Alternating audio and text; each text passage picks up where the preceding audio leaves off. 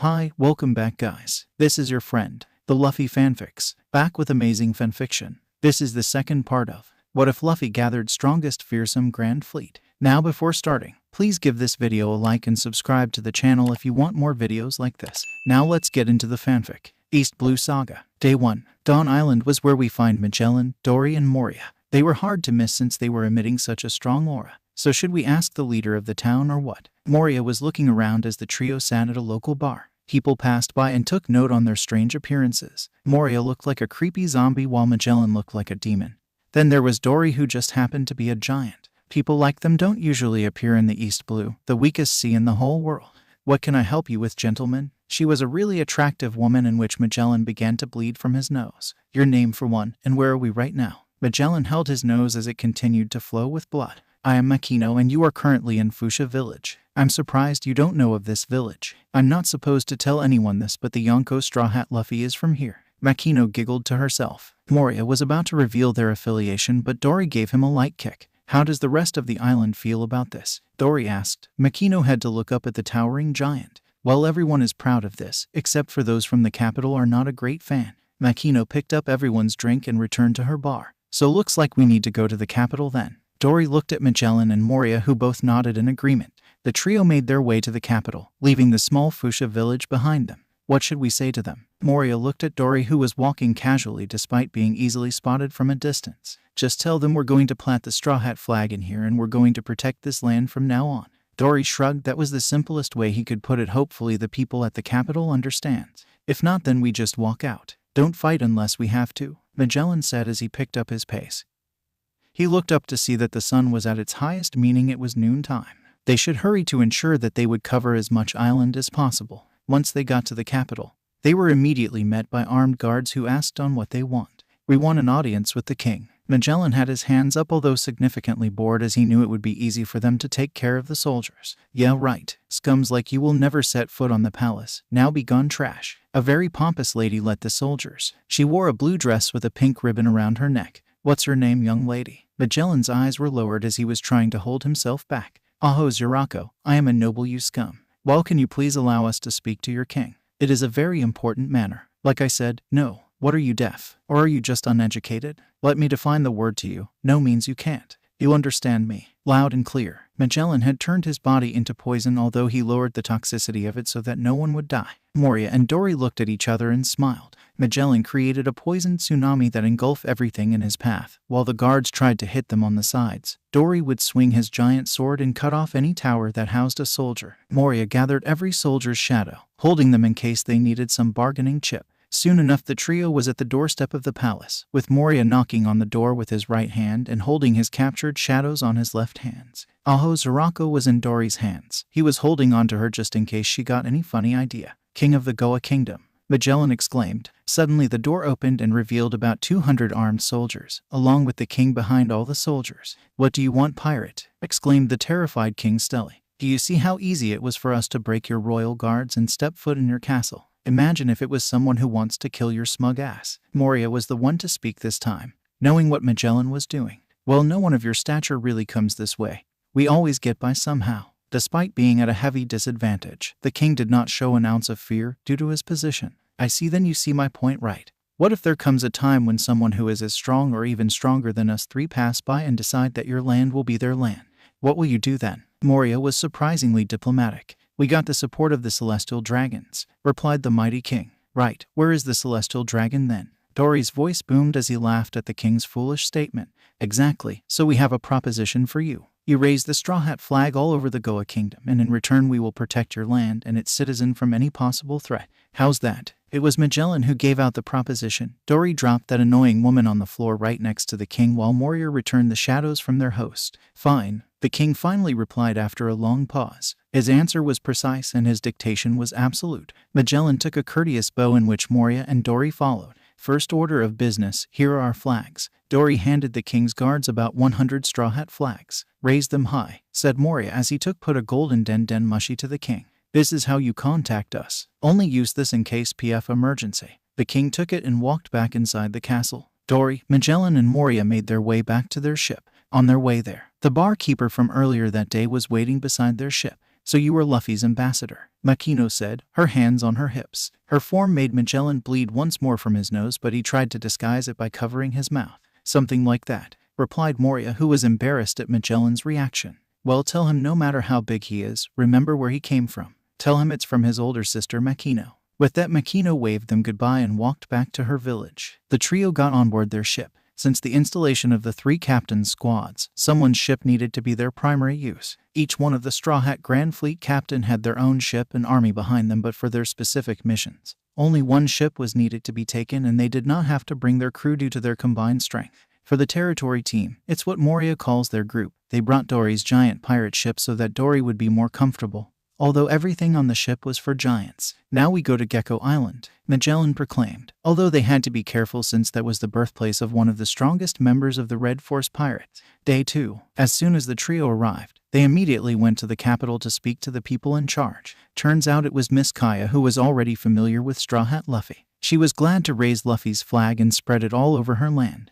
While that was easy, no resistance, Moria said as they made their way back to the port. Oi oi. A man sat on a rock that blocked the way to the port. Spoke to soon there, Moria, Magellan commented as they felt the immense aura emitted by the man before them. Who are you? Dory asked, although he had a pretty good idea who it was. Before them was a muscular man with dreadlocks. He had 2 pistols on his waist and a headband that held his hair together. He had a star-patterned cape with a large rifle tied on his back by a band. The name is Yasopp, and you all are. Yasopp twirled one pistol in his left hand and pointed it at Magellan. Let me tell you, there is a right answer. I am Magellan, the second commander of the Strawhat Grandfleet, replied Magellan confidently, although he was feeling an immense pressure from the man before them. Yasopp was one of the Red Force Pirates' strongest members, and he stood before the trio. Although Magellan was no cakewalk either. Moria, 13th commander of the Strawhat Grandfleet. The name is Dory, 21st commander of the Strawhat Grandfleet. Well, I just came by to pick up something from my island, but now you're stepping on my land.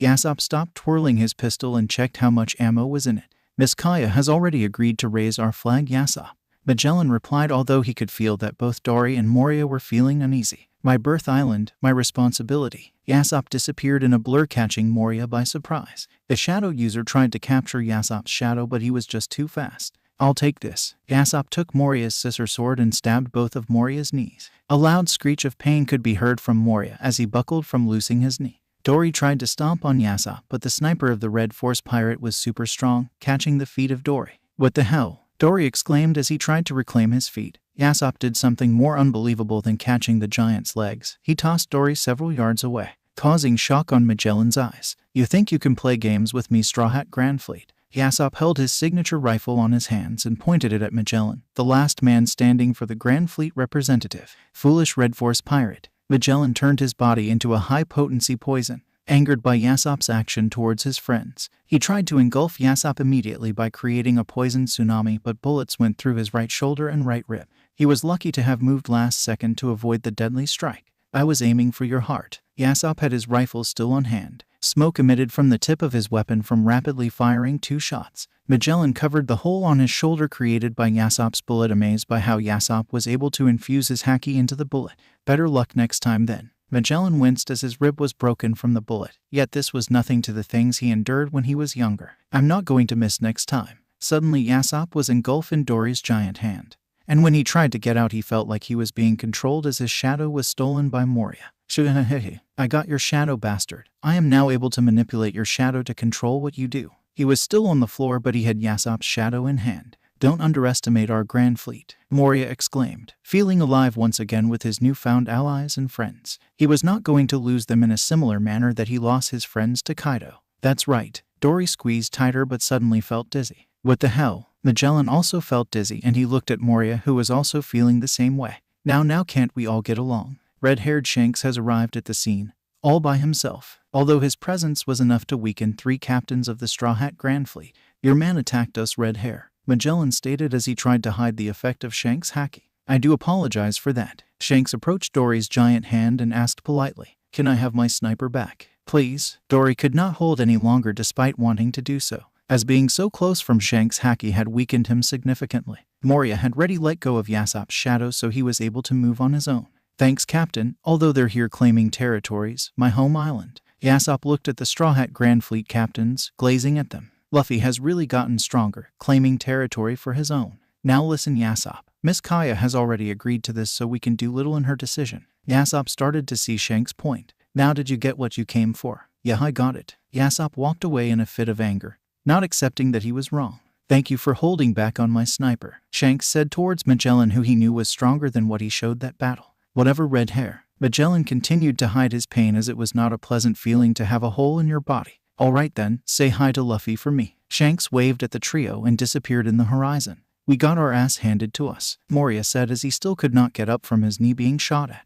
This is really embarrassing. I feel as if Broggy will try to claim the captain rank on the 21st Division after learning of my defeat. That man is really strong, but if you gave me 5 more minutes, I would have won for sure, Magellan proclaimed as he had already studied Yasopp's pattern. As a battle-hardened person, Magellan was going to win the fight. If Shanks didn't arrive, Yasopp would already be buried in his poison. Give me like 10 minutes to stitch myself back together and then I'll work on you, Magellan. Moria had a shadow puppet, his own shadow, taking care of his wounds. A hole in the knee was not going to take 10 minutes to clean up, but somehow Moria was able to do it. Then he worked on Magellan and his wounds closed up after less time. Where'd you learn to be a doctor? Magellan asked as he walked beside the 2 captains. They were on their way back to the port to travel to the next island. Self-taught, Moria shrugged. The trio got on board their ship and moved on to the next island, ashamed of themselves. Surprisingly enough, they had little resistance after the incident in Syrup Island, as they were able to convince most lands to raise the Straw Hat flag. Even more surprising was they were able to do this within a 2-day time frame. It was time for them to return after their hard work of converting different islands into their territory. Magellan still had an itch on the back of his neck, as he could not prove that he would be able to beat Yasopp as Shanks stopped their fight. Now it looks like the trio were manhandled by the crafty sniper. As the second commander of the Grandfleet, he felt the responsibility of maintaining his composure and never losing a fight. He did not technically lose, but people will see it as that. He had to prove one way or another that he was deserving his rank. One day, East Blue Saga End. Spy Saga. Day 1. Locating Edward Weevil was no easy feat. Jin, Kuro, and Wapal had to use all their resources and connection just to catch a trail of the guy. On the first day they began their mission, they had little to no luck. Jin was laying under a coconut tree, tossing a piece of rock in the air. Wapal sat close by, reading a book. Kuro grabbed the rock from midair, which caused Jin to stand up. What gives? I got a trail, proclaimed Kuro, which perked the interest of Jin and Wapal. Well, what is it? Asked Wapal. He's in the North Blue. Apparently he needs some time to rest in order to regain his strength, replied Kuro. His source was pretty accurate since it was an old friend from his piracy days. Now the man was stuck as an innkeeper, no longer intrigued by the adventures of the sea. Well, lead the way then. It took the group 1 day to arrive in the North Blue, and another 2 hours just to get to the island where Weevil was last seen. They scouted the whole island, ensuring that they were hidden in the shadow. Each men took a different designated area. Kuro swept through 3 towns, not finding anything about Edward Weevil. Even people's whispers were mostly about town gossip. Jin had little luck as well, learning only that Roseanne was the biggest slut in the whole entire North Blue. He would have to speak with her later, for interview purposes of course. Then there was Wapal, who would not give up his search. He thought he was hidden well in the shadows, but he felt a menacing presence behind him. He turned around immediately with his cannon arm ready. It was just an old lady behind him, smiling at him. Oh, sorry, old lady, I thought you were something else. What are you doing, son? The old lady asked, continuing her creepy smile. Looking for a friend is all. You wouldn't happen to have seen a big guy with blonde hair, carries a giant bicento, proclaims he's the son of Whitebeard. Oddly specific there, young man. Although that does sound familiar. Come with me. The old lady still had a smile on her face. Wapal started to get creeped out a little, but he still decided to follow her. He tried to radio his allies, but his messenger snail was only sending out static. That's odd, my radio's not working. Wapal felt another immense energy, this time ahead of them. Old lady, I'm gonna have to ask you to hide somewhere. I believe I found who I'm looking for. His mission was not to engage, yet sweet revenge was on his palms. He decided to just have a look, ensuring that he would not fail his orders. Though it was very odd that the old lady did not move, only stopping and turning around, facing Wapal. Please, young man, protect me. She seemed as though she could not move any longer, so Wapal approached her and tried to pick her up. Cold metal entered his flesh, as blood began to ooze out from his fresh wound. The old lady had a knife in hand, inserting it deep into Wapal. He was shocked beyond belief. Even a scrawny old lady was able to trick him. Why? Wapal was stabbed 3 more times by the old lady, for her pleasure of course. He fell on the floor, drowning on his own blood. What do you want with my son? The old lady screamed, kicking Wapal. He could only gasp as he could hardly breathe any longer. It doesn't really matter, you'll be dead soon enough anyway. The old lady laughed maniacally before approaching her son. Edward Weevil revealed his face, not showing an ounce of remorse for the dying Wapal in front of him. Come now, sweetheart. We need to disappear somewhere else. Someone ratted us out and we'll find them and kill them. Weevil nodded before following his mother out of Wapal's sight. Wapal continued to repeat in his head the adventures he shared with his friends. From his early days of regretfully obsessing being a king to this past 2 years of joining the strongest alliance known to man. He smiled to himself, regretting the way he was dying. He caught his breath despite barely being able to and mustered enough energy to push himself up. Hey Weevil. Wapal extended both arms in front of him, molding it into cannon. This caused Weevil and his mother to stop, before slowly turning around.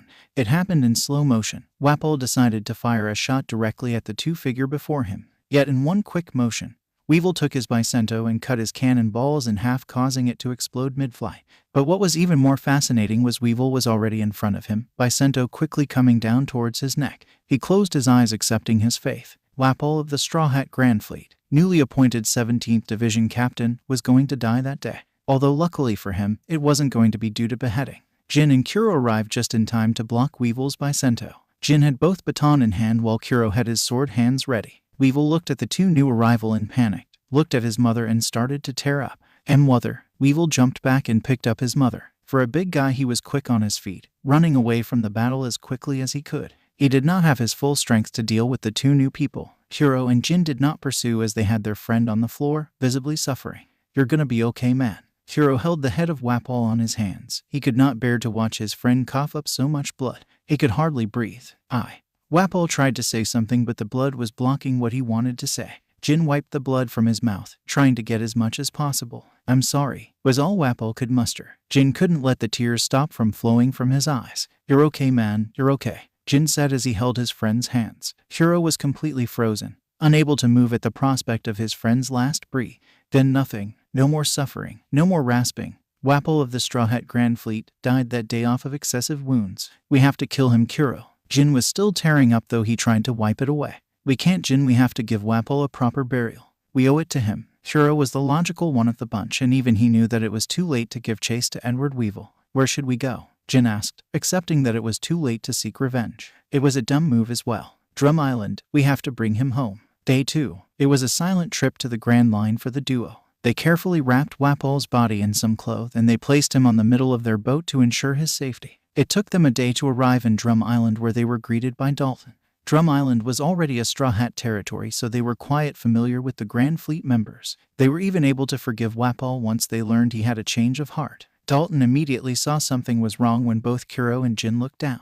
What happened? He looked between the two and then at the casket behind them. Wapal, he's dead, Dalton, Kuro stated. The shock of his words caused Dalton to step back a little, removing his hat and placing it in his chest. Damn it. Dalton could only muster those words as he did not know what else to say. The quiet walk to his burial site was comforting for the moment. No one uttered a single word. Now Dalton stood at the helm of the podium, speaking on behalf of the fallen king of nothing. Wapal was a man that I did not like before. He was obnoxious, greedy, and annoying. Although once he turned over a new leaf, he was an exceptional individual. He helped Drum Island prosper on the wake of being protected by the Grand Fleet. He was constantly visiting, bringing supplies and items that our citizens were given for free. The children loved him.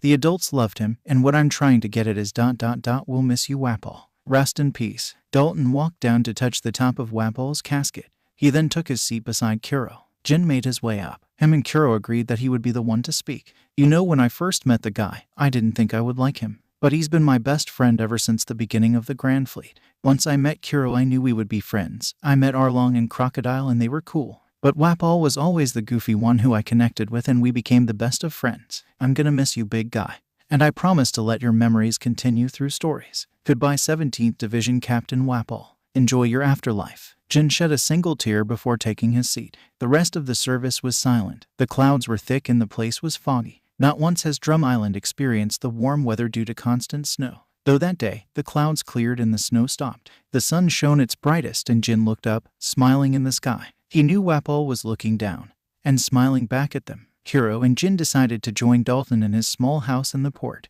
They sipped a cup of tea in silence, remembering Wapal. I'm going to go with you guys, Dalton blurted out suddenly. What? Kuro was a bit confused, especially what he said did not sound right. I'm going to join the Grand Fleet, and if possible to take the mantle of what Wapal left behind. Dalton was serious. I'm not as weak as I used to. It's been my plan for a while to be useful to Luffy and join his Grandfleet.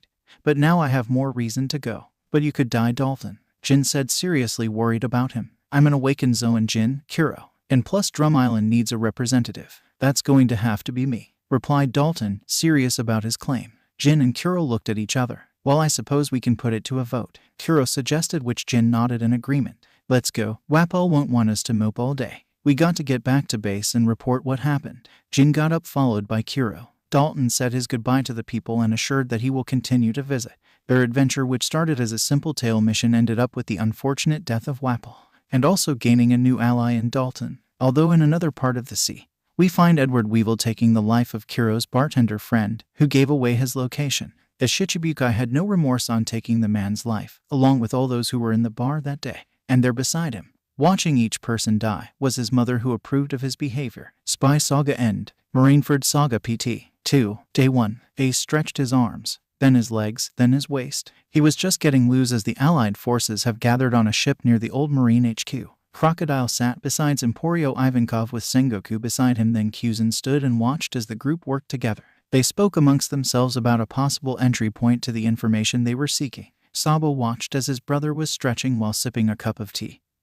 He had already warmed up earlier that day and didn't need to do anything. And Azuma joined him and they drank in peace. So Ace, how's Luffy? Sabo asked as he finished his first cup of tea. He's doing big things. He just promised to raise Fishman Island and its citizen. Suo, big words, but he'll be able to do it. I believe in him. Hell yeah, he can. If anyone can do it, Luffy can. Sabo had been vocal about joining Luffy's Grandfleet, although he could not since he was Dragon's right-hand man. So the closest he could do was this alliance where the Grandfleet and the Revolutionary Army helps each other. Alright, we got a plan. Crocodile stood up along with Ivankov and Sengoku. So with my prior knowledge of Marineford layout, our best entrance point is through the farthest wall near the plaza. We'll enter through the right side and quickly make our way through the plaza into the main hall. Sabo, Asen and Azuma will stay in the plaza and cover our exit. Fight until we're able to get the document. Crocodile and Kuzan will guard the hall while me and Ivankov get as much document as we can. We'll be in and out within 1 hour. Any later than that and we'll gather unwanted attention. If we don't make it out on time, enter the building and retrieve the documents. Do not rescue us. The documents are more important. Good plan, Senboy. Other than sacrificing part. Ivankov raised his thumb while winking at no one in particular. Yeah, sure thing, Ivankov. Sengoku returned his thumbs up while the rest of the group rolled their eyes. They were stationed on the left side of the building as planned, although they were waiting for pure darkness to ensure that they would get more stealth. Once the moon was showing and darkness filled the sky, the group was on the move. Crocodile used his ability to turn the brick wall into sand by simply touching it. That gave the group enough room to enter the plaza from the left side, though it was comical when Ivankov would not fit due to her giant head. Crocodile rolled his eyes and turned more parts of the wall into sand. Thank you, Croco boy. Ivankov gave him a giant thumbs up as well as a wink, but Crocodile did not return it, focusing on the mission at hand. Kuzan froze all the cameras that Sengoku would point out, ensuring that they would get maximum invincibility. Now comes to ultimate test. The plaza was the most open part of Marineford, and it still was not repaired from the war from 2 years ago. Sengoku looked around to breathe the fresh air of the plaza. He never thought he would look at Marineford as a pirate, but there he was shaking his head. There was a lot of things in his life that he did not think would happen, like getting the blame from the failures of Marineford. Although he was now in the present and it was now or never. Let's go. He was the lead of the mission since he knew the facility best. Everyone followed behind him, quickly making their way to the entrance of the main building. Just as they planned, Ace, Sabo, and Inazuma remained outside the plaza to protect their exit point.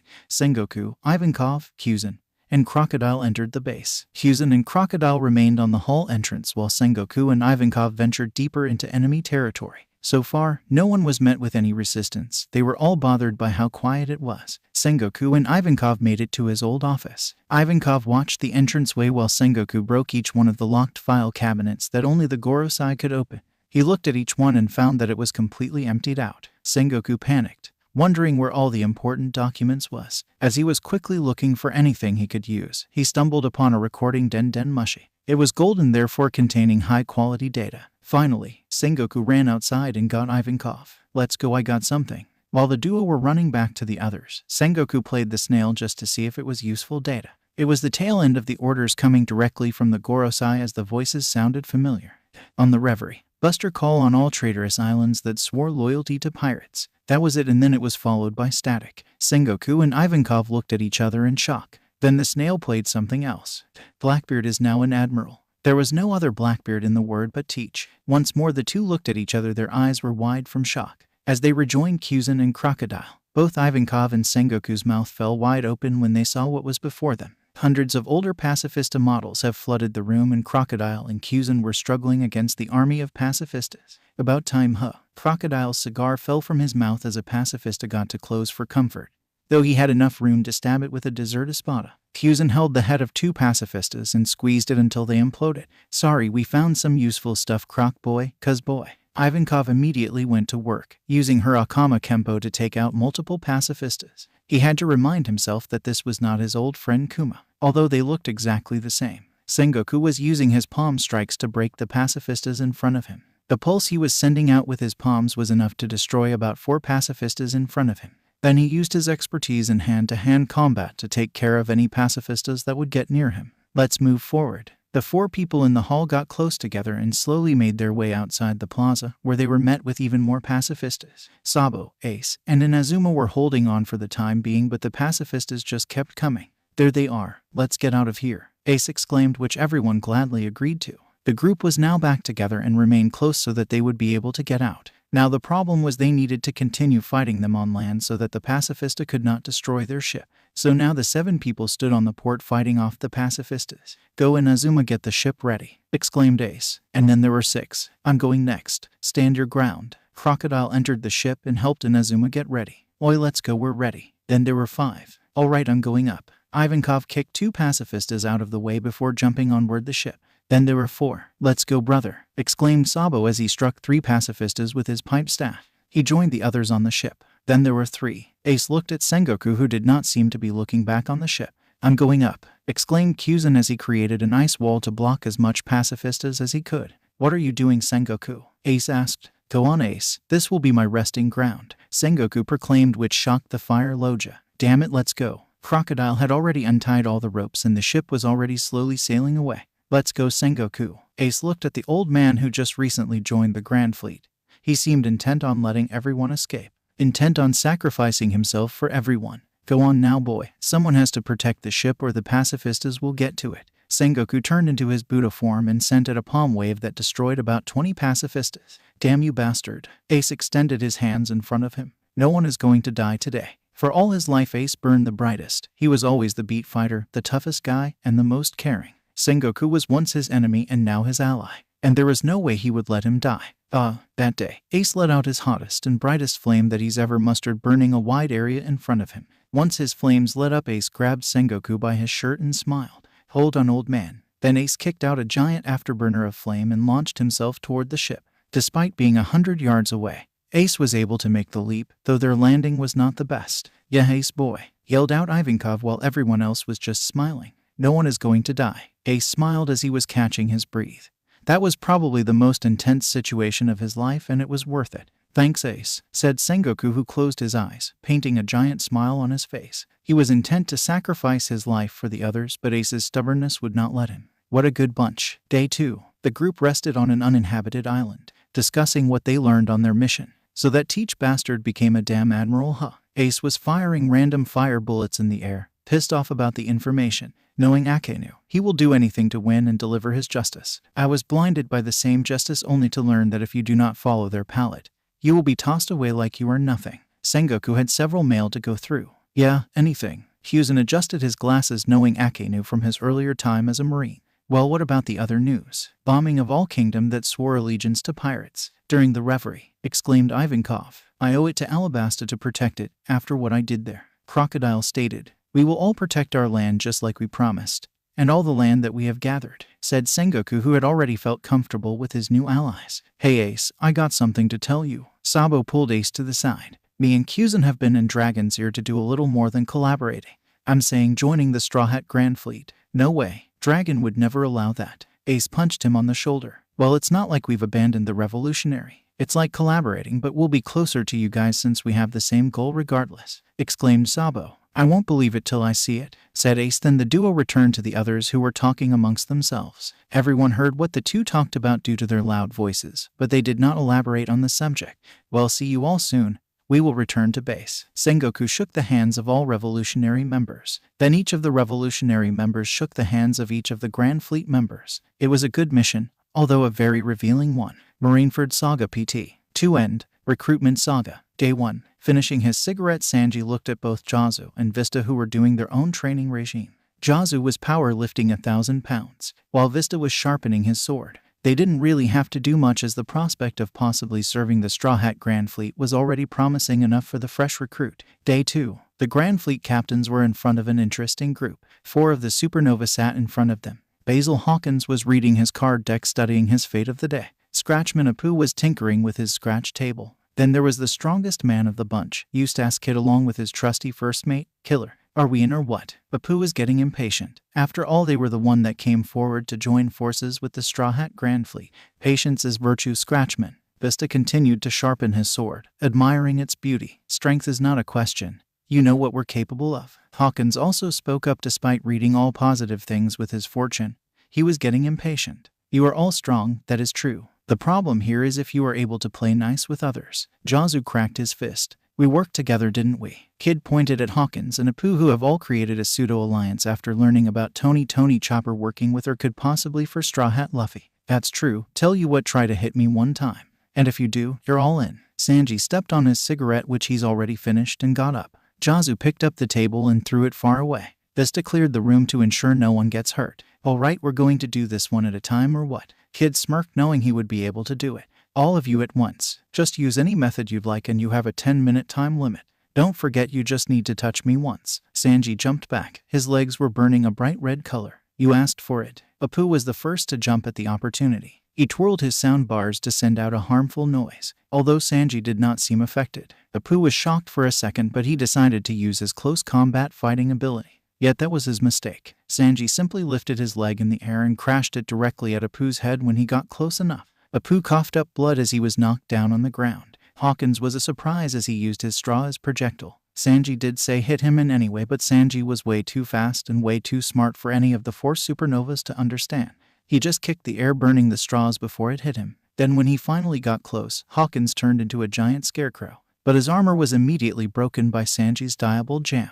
Then Sanji backflipped as Killer tried to jab him with 2 blades. Then a giant metal arm quickly came down on him. Sanji kicked the air to avoid the attack and landed several yards in front of the 4 people. They approached him slowly. Each man had a smile on their face. Check your pockets. Hawkins pointed at Sanji.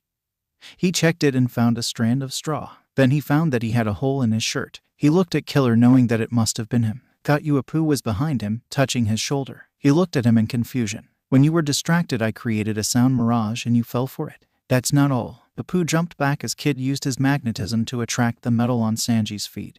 Before he could move, he was encased in a metal trap. He only kicked it open, but he was still touched. Alright, you bastards, a deal's a deal. But you still piss me off today, so I'm gonna beat all your asses. Sanji disappeared in a blur. It took him 1 hour to completely defeat the 4 supernovas, Sanji being the sole fighter against them. His shirt was completely ripped off and he was sweating profoundly as the 4 men gave him a good fight. They were all on the ground, soundly defeated by Sanji. Alright newbies, round of drinks on me. Sanji led the way to the nearest bar, where he was immediately followed by Vista and Jazu. They sat next to him while the 4 men were slow to follow since they were sore from being beaten. So this is the power of Whitebeard's 1st Division captain. Kid sat down beside Sanji while everyone else filled the seat next to him. That man is no more. He lit another cigarette and smoked in the bar. I'm the 1st Division captain of the Strawhat Grandfleet. You say Strawhat Grandfleet? A man with bull-shaped hair along with 3 other people suddenly got up from their table. What of it? Being the newest member of the Grandfleet, Kid took it upon himself to approach the strangers. I just need to know. The man had his hands up along with his company. We are, Hawkins replied, standing beside Kid while Killer remained at the bar, and Apu stumbled on his bar stool before standing beside the other 2. We need your help. We crossed paths with Strawhat Luffy before and we were on our way to locate him, but we stumbled upon Kaido's territory. Our leader Rob Lucci was forced to submit himself along with Khalifa, Kaku, and Jabra, explained the man. CP9 right. Sanji twisted his cigarette on an ashtray which the bartender provides. He heard about them from Luffy. Now we're the betrayed pirates. He rubbed his neck on the name of the crew, a little embarrassed by the name. Apu laughed at the name, although no one else joined him. Walk us through again what happened. Sanji continued to drink his drink while the 3 newest members continued to stare the people down. I'm Bluno, this is Fukuro, Nero, and Kumadori. We have been wandering for the past 2 years and have been searching for Spandam, but he's been hiding pretty well. Then once we caught wind of Strawhat Luffy's rise to an emperor, Rob Lucci believed that it was time to join Strawhat since their fight in Anai's lobby was enough to wake him up. So on our way to locate Strawhat, we landed on Howling Wolf Island, which happened to be Dead Bones Brooks Island, a calamity of Kaido. And then like I said, we were forced to escape while Rob and the others had to stay since they were what interest Kaido. Sit back down, enjoy yourselves, drinks on me. We'll discuss amongst ourselves. Sanji opened another pack of cigarette. Kid, Apu, and Hawkins returned to their chairs. Kid, Hawkins, you're going to be division captains. Hawkins, you will be the 18th division captain. Kid, you will be the 9th division captain. I've decided, and my word is usually carried with a heavy authority, although I'll have to inform the boss and the other captains. What about me? Apu scratched his head. You gotta prove you're worth some more scratchment.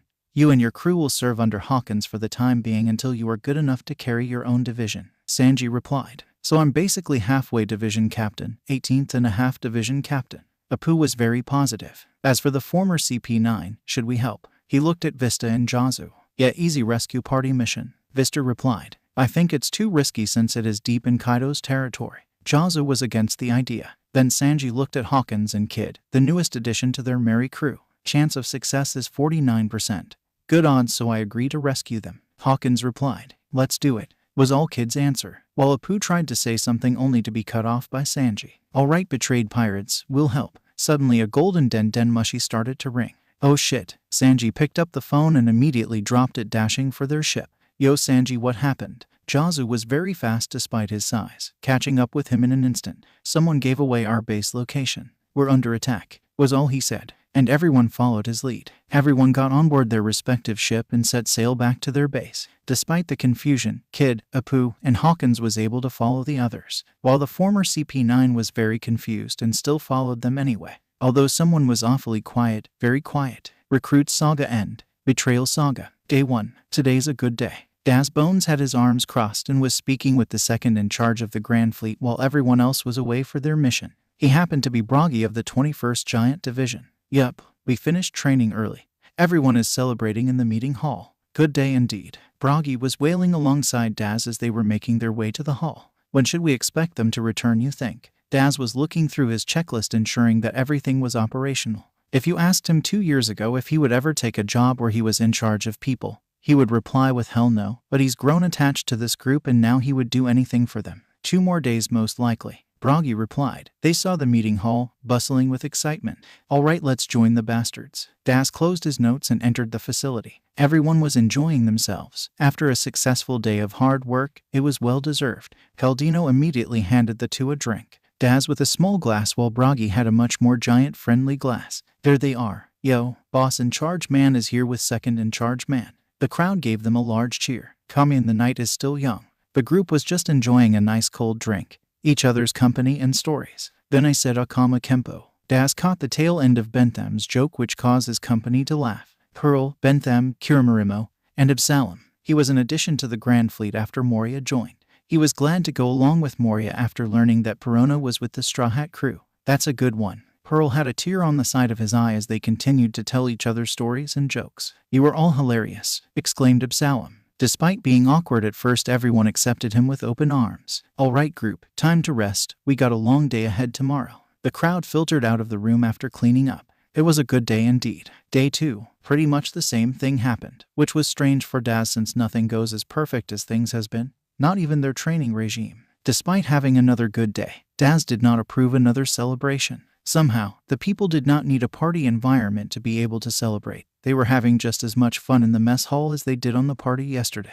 Daz sat on Sanji's chair for the time being while Broggy sat on Dory's chair. It was night time once more and everyone was having fun. Can you believe how good everyone is? Daz asked Broggy. I know, it's like everyone is in sync. Broggy looked at their power players as well as the others who weren't physically gifted or wielding any devil fruit, yet they have the will to carry the Grandfleet flag. Boss in charge. A man ran to the side of Daz, who happened to be one of the night guards. There's a disturbance in the East Bay. We checked and the scout crew have not responded yet. Pearl and Mr. 4 take 10 men with you and check the East Bay. Keep your feet open, stay vigilant. Daz didn't think any of it, but just to be sure. Alright boss, see you guys soon and don't eat my pie. Looking at you Galdino, Pearl exclaimed, which caused everyone to burst out laughing. What? Galdino was already halfway done with his pie and replied comically to Pearl's accusation. Stay safe, Pearl, exclaimed Bentham, providing Pearl with his signature Akama post. This caused more laughter from the group. Pearl wiped the tear from his eye while Mr. Four was holding his waist from laughing so much.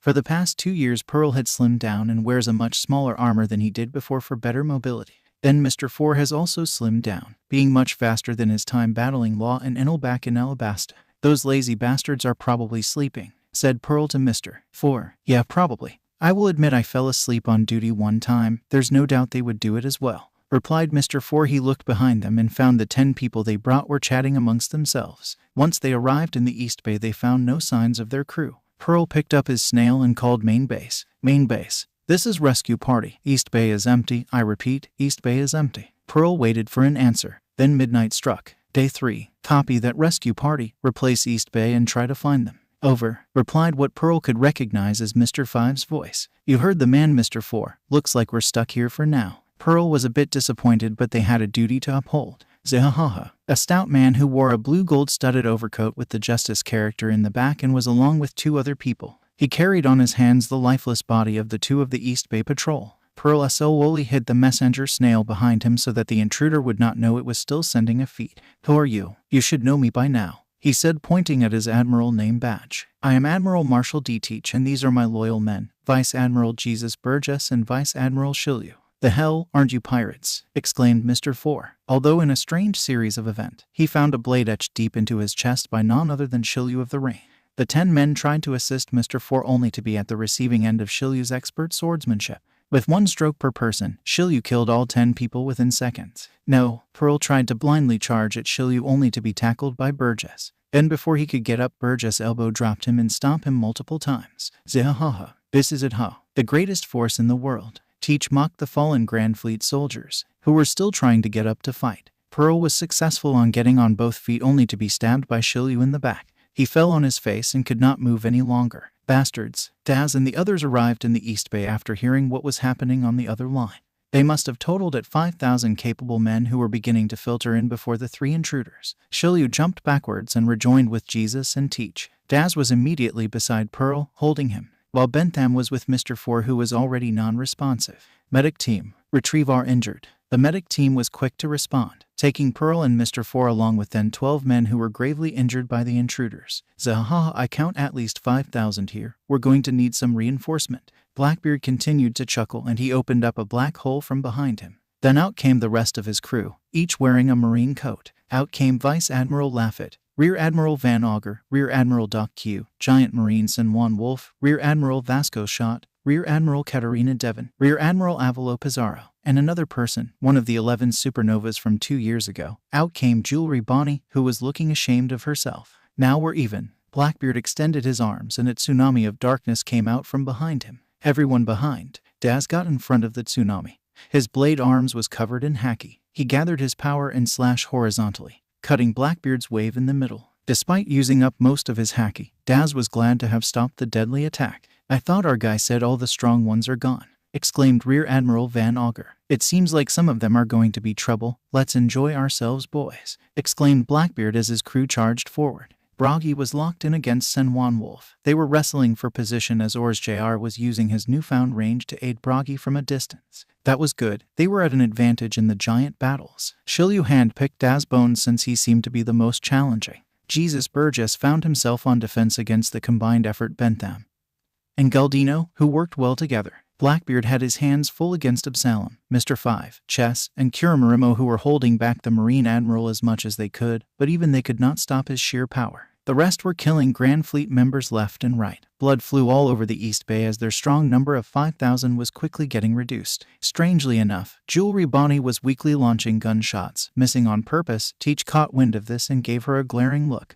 Bonnie, you know what's on the line, exclaimed Teach as he threw an invisible Absalom right at Kuramarimo. Damn you. Bonnie began to turn Grandfleet members into toddlers, not killing them, but ensuring that they would not be able to fight. You know you'll be dead today. Shilyu was so calm when he spoke, yet his words carried a deadly weight. He had already outdueled Daz Bones, who was in the brink of defeat. He was bleeding heavily and was out of breath. His body was covered in cuts despite covering his body with blades. I will not die today. Daz Bones carried the spirit of all his fallen comrades who were slain that day. All of Teach's men were laughing amongst themselves at the death of his people. This was unforgivable. When the captains returned, he would be too ashamed to face them. So Daz looked up directly at Shiryu and emitted a strong haki that froze Shiryu for 1 second. This was enough time for Daz to charge forward and cut Shiryu in his shoulder. But the thing with experience was Shiryu's quick recovery. Even when Daz cut him, he reversed his blade and stabbed Daz right through his back, his blade escaping through the other side of his body. Daz coughed up a whole bunch of blood before Shiryu withdrew his blade. Then Daz fell on his knees, then to his face. Everyone else had no luck either. Bentham and Geldino were heavily beaten down by Burgess, who got stronger and stronger despite the duo going full strength. Bragi had been tossed to where Ors Jr. was and collided with one another. Wolf was ecstatic of his victory. Blackbeard had on his palm the head of Mr. Five and Absalom. Then Kirimarima was on the bottom of his right foot while Chess was lying unmoving in the distance. Daz could not move a muscle as he watched his friends fall left and right. Even his voice would not escape his lips as he was starting to see a bright light. Tears would flow from his eyes, but it dried out quickly. He was feeling that his last moment was fast approaching, so he would have to do something drastic. Similar to how Pearl gave his all to the Grandfleet, Daz pushed his body to the limit and got on his feet. He took 1 step forward but could not move anymore. He was on the verge of falling on his face but was caught by a familiar figure, who held him up. "You can rest now, Daz. Good work taking care of things. We've arrived." 1st Division Captain Sanji held him and patted him in the back. Daz looked behind him to see that 5th Division Captain Jazu and 7th Division Vista was there, along with new faces. Then he turned his head and found 2nd Division Captain Magellan, along with 21st Division Captain Dory, and 13th Division Captain Moria had arrived just in time.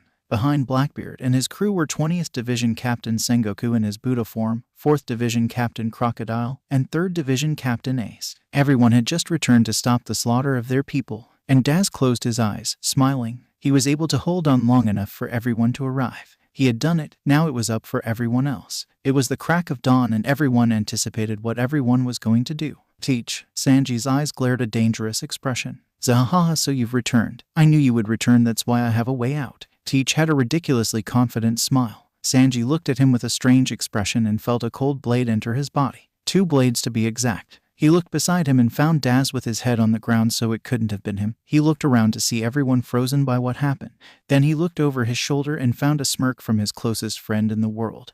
His longtime ally and family had stabbed him in the back. Flower Sword Vista had stabbed Sanji. No, Sanji fell on his knee, and Vista was going to finish the job, but Jazu tackled Vista out of the way, equipped with his diamond armor. "You son of a bitch," exclaimed Jazu as he rammed through Vista. The swordsman fell gracefully beside Teach and the two shook hands. "Great job, Vista. They really trusted you, huh?" Teach laughed some more at the shocked expression of the group before him. "You." Sanji could not believe his eyes. Vista was before him, standing beside the traitor Teach.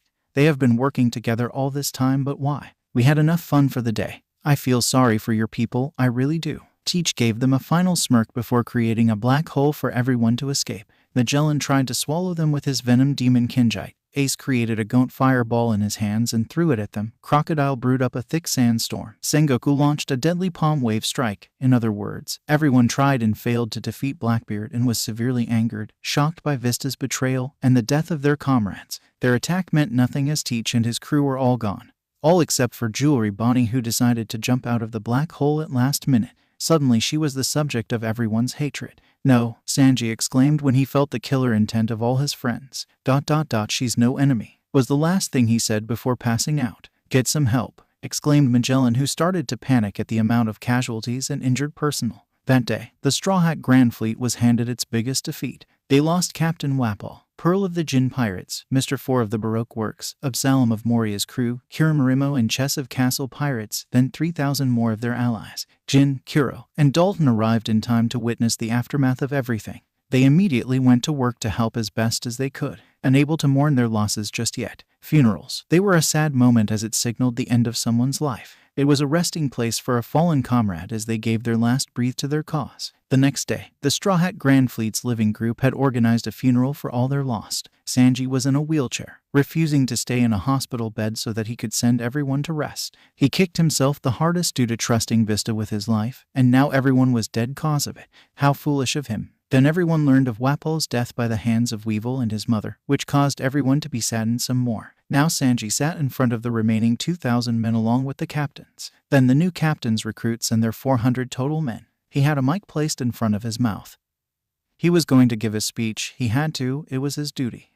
He could not utter any words as he felt a sharp pain in his heart. Everyone was dead because of him. Everyone. He looked at the crowd below him, each having a very sad expression. Even the newest recruits were feeling their pain. This was their family now, and they felt everyone's suffering. Yesterday was our greatest loss in the young era of the Grandfleet. The main crew have been informed, but no word yet since they are busy fighting for the freedom of Dressrosa. So I will speak on behalf of everyone. This is truly a tragic day. We send off our allies, friends, and family. We owe it to them to give them justice for the way their life ended.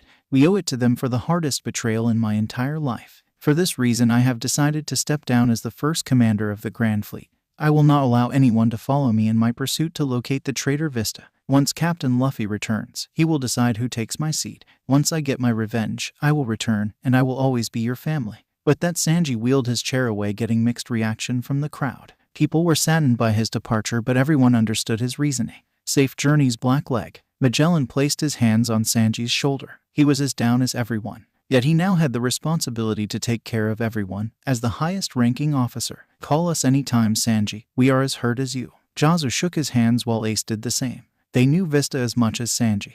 Only Sanji trusted him the most. The crowd held their black hats across their chest as gunshots were fired in honor of their fallen men. More than 3,000 shots were fired that day, and everyone stood in silence for each one. Each shot was painful for everyone. The last 6 shots were longer interval in honor of Wapal, Pearl, Mr. Four, Kirimarimo, Chess, and Absalom. At the end of the last fired shot, everyone was too tired to say anything, drifting slowly to their quarters. The Grandfleet captain sat on the meeting hall. Sanji was already gone, deciding to start his journey despite being confined in a wheelchair. Jewelry Bonnie sat beside Crocodile, as he was keeping a watchful eye on her. Magellan sat on his chair with the chair of Sanji empty beside his. Then he got up to speak. This can't be tolerated. Wapal's death at the hands of Weevil is a slap on our face. Then now our allies' death at the hands of newly appointed Marine Admiral Marshal D. Teach. If we got back sooner, we could have provided this information. That was our shortcoming, and we are sorry. Sengoku got up along with Crocodile and Ace. They all took a bow in apology to their failure. Everyone failed our fallen comrades. Do not put all the weight on our shoulder, replied Magellan, and everyone felt a little better at his comforting words. I should have known something was up. Vista had been acting suspicious. He was speaking to somebody before we left. Before Sanji spoke to him, said Zazu, who was beating himself up. Nobody saw it coming, Zazu. Nobody. Ace patted his friend on the shoulder, reaching across Crocodile as he was in the seat between them. Although we have some light in our darkness, Eustace Kid, Basil Hawkins, and Scratchman Apu have joined our Grandfleet along with Dalt. We also have a last order from Sanji. He accepted the rescue mission of former CP9 agents in Kaido's territory, said Kuro, trying to find a positive on the situation despite really having little to none. We also have to accept that we can't make a move on Blackbeard and Weevil unless Captain Luffy gives us the order to do so. With the backing of the Marines, we would have to gather a strong force that could rival the Marines, and at this moment we do not have that, said Magellan, despite being pained that he could do nothing for now. Then I will go on the rescue party for the former CP9, along with Dalton and Kid, said Ace, who wanted to do something. He felt as if this would get his mind off of the problem. I will say this once. If Kaido shows his ugly face, do not engage and leave. Magellan slammed his hands to the table, forcing his authority. Bluno raised his hands and everyone looked at him. I will go as well. My ability will be a perfect escape, he stated, trembling a little at the powerful people before him. All right then, Ace, Bluno, Dalton and Kid will go rescue the former CP9 agents. Magellan sat down, agreeing to it. Meanwhile, everyone else will help our base recover and no one is to leave without permission. Everyone agreed to it. This is why I hate getting attached. Moria fell on his seat, angered by the loss of his new friends. His hope was so high that this crew would not be easily defeated, but they were easily defeated by Blackbeard, and that made him angry. But Jin spoke and everyone looked at him. What about her? Jin pointed at the girl beside Crocodile, Jewelry Bonnie. Sanji said don't do anything to her until she's ready to speak, replied Crocodile, and everyone took his answer. I did not kill anyone, was all she uttered, but Ace changed the subject immediately, not caring about anything else. We'll be going. He got up along with the newest members, Dalton and Kid. Then Bluno said bye to his friends and told them to help out whatever the Grandfleet needed. Then the group left the meeting hall. I will go to Fishman Island to inform Arlong, Namor, and Jinbei of what happened, said Dory. You'll go with Moria, Magellan said, which Moria agreed to. Everyone else get some rest. We got a long recovery ahead of us. A long recovery indeed. Betrayal saga end. Oblivious to the Straw Hat crew was the tragedy that befell the Grandfleet. On the first day they were preparing for their journey. On the second day they set sail to Dressrosa, and they took almost 2 days to arrive near Dressrosa. So they were really not getting any news from the Grandfleet due to their constant movements. On the 6th day the Straw Hat crew along with their new allies Frankie, Nami, Chopper, Monet, Momosuke and Kindman sat around the deck of the Iron Maiden, discussing their plan once more. Frankie knew Dressrosa the best since he was once a commander of the place. Monet could not believe how much changed since she last was in Dressrosa. Although Frankie feels as if Doflamingo was too smart for his own good and was able to change some layouts while he's been away in order to eliminate any possibility of treachery. In the past few days, the allies have been fitting in quiet nicely even though they were strangers and enemies the day prior. Monet would spend most of her time with Katakuri as they would disappear from time to time. Frankie would get along nicely with Virgo who was trading information regarding shipbuilding as that was both their passion. Chopper would spend most of his time with Law as he continued to teach him some medical techniques that only the reindeer would know. Kindman was a very funny guy along with Momosuke. They made everyone laugh although the experimented little dragon could be found drifting into a daydream with a sad expression in his eyes. Then there was Nami, who would not participate in any mingling as she was there on a mission. And she was still hardwired to hate pirates even though her opinion was slightly shifting. Though all their planning would not prepare them for what was to come, an invitation by Doflamingo. What the hell is this? Katakuri dropped the invitation in the table where everyone got a chance to look at it. Luffy was the first to read it and handed it to Katakuri, then now everyone was reading it. He was looking outside the window, directly at Dressrosa with a confused expression. Nami decided to pick up the letter and read it out loud so that everyone could understand what was going on. To Yonko Straw Hat Monkey D. Luffy, from Shichibukai Donquixote Doflamingo. I sincerely apologize for your experience in Punk Hazard. Due to my busy schedule, I was unaware that such illegal activities was occurring in my land. Therefore, as a sign of my humility, I formally invite you to join me in enjoying the prime entertainment of Dressrosa, the Colosseum. Nami finished reading the invitation, then she read the instructions. Should you accept, I will be personally waiting for you on the port in a complete escort. Then it will be a few hours' journey to the palace where you shall enjoy my complete hospitality. And you will also get first knowledge on what the grand prize would be. Also bring as many people as you like. I wish for you and your friends to feel safe as I wish no harm towards you. So there goes our plans out the window. Enel sat back on his chair processing what he heard from the letter. Like I told you all, Doflamingo always has a plan. Frankie sat back on his chair, scratching his head as all their plan was gone now. Doflamingo knew they were coming. It's got to be a trap, stated Virgo who was drinking a cup of tea. Definitely, agreed the group. Luffy turned around and looked at everyone. They all stopped what they were doing and prepared for what Luffy was going to say. Listen, it is a trap, but I'm going to take it. Suddenly, an uproar of multiple voices echoed in the room of their disapproval. Although Luffy simply raised his hands and everyone stopped. All except for Nami who wanted her voice to heard screaming from the top of her lungs. ... You're no use to us dead. She yelled although quickly realizing that everyone was silent already. Well, I thank you for your care, Nami. I believe that I have a plan. Luffy chuckled and began his plan. I will go play Doflamingo's game and I will take Virgo and Perona with me. Then Katakuri and Monet you will look for your sister. Frankie, Nami, and Chopper will locate Frankie's family. Enel and Tashigi, you will take care of Sector 1. Luffy highlighted the area on the left side of the map. Then Law and Marguerite, you will watch Sector 2. He circled the other side of the map. Kindman and Momosuke will watch the Iron Maiden. That leaves Marco. You shall enter the Colosseum and be my inside man. Got it. Everyone nodded in agreement on the captain's orders. He's really gone a long way from being a bubbling idiot. So when do we start? Asked Katakuri, who was holding Monet's hands. At the break of dawn. Everyone get some rest, we got a long day ahead of us. Luffy ordered and everyone drifted back to their room. Day 7. Just as promised, everyone was set to go to their designated missions. Everyone got their own golden snail so that it would be a secure feat.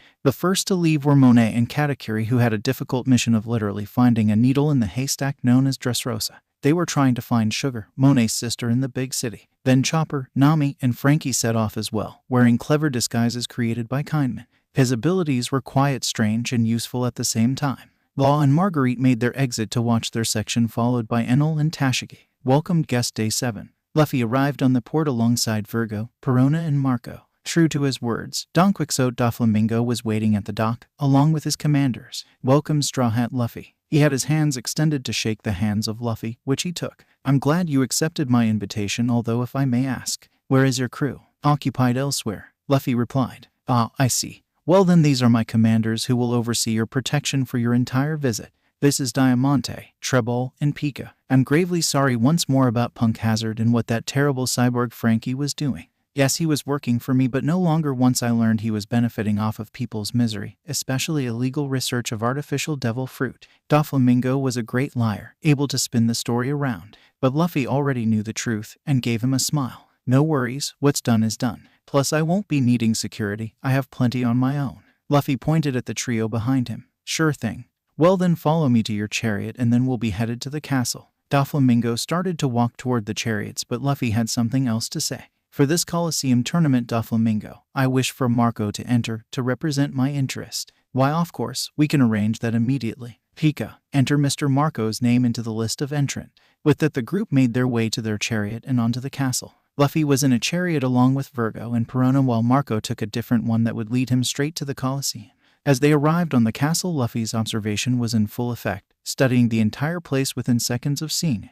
His training with Sabo, Ace, and Rayleigh had made him into one of the strongest people in the world, amplifying him above everyone else. Virgo and Perona were admiring the scene, although they felt a little weird that toys were taking care of their stuff. What's the deal with the toys? Asked Perona. Oh, those are just created from one of my subordinates' abilities. They are harmless. Doflamingo replied, although there was a shake in his voice. So then make yourself welcomed and do not hesitate to ask for anything. I will see you tomorrow. Doflamingo gave him a salute and retreated to his chambers. Meanwhile, Luffy gave Perona and Virgo a look and they smirk. He selected Virgo and Perona due to their stealth. As soon as their room door closed, Virgo and Perona were gone. Luffy looked outside the window and smiled to himself. Today was indeed a good day. Perona explored the second floor, peeking from room to room, ensuring that no one was there. She went through the first room, finding nothing too revealing. The room was very gray. Everything was made out of stone. She studied everything in the room, not finding anything too interesting. She went to the next room, using her ability to phase through the wall. It was something she learned on her training, being able to phase without having her soul out of her body. The next room was really strange, filled with flowers and red stuff.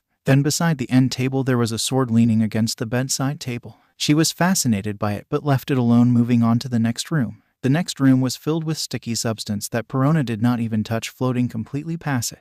The room after it was completely empty, only having a couple of mechanical parts along with a bed. She thought of Frankie immediately. This must have been his room. Now the last room. It had to be Doflamingo's room, as it was the biggest room in the castle. She quickly browsed through the room, learning little things about the man by simply looking at his stuff. There was a giant flag of the Donquixote pirates on top of his king-size bed. Then everything was a bright color palette, very unappealing to the eyes. Suddenly the door opened and in came Doflamingo, who suddenly stopped on his track. Perona was quick on her feet, hiding inside the wall with only one eye peeking at what the Shichibukai was going to do. Doflamingo looked around, feeling a weird sensation in the room. He smirked and pulled a knife that was on his thigh and threw it at the wall where Perona was hiding. It was covered in haki, so it would have penetrated her skin even in her hollow form. But she pulled back quickly, crashing to the downstairs storage closet, falling on top of Virgo. What a coincidence. How'd you get here? They were now face to face in the small closet space. Perona was looking at Virgo in the dark room. Even though they were indoors, Virgo still wore his dark shades. I was going through the kitchen earlier learning some gossip, but I found that Diamante guy walking my way, so I hid in here. What are you doing? Virgo asked Perona. I think Doflamingo saw me. She replied, but could not elaborate as the same man she was talking about opened the closet door. Whoa, get a room, huh? Doflamingo chuckled, although he had a menacing aura about him. You guys got rooms, you know. He laughed, letting them gather themselves and step outside. Couldn't wait, I suppose, replied Virgo, walking past Doflamingo, while Perona followed after him. Sorry about that, Perona said, and the two made their way back to their room. Although when Perona turned around, Doflamingo removed his glasses and gave her a wink. It was one of those I know something kind of wink. She shuddered at the thought of almost losing an eye to the man, and now he probably had an idea that someone was spying on him. Terrible work for a spy, just terrible. Sector 1, Team Day 7. Enel entered a bar followed by Tashigi. They wore one of Kaiman's disguise so they would not be recognized. Although on the bar they noticed an old man getting taken advantage of by a bunch of thugs. He was gambling along with them, but he was blind. Lost again, old man. Sorry. Although the dice read a win for the old man, he could not see that. Awa, my luck is so crappy, exclaimed the old man. Enel and Tashigi sat at a table near where the gambling was happening. They were listening to the thugs who were taking advantage of the old man, angered by their methods. All right, old man, next round. You in? Said one of the thug with a smirk. All right, well, it's my last 1,000 buri. I guess all or nothing then, said the old man, taking out 1,000 buri. 20 of the thugs matched his bet, smiling to themselves. They figured they would get at least 50 buri each from this old fool. After all, they already took home 500 buri from him total. Alright old man, if it reads 7 you lose. The man rolls the dice which landed on 8, but the crowd made it sound like it was 7. Unfortunately it's 7 again old man. You lose, said the thug, taking the old man's money, but was stopped by Tashigi, slamming the hilt of her sword at the thug's hand. Number clearly adds to 8, said Tashigi, with Enel having his arm crossed staring at the thugs with a displeased expression. No woman, read it again. The thug pointed at the dice to see it read 7. Tashigi looked at Enel, who pointed at one of the thugs, who probably changed it. Alright bastard, I'm going to kill you. Tashigi was about to pull her sword out, but it disappeared in thin air. What the hell? Enel pointed at her sword seemingly floating outside. Your sword, exclaimed Enel. Tashigi looked at the thug and punched him in the face instead of cutting him. She then ran after her sword along with Enel. The old man won all the money, totaling to 20,000 biri. Thank you, the old man exclaimed. Don't thank them yet, old bastard. We're gonna kill you for our money back, said another thug. Oh, is that so? Said the old man. He pulled out his sword and swiftly sliced down, not hitting anyone. The thugs looked at each other and shrugged, thinking that the old man missed, but suddenly everyone started to feel heavy and continued to sink on the floor. Gravity blade. Enel and Tashigi were chasing after her sword, which was so moving at an impossibly fast rate. Who the hell? Tashigi was the closest to it, jumping for her sword only to be tossed somewhere else. She got up and felt irritated. Stop it on its track, Tashigi exclaimed. Enel smirked, pointing at the sword. Then he sent a lightning bolt from the sky and sent it directly at the sword. The shock caused the thing running away with the sword to be electrocuted. Tashigi and Enel ran to where the sword was to find a small man who was twitching from the electric shock. Who the hell are you? Asked Tashigi, picking up the small man. Don't kill me please, replied the small man, who was still twitching uncontrollably from being shocked. I won't if you promise to not run away with my stuff, Tashigi said. Fine. The name is Leo and I'm a Tontata. I just found your sword interesting, that's all, replied the small man. Well thank you, but what are you really? Replied Tashigi. I am from a race of dwarves but hail in Tontata Kingdom. Do you want to meet everyone? Leo said to the duo. Sure, this was part of their mission anyway, to recognize every and all people. Now she had Leo on her shoulder, making their way to the Tontata Kingdom. Sector 2 Team Day 7. Law stopped on his track as he found a dancing lady who was very familiar to him. Marguerite tapped him in the shoulder, but he was very occupied. What's wrong, Law? She looked at him with confusion. I know that girl. He pointed at the dancing lady, who was sweating feverishly from her intense dance routine. She suddenly stopped her dancing and began to run. Some Marines were after her and she made a break for it. Law caught her in his arms and she looked directly into his eyes. I got you. Marguerite took a hold of Law's shoulder and Law used his abilities to switch places with 3 barrels from several yards away. The Marines were confused at finding barrels instead of the woman they were chasing, but eventually dispersed once they could not find her anymore in the busy crowd. Thank you for that, said the woman, wiping the sweat from her head. No problem. Sorry, but I know you from somewhere, said Law, still studying her facial features. Maybe it was just a person he passed by since he explored Dressrosa once in a while as a child, when Corazon would let him. Sorry, you probably got the wrong person, said the woman. But I need your help, said the woman. Marguerite immediately nodded while Law had to think for a moment. Depends on what it is, was his reply. Though it was already getting dark and the woman dragged Law and Marguerite into an empty building where they would rest for the night. Inside Colosseum Day 7. To disguise his identity, Marco entered the Colosseum as Marshal. It was a good disguise, plus he wore an all-black attire looking like a ninja from the Wano Kingdom.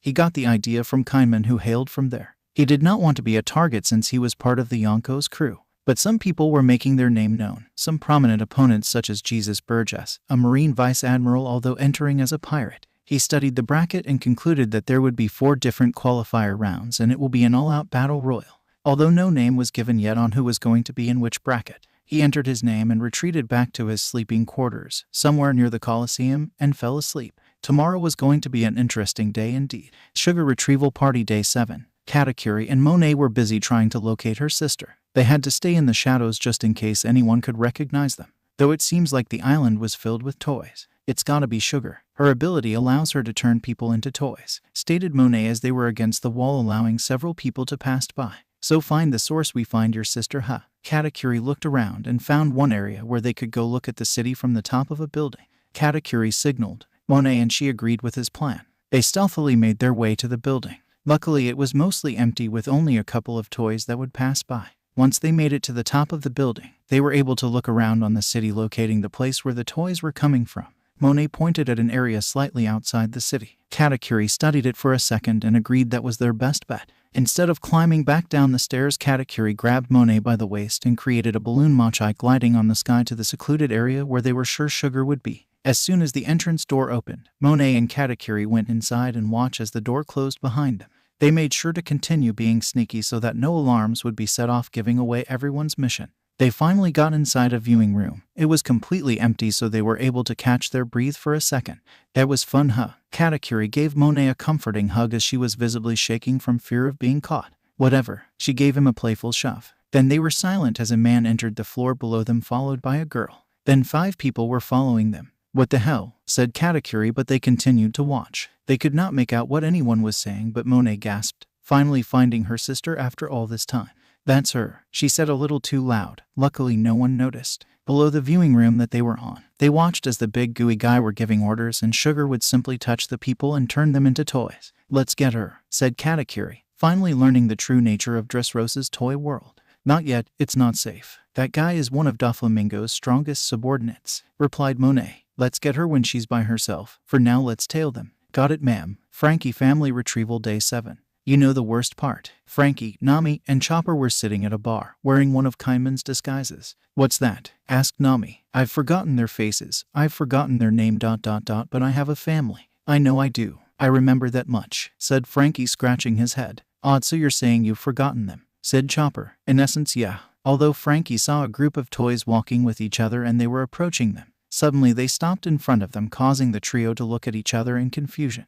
Then they scattered all of a sudden at the Dunkquixote pirates that passed by. Again they were beyond confused, but it seems as if all their questions will be soon answered as a toy soldier with one leg stood before them. I'm sorry to intrude, but do you have a moment? Frankie, Nami, Chopper. How the hell? Was what the trio thought all at the same time. Follow me, please. The toy soldier turned around and hopped away, followed by the trio, curious at what he had to say. It was already getting dark. Soon it will be the next day. Day 8. It was a special day for the citizens of Dressrosa, as the battle in the Colosseum was today. Inside the Colosseum, Day 8. Marco awoke early in the morning, making his way to the Colosseum. He was going to size up the competition. The first thing he noticed was the giant bust of the apparent greatest warrior in Colosseum history. The man's a legend. A beautiful woman was leaning against the wall. Her armor was quiet, revealing, yet she emitted a warrior's aura. Is that right? Marco ensured that he had his mask on, completing his disguise. From Wano, said the woman. Ah, sure, the name is Marshall. Pleasure to meet you. The name is Rebecca. Do you know what block you'll be fighting in? Asked Rebecca, approaching Marco, although he had to take some steps back just to make sure that he did not get recognized. Not yet. I guess I should look into that, he replied and dashed away. Shit, that was close. Almost got recognized, thought Marco, although he noticed a large crowd surrounding the viewing snail. He decided to join them, curious what the fuss was all about. He stood behind the crowd of people. Oh, looks like the king is above to announce something, said Rebecca beside him, causing Marco to jump in surprise. The hell, he said under his breath, but could not act anymore as Doflamingo started to speak. Welcome, guest Day 8. Please take your seat. I will just address the crowd. He showed Luffy, Virgo, and Perona their seats, which they took. I wonder what's the big fuss is about, said Perona, looking around at the crowd of people all around the Colosseum. It was filled all the way through, up to the top row. Something about a big prize. At least that's what I heard from the kitchen, said Virgo, making sure that his voice was not loud. Good job last night, guys. Now we got a general idea of what the castle looks like, although I feel like we've missed something. Did anyone explore the dungeon? Asked Luffy to the two. Oh crap, replied the duo. Later, said Luffy while returning his attention back at Doflamingo, who was warming up the crowd. Although Luffy was shocked to see who was serving him, it was Bellamy from his earlier adventures. I hope you like your attendee, said Doflamingo before returning to the mic and addressing the crowd some more. Hello, sir. Bellamy was dressed in a formal attire, but Luffy was shocked that he was humiliated this way. No need, Bellamy. No formalities, please, Luffy said, although the man seemed like he was a beaten-down dog who would not even look him in the eye. Once he dropped of the drinks, he spoke once more. Of course, sir. You are Emperor Monkey D. Luffy. You earned our utmost respect. With that, Bellamy retreated back downstairs. Luffy watched him go and looked a bit confused. He grabbed his drink and was about to drink it, but Virgo swiped it off his hands. Taste test, Virgo said, and drank out of the cup. He gurgled the drink and found nothing was wrong with it. All right, go ahead, said Virgo, and returned his drink to him. You got to be more careful, Captain, said Perona, in which Luffy just chuckled nervously. He would definitely get a beating from his crew if he died. Just the thought of it made him laugh. Right, looks like the main show. Luffy diverted everyone's attention to Doflamingo. who was delivering the tail end of his speech. Attention citizens of Dressrosa. Today is not like any other day. Thousands of strong and capable fighters have joined in hopes to obtain a valuable prize. I promise that this is a prize far greater than money, far greater than fame. It is a prize that will change the world. Feast your eyes on the center of the Colosseum. Doflamingo pointed at the podium that was wrapped in cloth. Then Pika stood beside it, pulling the cloth away, revealing a coconut fruit that blew in color. Suddenly people started to freak out. People were jumping out of their seat, and some of them tried to make a run for the fruit, although they were quickly dealt with by Pika. The grand prize for the winner of the tournament is... Drumroll began to play, and Doflamingo pointed at the fruit once more, yelling from the top of his lungs, "The Gura Gura no Mai." Collectively, everyone had the same reaction. Luffy's eyes widened slightly at the surprise Doflamingo gave everyone. "What the foo? So how do you like the steaks?" Doflamingo sat on his chair right behind Luffy. "Interesting. How'd you acquire such a rare fruit? And why not use it yourself?" asked the Emperor, who was the honored guest of Doflamingo. "I bought the fruit from someone ... and I figured you were going to pass by here since the whole Punk Hazard fiasco ... so I decided to put it up for grabs. A show for worthy for an emperor," replied Doflamingo. "What use will I have with it? The only fruit I've ever wanted is the Op fruit. But as fate would have it, your own man has it, Trafalgar Law." "Yeah, and he's made great strides in learning about his abilities," replied Strawhat Luffy. He then turned to the match that ensued. Blocka began. Immediately Luffy had his eyes fixated at the man the announcer called as Mr. Store. He knew the man carried an immense power about him, almost familiar. "And also Emperor. I might need your help with another Emperor ... You see, we're not going to be in good terms after I took you into Dressrosa," Doflamingo said from behind him. "Is that right?" said Luffy, although was cut off when the proctor announced that Mr. Store won Blocka with ease. Then the man removed his helmet, revealing his true identity. "Jesus Burgess, huh?" Luffy commented. "Oh, look at that. Even the new admiral brought in his big gun to win my ultimate prize." Doflamingo sat back on his chair, laughing at his luck. First he got an emperor sitting before him. Then several prominent figures showed up for the ultimate prize. He's gathered some very important people in Dressrosa for the Marines to take care. For Doflamingo's ultimate goal was for the Marines and the pirates to kill each other. So there goes Blocka winner. Wonder what block Marco would be. Luffy looked at Perona and Virgo. Perona smirked and closed her eyes. She let her Hallow explore the castle. She did not float in the air as she would give out her Hallow form. She walked like everyone did and found the block battles, not finding Marco's name. Then she tried to look for Marco, finding him leaning against the wall, watching the big screen of the current battles. He had his mask on, but Perona had been sailing with the guy for a long enough time for her to recognize his appearance. "Hey!" Perona stood beside Marco, which caused him to jump. "What the hell? Second time!" he exclaimed. "So what block are you?" she asked. "Block C. The name is Marshall." He made sure to emphasize his alter ego name. "Oh, I see. Well, good luck, Marshall." With that, Perona floated back to her seat, where she awoke beside Luffy, although Virgo was already gone. "Hey, Captain, where's Virgo?" she asked. "Castle," Luffy replied with a smile. Perona got what he meant. "So what block is he in?" "Block C, Captain," replied Perona. "A long way to go until Block C." Sector 1 Team and Frankie Family Retrieval Day 8. Welcome to Tontata Land. Leo opened their hidden base. His people surrounded the new arrival immediately. "Hey everyone." Tashigi waved at the people while Enel did the same thing. "Welcome, strangers. I am Chief Gancho, and this is my daughter, Princess Manchuri." The old dwarf welcomed the new guests, showing them to their normal-sized chairs. "Now what do I owe this pleasure?" said the chief. "The pleasure is all ours, actually. We stumbled upon Leo since he took my sword," said Tashigi, although the tribe was confused at what she said. Although the chief decided to reveal the true history of Dressrosa. "I apologize for that, but it was a given right to our people by King Riku to take anything we desire without any restriction. You see, a long time ago we were tricked into serving the Donquixote family, starting the darkest time in Tontata tribe history. Then once the Riku family took over Dressrosa, the king liberated us from slavery, and in return who turned the kingdom into a lush and lively environment. In exchange, the king granted us free access to anything from the island."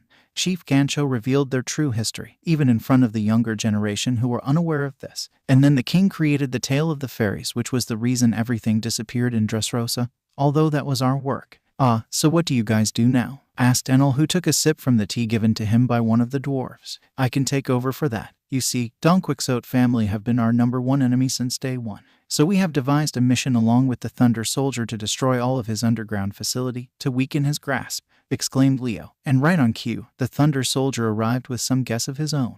"Everyone, these are our new allies in our mission against Doflamingo," the Thunder Soldier said. He then held his hands up as the tribe became uneasy at the sight of Frankie, who worked for Doflamingo. "He's just looking for his family." With the Thunder Soldier's words, the crowd relaxed. Hey, said Tashigi to Nami, Chopper, and Frankie, any luck on your family? Nope, replied the cyborg. That sucks, said Enel. How about you? Said Nami. We found the Tontata tribe. That's gotta count for something, replied Enel. He was impressed at their speed and strength, despite their small stature. Indeed, they were just a myth, but now, seeing them in person, I am appalled. Chopper studied the Tontata tribe, taking out his notepad and started taking notes. Looks like we got a mission then. Thunder Soldier. Nami looked at the soldier which took center stage. Ah yes, well, to cripple Doflamingo's operations, we must attack the creator of the toys and also destroy all of his sad storages, said the soldier. Alright, give us your plan. Enel stood up and stood beside the Thunder Soldier, who opened a parcel that contained their plan. One more day is what we need to properly complete our scouting report. Welcomed guest day 8. Looks like Bartolomeo won the crazy block B. Luffy found it amusing to find that the Bartolomeo guy simply crossed his fingers and created barriers. A strange ability indeed. Good for him indeed. Looks like you're quite popular. Doflamingo pointed at Bartolomeo, who was waving feverishly at Luffy. The Straw Hat captain smiled at the man and waved back at him. The stage was receded as it was basically destroyed from the last block. Nijiwara, exclaimed an old man who just entered the battlefield. Huh, Luffy pointed at himself as the old man looked at him intensely. I'm going to kill you for what your grandfather did to me. The old man pointed at his stubbed head. That's Don Chinjao. He has a history with your grandfather, Garp. He once had a sharp pointed head, but now ... well, it's not so sharp any longer. Doflamingo commented as the old man continued to look at Luffy with such killer intent, although Luffy was not bothered slightly. Is that so? He commenced on digging his nose just to show his boredom, which angered Don Chinjao some more. On the center of the arena, the main fighters of Block C started to filter in. Oh, I see Marco. Luffy waved at the all-black wearing warrior, but the man refused to be recognized.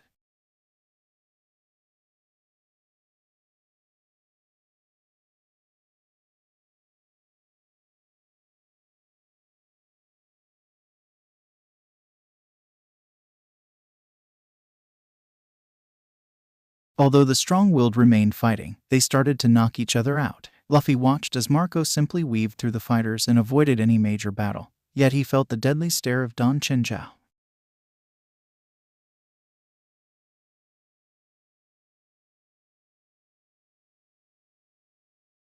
Don Chinjao left the arena and made a leap for the viewer's box, where Luffy was. Doflamingo did not move as Don Chinjao killing Strawhat Luffy would not be any trouble in his plan. Perona tried to get up, but Luffy signaled her to stand down. Don Chinjao had covered his forehead in ornament haki, while Luffy covered his hands as well. The old man got closer and closer, building momentum, while Luffy stayed stationary. Finally, the clash happened where the forehead of Don Chinjao made contact with Luffy's fist. The clash was electrifying, yet Luffy's will was much stronger, in fact, so strong that he managed to undo his grandfather's damage and reverse the stub on Don Chinjao's head and returning it into its pointy appearance.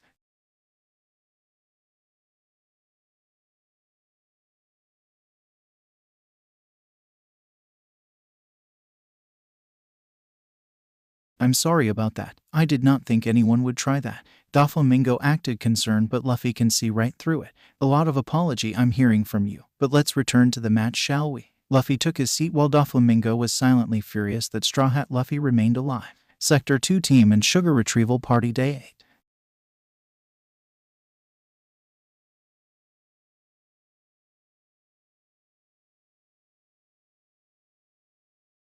Who are they? Said Marguerite. The ground was hiding in an old building, making sure that they were well hidden. My father is the last king of Dressrosa, King Riku, and my niece is currently fighting for her life in the Colosseum. Rebecca, said Viola. She was really flustered, so Law instinctively gave her some cold water to return her body temperature to normal. Suddenly they were on their guard when the front door of the old building opened.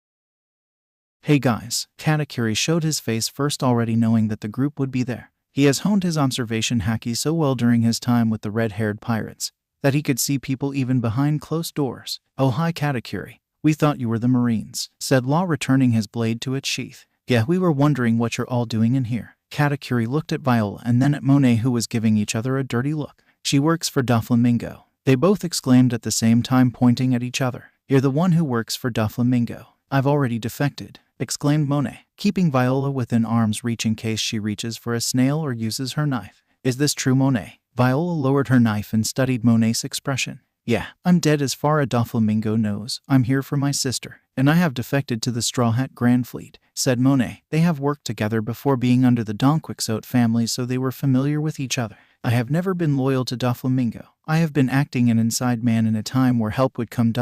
such as now. With the arrival of Strawhat Luffy, we can liberate Dressrosa once more. Viola was a bit teary-eyed, remembering Dressrosa as a child. Her sister, her niece. All right, Viola, but break our trust one time and I'll freeze you to death. That was Monet's warning, in which Viola nodded in agreement. So we were trailing Sugar and Treball and we lost them. Any idea where they could be? Katakuri asked Viola, who was more familiar with the layout of Dressrosa since it was fresh on her mind. Right now they probably returned to the castle for Sugar's daily nap. But our best bet is tomorrow. Sugar will be in the underground factory, while Treball is reporting to Doflamingo. Tomorrow is our day, Viola suggested. Sounds good to me, Marguerite said, admiring how much hard work Viola put in on her betrayal. Right, so for now we have to wait, Katakuri stated, sitting beside Monet. Waiting would not be a problem, especially with the right company. Welcome guest day 8. Marco was waving at the crowd as he won Block C. A loud cheer could be heard from the crowd as Marco started to walk out of the stage. Luffy had a grin on his face after the victory of his chef. So we have Jesus Burgess, super rookie Bartolomeo, Marshall from Wano, who could win the last block, Doflamingo said out loud. Here they come, Luffy observed as the Block D participants started to enter the arena. A chorus of boos could be heard when the champion Rebecca entered the arena. What's going on? Oh, she's just the granddaughter of the late king. A very unpopular king if you ask me, Doflamingo replied, although Luffy could see something in his face but he can't pinpoint it quite yet. That's so. Luffy trailed off and began to watch the match in Block D. He felt quite popular for the wrong reasons, since another champion was giving him a deadly look. This time it was the crowd favorite, Cavendish, that continued to glare at him. Perona. Yes, Captain. Perona looked at her captain. Luffy pointed at Cavendish, in which the spy gave her captain a sly smile. Got it. Perona closed her eyes once more and emitted a halo from her body. The halo zoomed from the viewer's table to the unsuspecting Cavendish. Against all odds, Cavendish got on all fours and started to dread his life. Why do I even exist? I'm merely a cockroach, the man said, completely unlike himself. Rebecca took advantage of his weakened state and kicked him out of the arena. Luffy and Perona snickered amongst themselves while Doflamingo gave them an odd look. The conclusion of Block D ended up with Rebecca as the champion, to the dismay of the crowd, although some people were cheering her on, including Luffy. That's the end of preliminaries. How did you like my apology? Doflamingo said to Luffy as they made their way to their respective chariots. The free-for-all aspect was great, and it will be a great championship round tomorrow. Luffy found some amazing people in the arena that day. He would have to talk to them somehow. Till tomorrow, Straw Hat. Doflamingo took the liberty of closing his chariot door. Luffy decided to give his crew a call, wondering how everyone is doing. Call Katakuri. The golden snail registered his first mate and took the appearance of the Machai user. Captain, Katakuri's voice emitted from the golden snail. Reports Katakuri. Luffy said. Perona was using her spirit form to watch their surrounding, to ensure no one was listening. I'm holed up on an abandoned building with Monet, Law, and Marguerite, along with a spy inside Doflamingo's organization. Katakuri reported. We'll get Monet's sister tomorrow, and in the process destroy one of Doflamingo's factory. Got it, stay safe everyone. Luffy spoke to the rest of the people with Katakuri before hanging up. This time he called the other team. Call Tashigi. The golden snail switched into Tashigi's appearance. The swordswoman answered on the other end of the line. Hey Captain, Tashigi spoke while Luffy could hear some familiar voices in the background. Any news? Luffy could definitely make out the voice of Chopper, whose voice was much louder than you would think he had, especially in his tiny form. We're with the Tontata tribe that has been plotting a coup against Doflamingo and his organization. We met the Thunder Soldier, who has been the mastermind of the plan.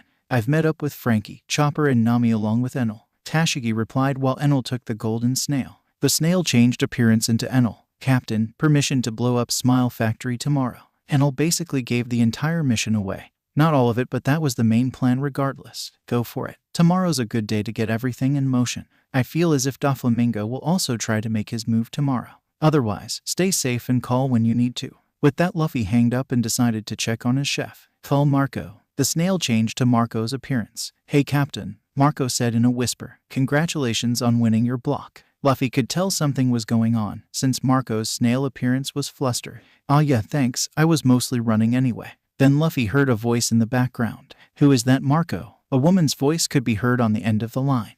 Before I hang up, tomorrow we will jump into action. Alright then, I'll let you go now, Marco. Good luck tomorrow. Luffy briskly hanged up the phone, smirking at what the chef was doing. The rest of the chariot ride was quiet, with Perona constantly checking outside to ensure they weren't being led to their death. Once they got to the castle, the duo made their way to their room. Virgo was sitting on the small table sipping a cup of tea. "Hello, Captain Perona. I can feel some bad news coming." Luffy could tell from how tense Virgo was. Luffy had sent him earlier that day to scout the castle once more. "I found him. King Riku is in the dungeon," Virgo stated. Luffy could only fill in the blanks from what he knew, and all his knowledge was from the snippets of history that Doflamingo gave him during the day in the Colosseum. King Riku was the king before Doflamingo took over. King Riku was hated for being a tyrant. King Riku was dead. King Riku had 2 daughters and a grandchild. Yet now, he just learned that King Riku was alive in Doflamingo's dungeon. Something more was going on, and he would get to the bottom of this. Luffy decided to go to the dungeon at midnight. He carried a candlestick in his hands while navigating the dark hallways. Virgo and Perona stayed in their rooms since Luffy ordered them to do so. Once he made it to the dungeon, he opened the small window that allowed him to peek inside the prison cell. There he found an old man with his head down. His hair was a mess and definitely looked like someone who's been beaten emotionally. "King Riku." With his name being called out, the old man gave him a reaction, slowly looking up at the small opening. "Who are you?" King Riku was confused at the man, but he could be a hallucination as well. "Doesn't matter. Why are you here?" asked Luffy. "Because I could not protect my own people." With that, the king shed a single tear before returning back to his head down.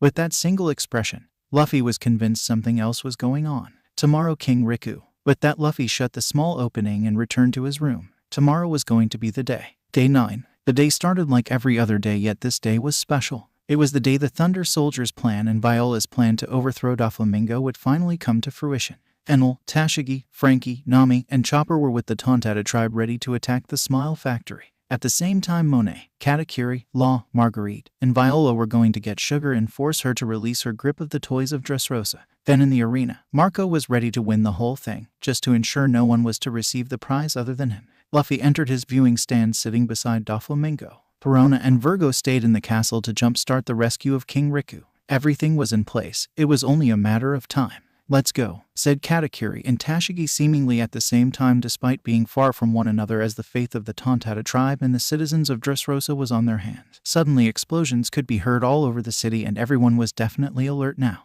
Inside the Colosseum, day 9. Marco held the hands of Rebecca as the two shared a blissful moment from their time together the night before. "I won't go easy on you," she said and walked to her entrance. She gave him a wink and walked with a sway on her hips, a show for Marco. She disappeared from view and Marco messed with his hair. He thought to himself that she was a woman indeed. Then something happened. Marco looked outside the Colosseum and found explosions happening all around Dressrosa. He felt that he needed to be out there to help his friends. This was what Captain was speaking about the night before. He felt a strong presence behind him. What are you doing here?" said Marco, surprised to see a familiar face. He removed his face mask so he could speak better. "Hey Marco, a lot of shit happened, but to make a long story short, I'm here for Pop's fruit," said the guy. "The only way to get it is to win this tournament." Marco then looked at his mask and then at the man. "Take it. I need to be out there to help my crewmates anyway." "What's this?" The man took the mask and then the rest of Marco's attire. "It's my disguise. They will call you Marshall, the winner of Block C." With that, Marco ran to find the nearest exit. Welcomed guest day 9.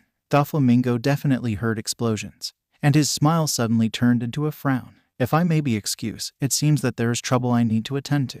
Doflamingo tried to head for the stairs only to be stopped by Luffy's grip on his forearm. "You're not going anywhere." He tightened his grip, but Doflamingo pulled away before his bones was crushed. "What the hell is this?" exclaimed the Shichibukai. "For your crime you must pay." Before Doflamingo could react, Luffy covered his hands in ornament haki and punched Doflamingo in the guts. Although Luffy was disappointed to find that he only defeated a clone, Doflamingo was elsewhere, and it wasn't the Colosseum. He immediately pulled out his golden snail and called Perona. "Perona, how are things? Doflamingo is not in the Colosseum. Stay vigilant." "Copy that, Captain." "We ran into some of Doflamingo's men on the way to the dungeon. We've alerted the entire castle. Stay safe." With that, Luffy hanged up and watched as the conclusion of the Colosseum was near. In all the same instance, several things happened. Enel, Tashigi, Frankie, Nami, Chopper, Thunder Soldier, and the Tontada army have infiltrated the Smile Factory and currently engaged with Doflamingo's top men. Matchvice, Dellinger, Gladius, Baby 5 and Buffalo were in the Smile Factory along with hundreds of toys, guarding the place. Katakuri, Monet, Viola, Law, and Marguerite have found Sugar but failed to detect the additional guards of Lao Ji, Center Pink, Jorah, and Treball.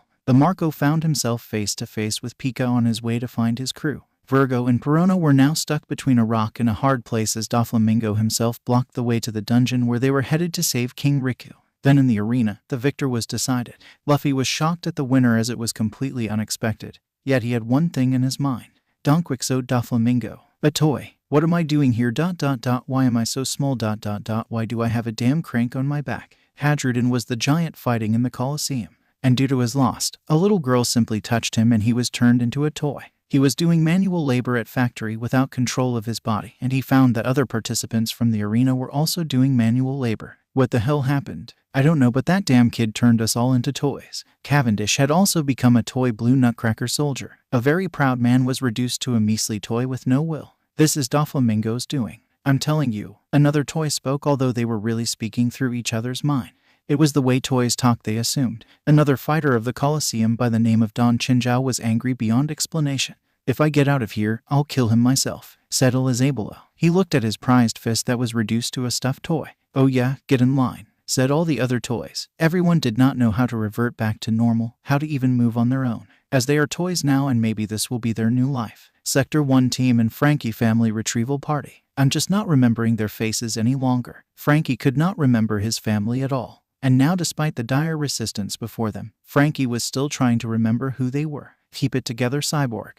We went with you to save your family. We can't have you losing touch of the threat in front of us. Nami created a foggy environment to give everyone a smokescreen. Don't think too hard. Chopper turned into his speed form. We'll find him. Chopper blew through the fog and picked out Dellinger since he was the closest to him. He used his burst of speed to build up momentum, then quickly shifted to his strength point, slamming into the Donquixote officer. Dellinger was sent flying to a wall, causing the cement to crumble from the impact, although he just got up with a creepy smile on his face. Nami took her thunder-infused staff and drove it through Baby 5, although the Paramecia Devil Fruit user quickly switched to a barreled shotgun and fired at Nami. This caused the Marine Vice Admiral to jump back to avoid having holes all over her body. Baby 5 followed her attack by switching into an assault rifle, harassing Nami with raining bullets. Frankie remained confused, unable to remember any of his family. This gave Matchvise the opportunity to slam against him, causing him to fall on his back. You damn traitor, I'm gonna kill you and bring your head to Doflamingo.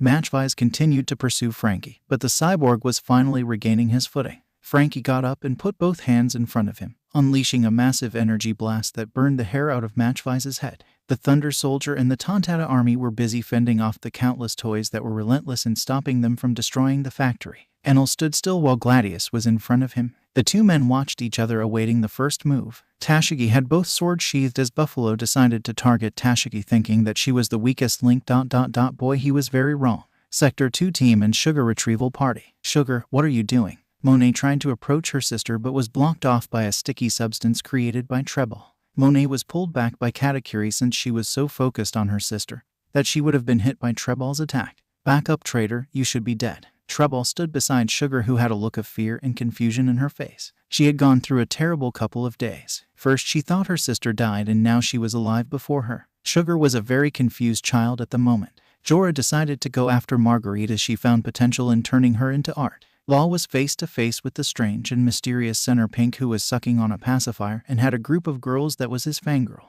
Monet had to deal with Loungy while Katakuri told her he would take care of Treble. The end goal was to save Sugar, but everyone had to fight with a top Donquixote commander. Katakuri and Treble had basically the same abilities, and Treble was well trained in honing his devil fruit, but Katakuri would not lose. The first mate of the Straw Hat Pirate decided to finally reveal his latest acquired skill. Katakuri created a trident from his Machai, twirling it in the air and ending with pointing the tip at Pika. I'm sorry, for you have chosen the wrong time to serve the wrong person. Katakuri charged forward while Treble created a mucus tidal wave that tried to swallow Katakuri whole. The key word is try, as the first mate blew past the sticky mucus and created a hole on the wave, his trident still in front of him. Treble began to panic, slamming both hands on the ground, creating a too-strong burst of mucus that emitted from the ground. Katakuri swung his Machai trident horizontally, cutting the mucus in the middle. Treble was out of options as Katakuri was seconds away from him, so he took the young Sugar and placed her in front of him. Any further, I will kill her. Treble had placed a sharp knife on the neck of the young girl, causing Katakuri to stop his charge. He had his trident pointed at Treble's heart, but the man had taken Sugar and used her as a human shield. Treble knew that Sugar was important to Monet, so nobody will hurt her. And Sugar was also important to Doflamingo's grip of Dressrosa, so Treble was simply bluffing. Though no one needs to know that. Katakuri remained frozen on the spot, unable to make any moves as he did not want any harm to happen to Sugar. Monet had covered Lao Ji in powdered snow, allowing her enough time to see that Katakuri was struggling to make a decision. Monet gathered her voice, turned into snow, and quickly flew towards where Sugar stood. "Duck!" exclaimed Monet. And in that moment, Sugar's eyes widened and she followed her sister's instruction, ducking on the ground. Treble thought he would be quick enough to pick Sugar back up, but ended up with a trident through his chest, sending him flying to the back wall. He was pinned to the wall with a trident through his chest. Monet returned to normal and hugged her sister, who was trembling on the ground. She was suddenly overwhelmed by the events that transpired and began to cry. Sugar had lost her sister and now was encased in her embrace. Lao Ji got out of the snow trap and tried to attack Monet while she had her back turned, but was hit with a Machai bullet that quickly covered his entire body and tied him to the ground.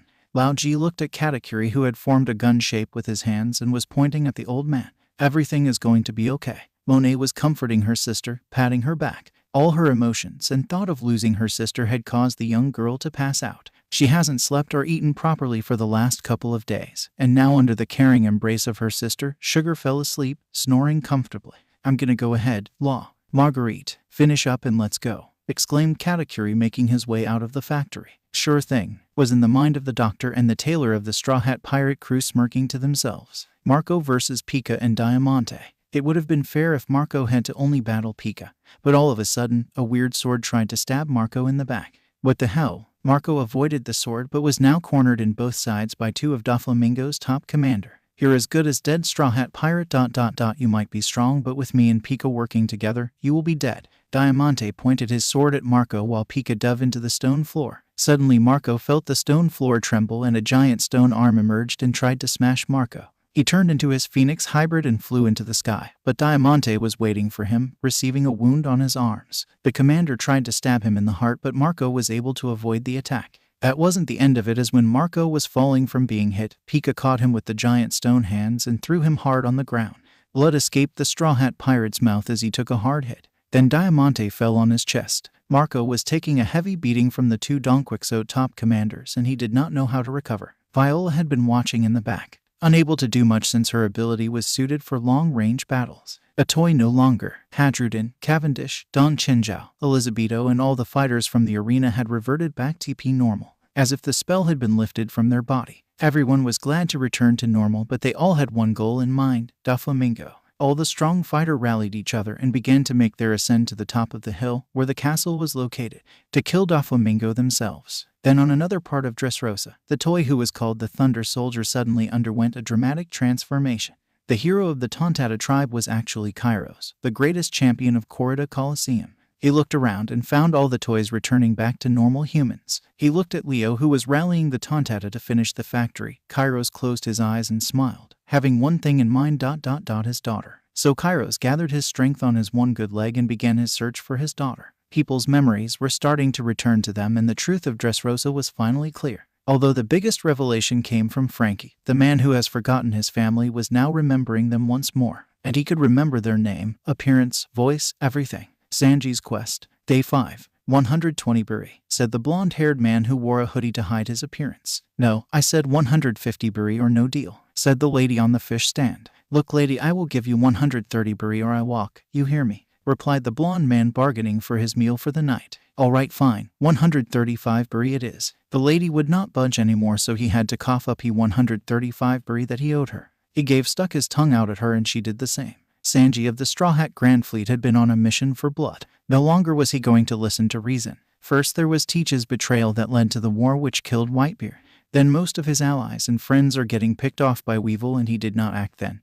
That possibly caused the death of Wapal. Though the last straw was Vista's betrayal, he had to find out some answers on why he did all the things he did and kill him. That was the end of it all. To kill Vista, then move on to the rest of them. Although something piqued Sanji's interest. In the shady parts of the city he found a crowd of people murmuring amongst themselves, yet he picked up the most interesting information.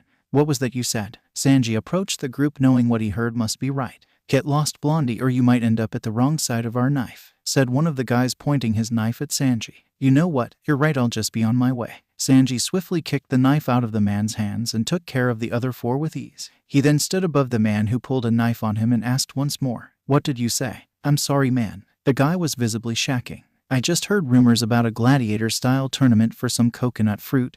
That's all I know." Sanji's eye widened and he dashed off to find the nearest map that he could find. He went to a souvenir store and opened a map studying his location along with how far his destination was. It would take him exactly 3 days to travel to Dressrosa. Although his goal was to locate and kill Vista, learning about the coconut fruit in Dressrosa changes everything. So he gathered all of his belonging and ran to his boat, and immediately set sail to Dressrosa. Sanji's quest day 9. Sanji was unfortunate to lose his boat in a storm, so he had to swim the rest of the way. Although once he got to Dressrosa he found that the city was a strange one, filled with toys and bubbly personality. He made sure to enter the city through a secluded location to not cause any alarm.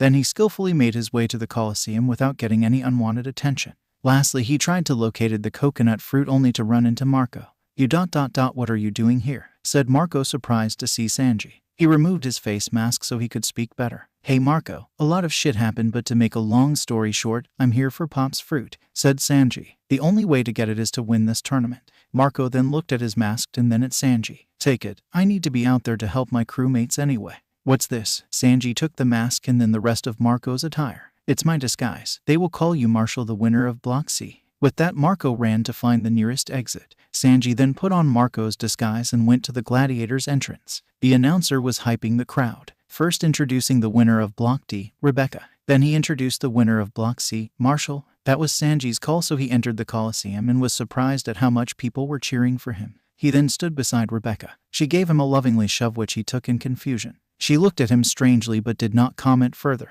Then the winner of Block B was introduced, Bartolomeo, who was apparently Luffy's #1 fan. He continued to wave at Strawhat Luffy, who was at the viewer's box on the top floor right next to Doflamingo. Now the three people stood right next to each other awaiting the winner of Block A. "I'm going to win this for Luffy-senpai," said Bartolomeo. "I'm going to win this for myself," said Rebecca, reinstating her will. She was doing this for her pride and honor. Plus the grand prize was a big bonus, although she was giving Marshall a strange look since he was acting strangely. Then the champion of Block A was introduced and a fire was immediately lit in Sanji's eyes. One of Teach's men was here and he was going to get some information out of him. The proctor announced that the match was to begin and Sanji immediately targeted Burgess. After several minutes he noticed that Bartolomeo took care of Rebecca, pushing her out of the arena with his barrier. Now Bartolomeo trapped both Burgess and Sanji in his barrier, which was getting smaller and smaller by the second, although both men simply forced their way out of his barrier by using their strength. Burgess punched his way out while Sanji kicked his way out. Then both went after Bartolomeo, who was sent flying out of the arena.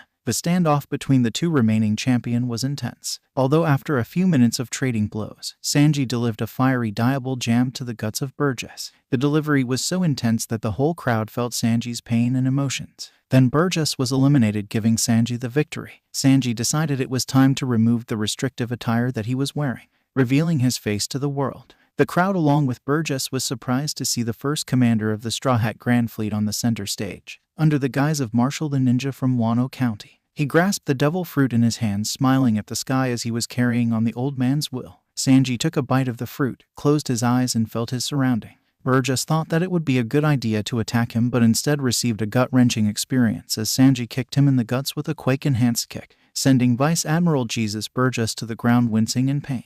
He then looked up at Strawhat Luffy, who was staring at him. He gave the captain a salute, which he returned by tilting his straw hat. Sanji got on one knee and looked down on Burgess, who was holding his midsection from the immense pain he was experiencing. "Where is Vista?" said Sanji. "Like hell I know," replied Burgess, coughing up blood while his body was really beaten up from receiving a quake kick directly. "Send a message, Burgess. The next time I see him, I'll kill him." With that, Sanji left Burgess and joined his captain. Strawhat Luffy was watching as hundreds of people were pushing to the top towards the castle. From where he was, he could tell that they all wanted Doflamingo. King Riku Rescue Day 9. Perona and Virgo were sizing up the menacing Don Quixote Doflamingo. They were waiting for his move, yet he just stood in front of them with a deadly smirk on his face. 10 years I've worked for this kingdom. 10 years I built my empire. And here you come destroying everything I've worked for. Doflamingo took a step forward.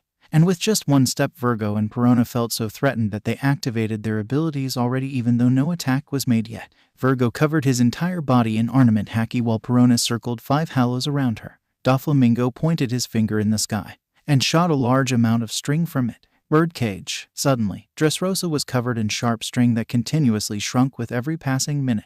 If today is my downfall, I will kill each and every one of you Straw Hat pirates. Perona took the time to pass her hallows straight through Doflamingo while Virgo followed up by getting close enough to slam his bamboo stick right at Doflamingo's neck. The Shichibukai caught the bamboo staff and simply gave Perona a boring look. You think I don't feel like crap all the time, woman? Virgo was unable to pull his weapon back from Doflamingo's grip. Then, he felt himself getting picked up before quickly being slammed to the ground. Virgo felt extreme pain that he hasn't experienced in a while. Serving under the next Pirate King has allowed Virgo to train vigorously, sparring against incredibly strong people, so Virgo has yet to experience true struggle in battle. But now he was faced against one of the strongest people in all the seas, and now he was feeling pain. I got a better idea than simply kill you. Doflamingo bended his finger and Virgo was suddenly his personal puppets. You Straw Hats are going to kill your captain for me. Damn it. Perona was also under the control of Doflamingo, unable to move on her own free will. Her physical movements were controlled by the Shichibukai, but her hallows were not. So Perona sent out a hallow and hopefully the Straw Hat captain receives it with her message. Welcomed guest day 9. Hey Sanji, didn't expect you here, Luffy said as his arms were crossed, his gaze fixated to the people running uphill. Yeah, Captain, listen, since our last transmission ... we have been ambushed. We lost many of our comrades due to the traitorous action of Vista ... he was working with Marshal D. Teach. What? Luffy could not believe his ears. Yeah ... so I have been hunting him down only to hear about Pop's fruit. So I took Marco's place and fought for the fruit, and now I have it. You deserve to carry the old man's will, Sanji. Luffy gave him a giant grin. We'll deal with Blackbeard soon, but for now we got our hands full with Doflamingo and his family. Copy that, Captain. Your orders. Sanji's legs felt stronger than ever. With the new addition of the Gura Gura no Mai, he felt so much power and so much pride within him. He was going to turn the world upside down, as long as Straw Hat Luffy ordered it so. A hallow passed through Luffy. It was Perona's. He closed his eyes and understood her message. She told him that Doflamingo is currently controlling both of them and to do what it takes to defeat him, even if he has to kill them both. Luffy smirked and thought to himself ... like hell. Let's find Doflamingo. Luffy decided to finally make his way to the castle. He was watching as the strings in the sky covered Dressrosa, shrinking slowly by the minute. Luffy was just about to give orders for Sanji to take care of it when Bartolomeo came out of nowhere. Wait, Bartolomeo was standing behind Luffy with a very large eyes. I can help too. As Luffy's #1 fan, Bartolomeo would do anything for the Straw Hat captain. Alright Bartolomeo, rally your crew and get the citizens of Dressrosa to safety. That string trap is no joke, it looks real deadly. Luffy was going to have someone else do it, but Bartolomeo was willing to participate. Copy that, Captain. Bartolomeo was so excited to call Luffy Captain that he quickly ran away giggling to himself. Bartolomeo was quiet the fanboy. Alright. Sanji looked at Luffy while the captain just shrugged. Any capable hands will help. Marco versus Diamante and Pika. Marco was beaten badly. Pika was holding him up by his arms. He could not win the fight against the two commanders and now he was at their mercy. Diamante was standing in front of him giving him a deadly smile. Marco the Phoenix ... how I would love to have your ability. Diamante had the sharp end of his sword pointed directly at Marco's heart. Then he entered his skin before finally pushing all the way through, his blade escaping the other side of Marco's body. Marco's eyes widened as the blood escaped his body. Then he fell on the ground, slowly, landing on his face, the light escaping his eyes. Nuo came from two voices, one from Katakuri, another from Rebecca. Katakuri immediately tackled Pika out of the way while Rebecca collided her sword against her lover's killer, Diamante. Katakuri tackled Pika so hard that they flew several yards away from where Pika stood. They crashed on a building, causing it to collapse to the ground. Pika simply merged with the stone surroundings, leaving Katakuri by himself. Come out, you stone bastard, exclaimed the very angry first mate of the Straw Hat Pirates. You bastard, how could you? Rebecca was fueled by her anger, slamming feverishly against Diamante's blade. Although each of her strike would give her a fresh wound on her body, Diamante's devil fruit allowed him to turn anything he touches into flag and the ability to reform it into solid objects at will. You ha, you poor child you, didn't you know? I also killed your mother, Diamante exclaimed, proud of his work. The momentary shock caused Rebecca to stop mid-attack, allowing Diamante to slice at her legs. Rebecca collapsed from losing her footing and Diamante stood above her laughing at her desperation. I killed the Straw Hat who was important to you, I killed your mother, and now I'm going to kill your father. Kairos came out of nowhere dashing to Rebecca's rescue, although Diamante was ready for him, countering his sword strike in a similar manner as he was fighting Rebecca. Go Rebecca, exclaimed the one-legged warrior as he was slicing at Diamante. You are my father. Flashes of the Thunder Soldier went through Rebecca's eyes. This whole time ... her father had been watching over her and she did not know it. Tears formed from her eyes as emotions overfilled her soul. Marco was dead. Diamante killed her mother ... Then Kairos, who was the Thunder Soldier, had been watching over her for all of her life. I am Rebecca, and I'm sorry I could not protect you. Kairos was also tearing up after reuniting with his daughter, but his emotion gave Diamante more motivation to break their happy reunion. With Kairos' missing leg, Diamante used it to his advantage and turned himself into a flag, avoiding the gladiator's attack, then reached for Kairos' good leg. Once he got a hold of it, Diamante reverted to normal and cut the back of Kairos' knee. Kairos' one leg could not support his body weight any longer, collapsing on the ground. He tried to get up from the ground by pushing himself up, but Diamante kicked him back down. Cry, cry, tears, tears. You disgust me. Diamante kept his feet on Kairos' back, keeping him on the ground. For my next trick, Diamante held up the same gun he used to kill Kairos' wife and Rebecca's mother, pointing it at Rebecca. An encore to my performance. A gunshot filled the air and the bullet escaped the barrel, quickly making its way to Rebecca. Kairos could not lose his daughter, he just couldn't, so he used every ounce of his strength and tore his muscle just to be able to escape Diamante. Yet he was not going to make it. The bullet was nearing Rebecca and he barely got out of Diamante's hold. He looked at his daughter directly in the eye with sheer regret, yet his daughter smiled at her father. Rebecca was unable to move after receiving a heavy injury on her legs. She simply mouthed to her father, "Thank you," accepting her impending death. In the middle of the hill, Admiral Fujitora stood in the middle of the hill along with his unit, feeling the approach of many strong individuals who yearned for Doflamingo's head. Due to his duty, he could not allow that to happen, for the Shichibukai are allies of the Marines. The presence of Shichibukai Chopper, G5 Base Commander Frankie, and Marine Vice Admiral Nami was confusing, as they were supposed to be elsewhere. This caused the Admiral to believe that something else was going on, something far more sinister. But for now, he had a duty to uphold, standing in between the castle and the crowd of people who were making their way up the hill. Aboard the Iron Maiden Day 9. Master Momosuke, please stop messing with everything. Kaiman had tried and failed to stop the young lord from going through the ship and opening and pressing every button he sees. He had successfully launched a torpedo, broke Marco's stove, created a hole in Law's medical gown, burned some of Perona's books, and made a mess on Enel's room. Now he was rummaging through Luffy's office, stopping everything he was doing when he found a black button under a locked glass case. Any child would press the button, but the lock was in the way, so Momosuke turned into a dragon, burned the lock until it melted, and opened the glass case. Please, young master. Kaiman had finally caught up with Momosuke and found that he was about to press the button. He quickly made his way to where Momosuke was and slammed the glass cover shut. Please stop touching everything, young master. Okay, fine. Momosuke crossed his arms and pouted while Kaiman wiped the tears from his forehead. Although the kid was smart, telling Kaiman exactly what he wanted to hear. Then when Kaiman least expected it, Momosuke opened the glass case with such speed that Kaiman had no time to react as the young man pressed the black button. He had such a giant smile on his face and waited for something to happen, although nothing did. He continued to press the button multiple times and still nothing happened. How pointless. And Momosuke dashed to the next room with Kaiman following after him. Little did he know, Momosuke had done something really big by pressing the black button under the locked glass case. The tailor and the doctor. I feel as if you could be great in my room as an abstract art piece. Jorah jumped back and avoided a rain of arrows from Marguerite. She then imagined what she wanted to turn Marguerite into, and a thought bubble escaped her mind. Afterwards, she took a hold of it and threw it at the Straw Hat tailor. Marguerite shot her arrow at the thought cloud. The collision caused her arrow to turn into a flat, abstract art filled with red circles and green triangles. Her arrow had lost all functionality and landed on the ground. Interesting. Marguerite regrouped. She used a backflip to create some distance between herself and Jorah. She counted the arrows on the holster with her fingertips, stopping at 9. She had 9 arrows and a full-strength Donquixote officer in front of her. Doable but quite difficult, she said under her breath. What was that, my dear inspiration? Jorah was going through multiple art ideas in her mind, each one turning into a thought bubble that she used as ammunition to throw at Marguerite. With her limited supply of arrows, the tailor was reduced to playing defense, dodging the thought bubble before it reached her. The result of Jorah's attack caused the factory to turn into an art masterpiece. Stand still. Jorah was beginning to get frustrated as she wanted her vision to be fulfilled. Due to her frustration, she was distracted for just a moment. Marguerite used this opening to launch an arrow that was aimed for Jorah's forehead. Jorah caught the shaft with her bare hands, the tip of the arrow barely grazing her forehead.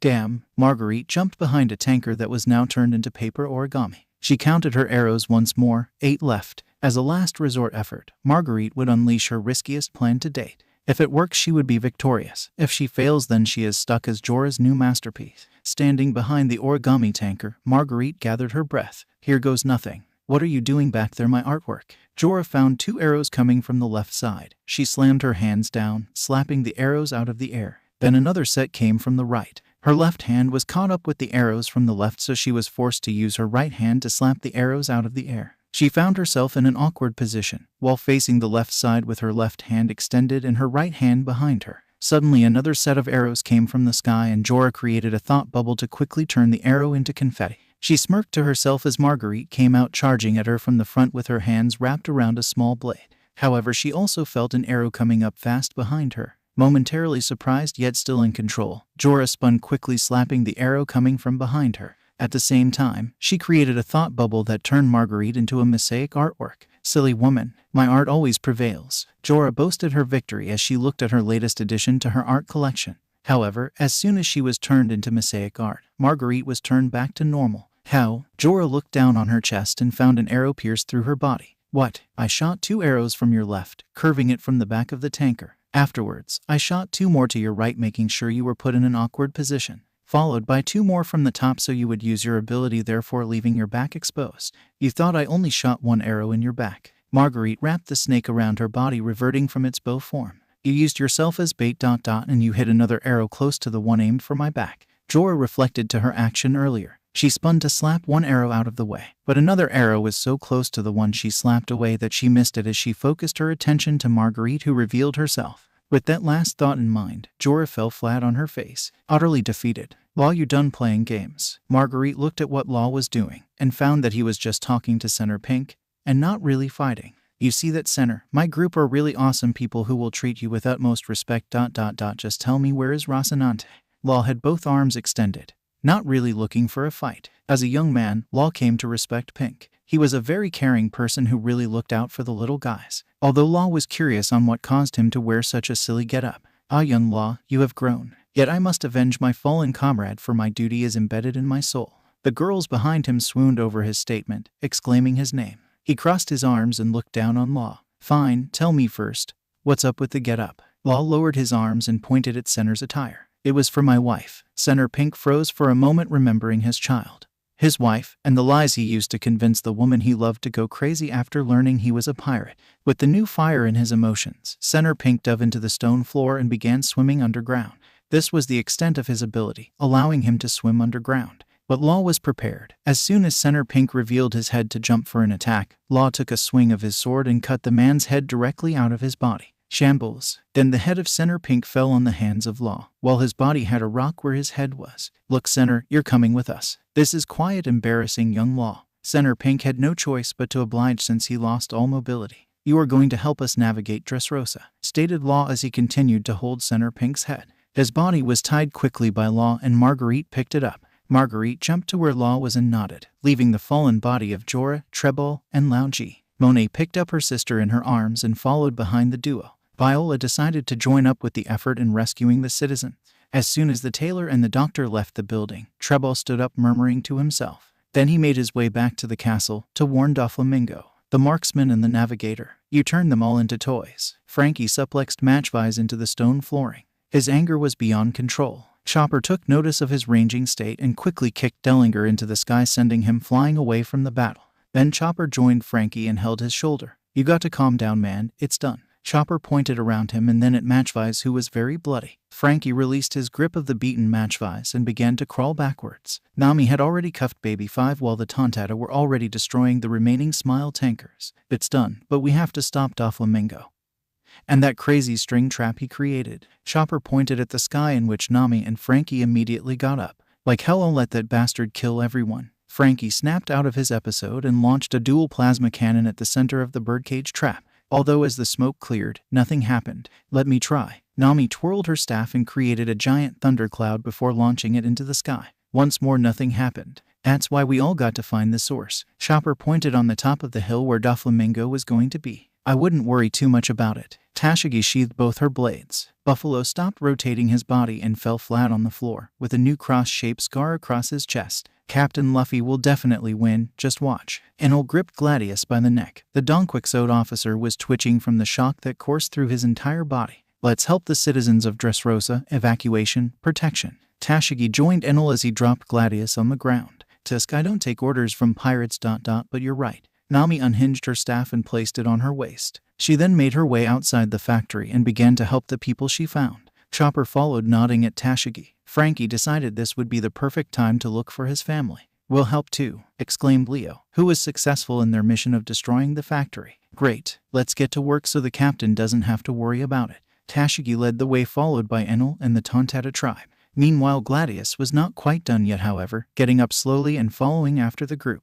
The first mate. Due to the different fighting styles, Katakuri and Pika were having a difficult fight, with nobody getting an upper hand.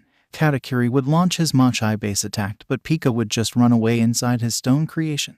You are really starting to tick me off, Katakuri states, as he creates 2 tridents from Machai, wielding them with both hands. Then he charges at Pika, slashing across with the first trident. It connects with a stone clone created by the Donquixote commander. Pika then jumped into the sky, seizing the chance. Katakuri threw the other trident, landing yet another clean hit at Pika. But once again, it was just a stone clone. The real Pika stood on top of a stone building in front of Katakuri. He laughed with his high-pitched voice and looked down on Katakuri. You think you can beat me? Pika said while Katakuri had to cover his ears with how high Pika's voice was. I think I'll die from your annoying squeaking. Katakuri lunged towards Pika, in which the Donquixote commander retreated back to the stone below him. Katakuri reached the top of the building with Pika disappearing once more. Then his legs were entangled in Pika's stone hands. Katakuri tried to break it with his fist but received a sucker punch from one of Pika's stone arms. Katakuri saw stars for a moment before realizing a giant stone mace was nearing where he stands. So Katakuri cut the stone arms holding his legs with a Machai trident he created and jumped back in the last moment.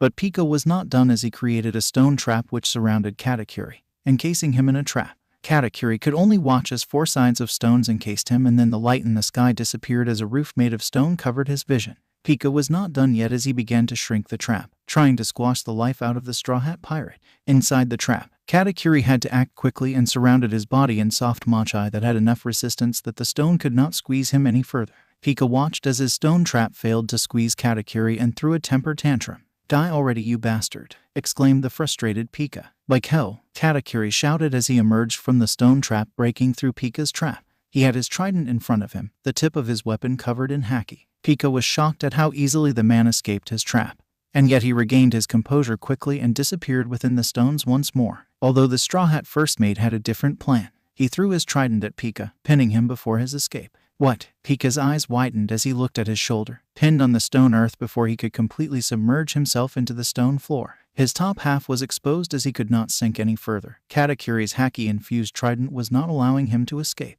Nap time. Katakuri drew back his leg and launched the strongest kick he ever did in his entire life. Sanji would have been proud. The tip of Katakuri's left foot made contact with Pika's chin. The Donquixote commander was hit so hard that the rest of his body was forced out of the stone floor, causing him to fly several yards. Katakuri twirled his trident before causing it to disappear. He then had a smirk on his face as a burst of blue flames came from the location of Rebecca, Diamante, and Marco. Get him, the chef. Rebecca was expecting the bullets to reach her. Her eyes were closed and tears flowed in her eyes. Yet she was ready. What choice did she have? But Faith would not have her die that day. A warm feeling surrounded her, a familiar feeling that caused her to warm up quickly to the man in front of her. She opened her eyes and a smile broke on her face. A phoenix was before her, bursting a wide area with his bright blue flames. Not just any phoenix. Marco the phoenix was before her. Marco, she said as she began to cry in happiness. You were dead. Diamante exclaimed, shocked at the revival of the phoenix. Kairos was shocked like everyone, but he was quick to jump into action. Diamante's shock at the arrival of Marco gave Kairos enough time to reverse his momentum and launch an attack directly at Diamante's chest. His sword etched right through the Donquixote commander's chest, escaping through his back. Ugh! Diamante let out a cough of blood before falling to his face, in an ironic twist of fate, dying the same way that Marco should have died. The Phoenix's quick burst of flame was merely adrenaline, as he could only really jump to save Rebecca. If Diamante would have attacked, he would have been a goner. Marco was beginning to fall, only to be caught by Rebecca. I'm so glad you're okay. Rebecca studied Marco's body and found that a blue flame began to close up the hole in Marco's heart where he was stabbed, in legs in which the bullet meant for Rebecca passed through. Although Rebecca also fell back as she was also running on adrenaline and her injured leg collapsed under her. Yeah, I'm glad you are as well, Marco said with a smile before falling unconscious. Healing from a life-threatening wound took a tremendous toll from his body. Kairos made his way to his daughter and shared a moment with her. Marco was still resting on a sitting Rebecca as he was fast asleep, but Kairos took his daughter's hands. "I'm glad you are okay, my dear," Kairos said as tears began to flow from his eyes. "I'm okay now, father, I'm okay," she replied while stroking Marco's hair. "We're okay now." Although Rebecca looked up and found the birdcage getting smaller and smaller. "For now," she said. "The spy and the shipwright. So tell me, how do you wish to kill your precious captain?" Doflamingo sat on his throne, while the two Straw Hat members could not move a muscle while being under Doflamingo's control. King Riku was finally released from his prison cell, sitting beside Doflamingo's throne, chained to the chair. "He's not going to lose," Corona replied. Despite being under control, she mustered enough will to spit at Doflamingo. The Shichibukai chuckled and wiped his face. "You think that now, but you see, I have friends as well." Doflamingo flashed his golden snail, waving it in the air. "I have people who need my services, and now you will all pay. We will deal with anyone you bring at us, just you wait," Virgo stated, looking directly at Doflamingo, although he was a bit worried on who he called for backup. "Give up now, Doflamingo. Your regime will meet its end." I saw the eyes of Strawhat Luffy. "He has a will that is far stronger than anyone I've ever met in my entire life." "Shut up." Doflamingo kicked the helpless king, causing him to fall in the ground. "Until I'm dead, I am the king of Dressrosa. The captain. No one will be able to pass." Admiral Fujitora has used his ability in small portions since becoming a Marine Admiral. Although for this situation, with countless of New World fighters before him, Fujitora was using his ability at its halfway mark. The Admiral created a very heavy gravitational force that any person that walks within his range would simply drop directly to the ground. Don Chinzhou was a very smart man, stopping in his track along with Cavendish, Hadrudin, Blue Gilly, and all the other champions. But they could not stop other pirates from trying, and failing to get past the Marine Admiral. "Get out of our way, Admiral Fujitora." Don Chinzhou covered his signature pointy head with ornament haki, but he could not move forward with the Admiral's power before him. "You know as well as I do that you will not pass me today." Fujitora had a deadly gaze in his eyes, similar to that of a tiger. "We will." Cavendish was about to speak, but once again, someone stole his spotlight. His beloved spotlight. Strawhat Luffy came up from behind the group, people clearing a path for him to join the people in front of the line. His trusty first commander standing beside him, smoking a cigarette. Cavendish anger swelled up, releasing his alter ego Hakuba. The alter ego's thirst for the death of Strawhat Luffy for stealing his popularity on many occasions. At first during the new age of pirates when the 11 supernovas made waves and his beauty was forgotten. Then Strawhat became a Yonko. Once again he was ignored despite earning a high bounty. Then in the Colosseum, everyone paid attention to the Straw Hat captain despite his beautiful face fighting in the arena. This was the last straw, as Straw Hat Luffy was stealing his thunder for the last time. Cavendish, Hakuba quickly withdrew his Durandal and attempted to pierce the Straw Hat captain, although the tip of his blade met the hardened tip of Don Chinzhou's sharp head. "No," exclaimed Don Chinzhou. "What the hell are you doing?" exclaimed Cavendish. "Hakuba, Straw Hat Luffy is our only hope. Watch." Just as Don Chinzhou expected, Straw Hat Luffy took a step forward, and despite the heavy gravity, he continued to walk forward. Then his first commander, Sanji, followed behind him walking through the Admiral's gravity. "Why you?" The blind Admiral drew his sword once more, attempting to slice at Straw Hat, but Cavendish blocked the attack, along with Don Chinzhou. Both men combined their effort in protecting the Straw Hat captain who continued to walk uphill. The moment Luffy forced Fujitora to redraw his sword, the gravity field fell, allowing the fighters to launch an attack at the Marines. "Don't let us down, Straw Hat." "Distraught Doflamingo," exclaimed Cavendish while he was engaged in a sword fight with Admiral Fujitora. Don Chinzhou would switch out when Cavendish was feeling very heavy from connecting swords with Fujitora. His gravity was getting stronger with each strike. Luffy looked back for a moment, uttering a simple phrase that raised everyone's morale. "I got this, trust me." With that, Luffy continued to make his way uphill, only moments from reaching Doflamingo. In the castle, "Doffy, the Straw Hats have taken sugar. They have destroyed all of our smile factories." Treball finally made it inside Doflamingo's throne room, panting heavily as he was holding a deadly wound, courtesy of Katakuri. "Useless," Doflamingo exclaimed and pointed his finger at Treball. "I'm very disappointed." Then Doflamingo launched a string bullet at the man, although it never made it to its intended target. A blonde man with a cigarette in his mouth caused a crackle in the air that blocked the attack of Doflamingo. Beside him stood the Straw Hat captain, with a deadly gaze under his straw hat. Donquixo Doflamingo, Straw Hat Luffy. Each man released an intense amount of haki that was causing lightheadedness for those with weaker spirit. "Why did you?" Treball looked up at Luffy, who ordered his man to save his life. "Shut it, Treball." Sanji kicks the head of Treball, effectively knocking him out. "You are right where I want you, Straw Hat." Doflamingo manipulated his strings with his fingers that caused Virgo and Perona to lunge at the captain. Luffy didn't even move a muscle as Sanji kicked Virgo with his left leg while kicking Perona with his right leg. He did not infuse his newfound Quake ability in his attack as he did not want to permanently damage his two allies. "You and me, Doflamingo," Luffy simply stated. "Not quite yet. I heard your guy likes to use his feet only." Then how can he hold up against 4 opponents? Doflamingo bended his other hand, which caused King Riku to stand up. Then another man. The man bounced from wall to wall before finally launching an attack towards Luffy. Once more Sanji kicked the man out of the way while King Riku's sword was blocked by Sanji's other leg. Then Perona and Virgo continued their assault that forced Sanji to jump back. Doflamingo created a string clone to control Perona, Virgo, King Riku, and Bellamy. Every time Sanji tried to attack the clone, someone would be used as a body shield. "This is going to be fun," said Sanji. "Go ahead, Captain. Luffy has had enough, going after the very source of the problem." He activated Gear Second and disappeared in thin air. To anyone, they would simply think Luffy teleported. Doflamingo was seasoned enough in battle that he was able to follow Luffy's movement.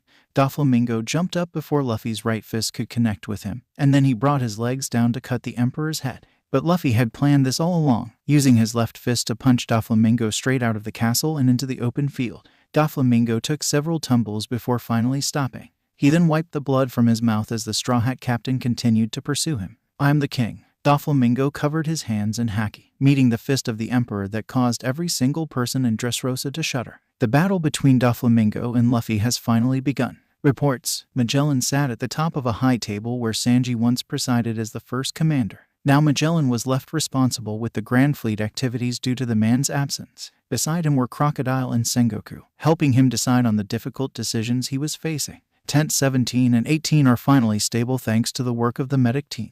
Caldino was heavily injured on the battle the prior day, but since he was able to move, he did what he can to help while the heavily injured were taken care of. Food supplies are coming in. Hunting team returned with 2 days' worth of food. Django had made strides in terms of honing his hypnotism as well as growing in other aspects of battle. Now he was entrusted in watching food traffic in this time of need. Borders are secured. Broggy and Ors Jr.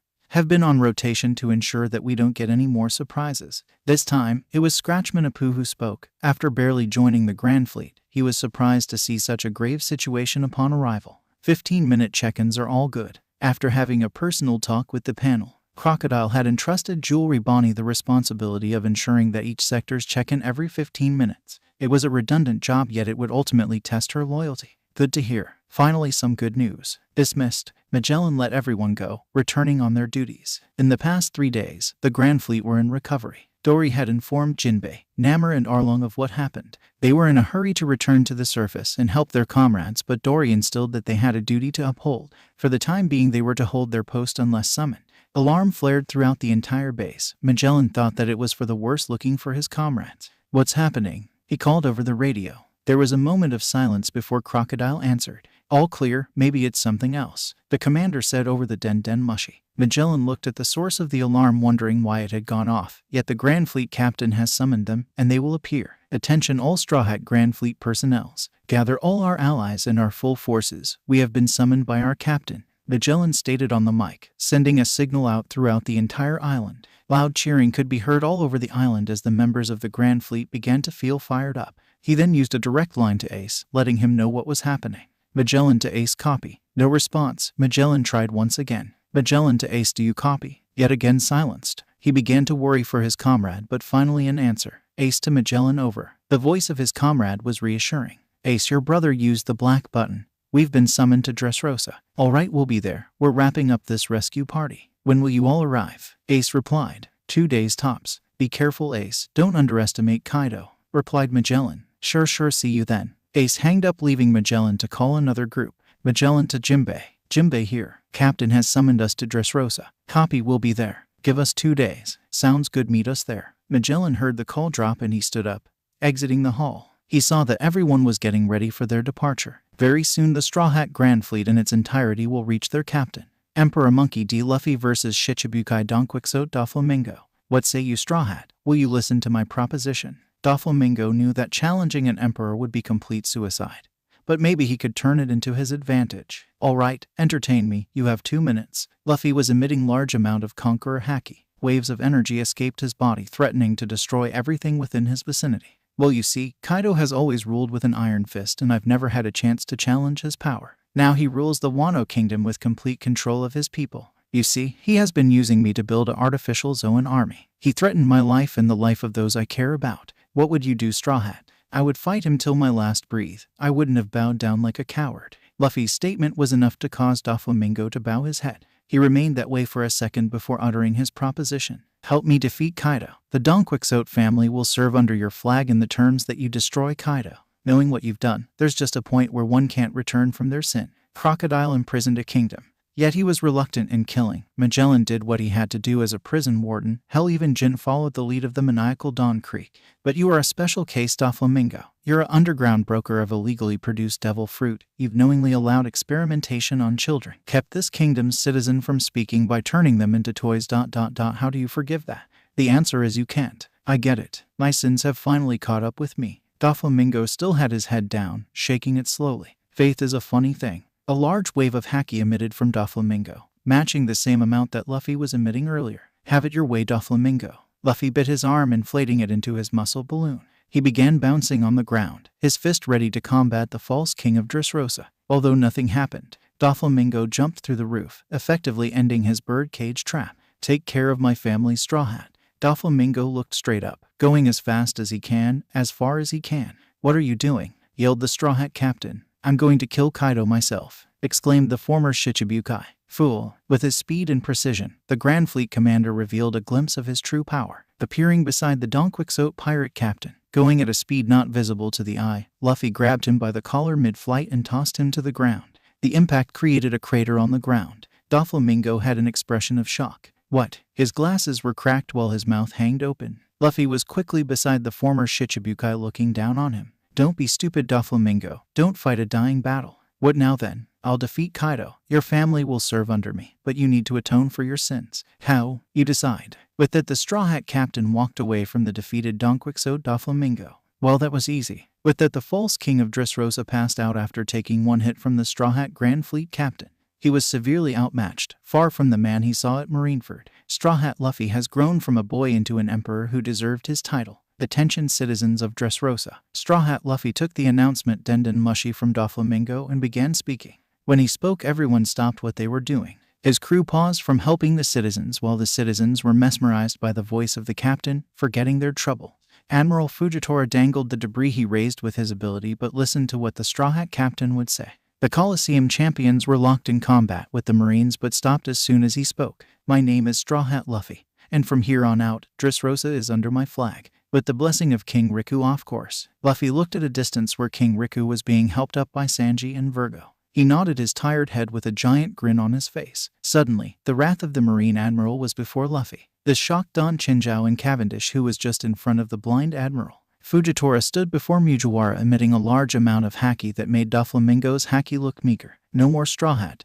This ends here. Debris floated from above the head of the two titans from the power of Fujitora. With a flick of his sword, the debris would come crashing down Luffy. I don't believe this will be the end of my adventures quite yet. Despite his blind eye, Fujitora has perfect control of his observation haki, allowing him to see all things. And he suddenly felt the arrival of some prominent figures. That was when he knew it was time to go. Fujitora sheathed his sword, letting the debris drop in the ocean. Within seconds, First Commander Vinsmoke Sanji of the Straw Hat Grand Fleet was in front of his captain, arms crossed and legs flaring up in flames. There was also Second Commander Magellan. Poisonous substance dripped from his body, inviting Fujitora to do something. Lastly, Third Commander Ace and Fourth Commander Crocodile were also showing a glimpse of their true power. I understand. Fujitora began walking away. His Marines followed their admiral in defeat. Going against the full power of a Yonko was suicide by himself. Good work, Mugiwara. If we were on the same side, I would shake your hands. He gave a final smile at the Straw Hat captain before finally disappearing in the horizon. The Straw Hat Grand Fleet members made a pathway following the second commander's order of not touching the Marines unless otherwise stated.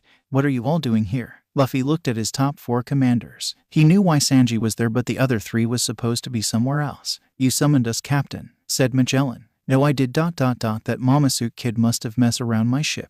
He face-palmed, causing his friends to laugh. A misunderstanding that ended up being the right play. How was your mission, bro? Luffy looked at Ace, who was sent into Kaido's territory. Oh, about that? Well, here's what happened. Day 7 CP9 Rescue Party. Ace hanged up the call from Magellan, looking at his rescue team. Kid was tinkering with a metal item while Bluno looked outside the window of their meta fortress. Dalton was taking a quick nap, as they have yet to catch any wink of sleep. Alright boys, change of plan. We can't wait anymore. Here's the new plan. Ace told them about what he had in mind, in which everyone agreed, despite being a crazy idea. Ace simply walked around Howling Wolf Island, leaving the safety of the metal structure. So you finally decided to come out. 10 of Kaido's 4 calamities stood in the middle of his island.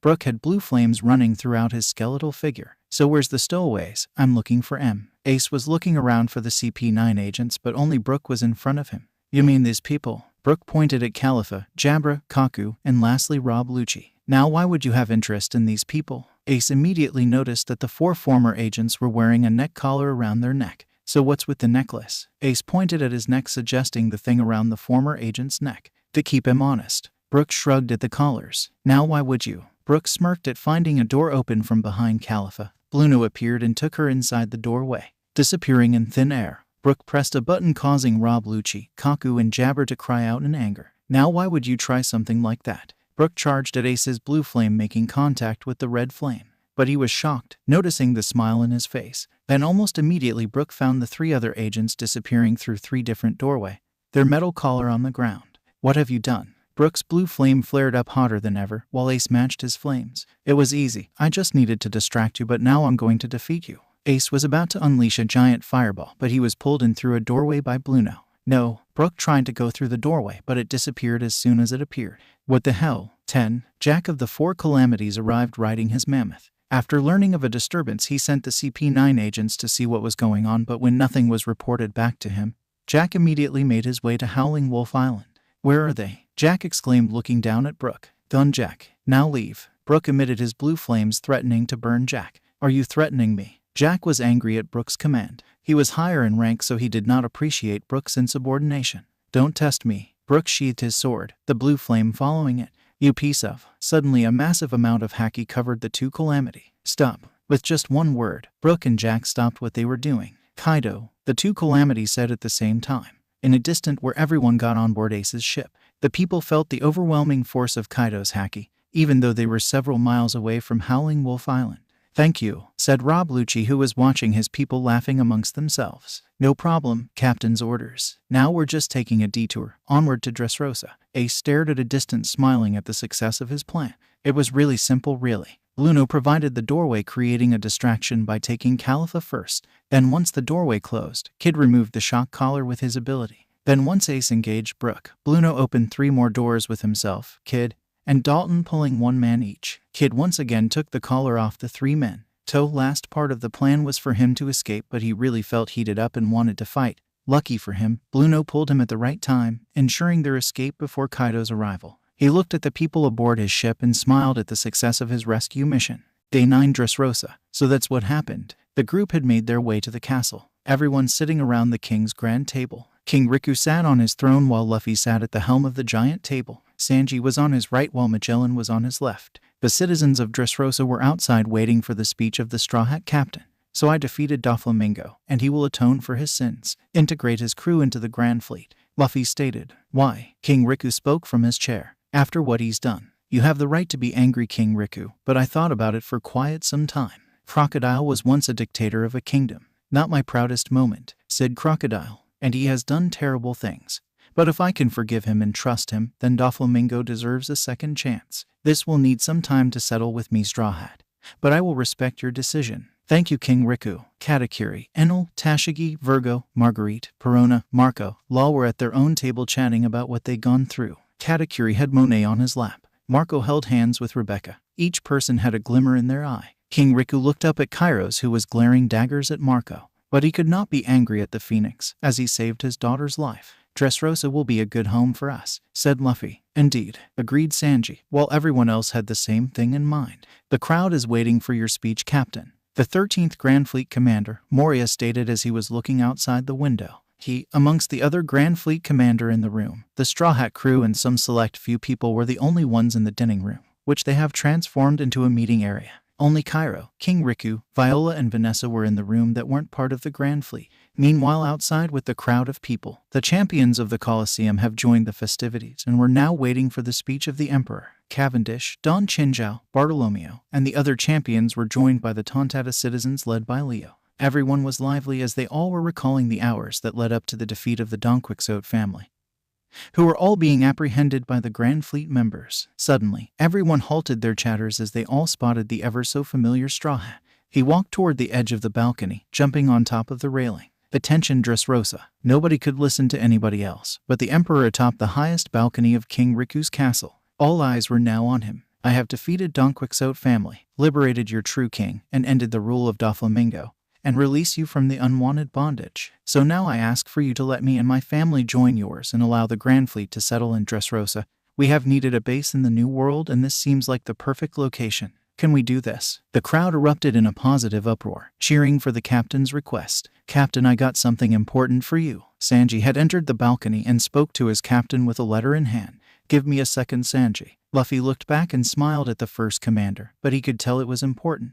All right, address the crowd then. Luffy jumped down from the balcony and took the letter from Sanji's hands. Sanji was left with his mouth hanging open, not sure what to say to the crowd below. I'm Grandfleet First Commander Sanji, and I thank you for all your efforts in helping us. His speech trailed off as Luffy re-entered the meeting room. All right, what is this that is so important? Immediately, Luffy noticed Tashiga's worried expression, along with Enel's agitated mood. To whom it might concern. Luffy began reading out loud, quieting the room. I, Charlotte Linlin, hereby invite you to the wedding of my son Charlotte Zoro to your sister, Vinsmoke Ryuju. Please be in attendance, as if you refuse, your whole family will be killed. That was where the letter ended, and Luffy looked at Magellan. Address the crowd. Get me Sanji. Copy. Magellan made his way to the balcony where Sanji was beginning to feel the crowd and was enjoying himself. Captain's calling. Yeah. Sanji made his way into the room where everyone was looking for him. I thought it was for you since I only read the first part in Big Mom's name. No, Sanji, your sister is getting married to her son. What? Sanji was visibly angered by this, sending out crackle of tiny quakes all around him. Captain, everyone looked at Tashigi, who was very flustered. She looked like she was about ready to pass out.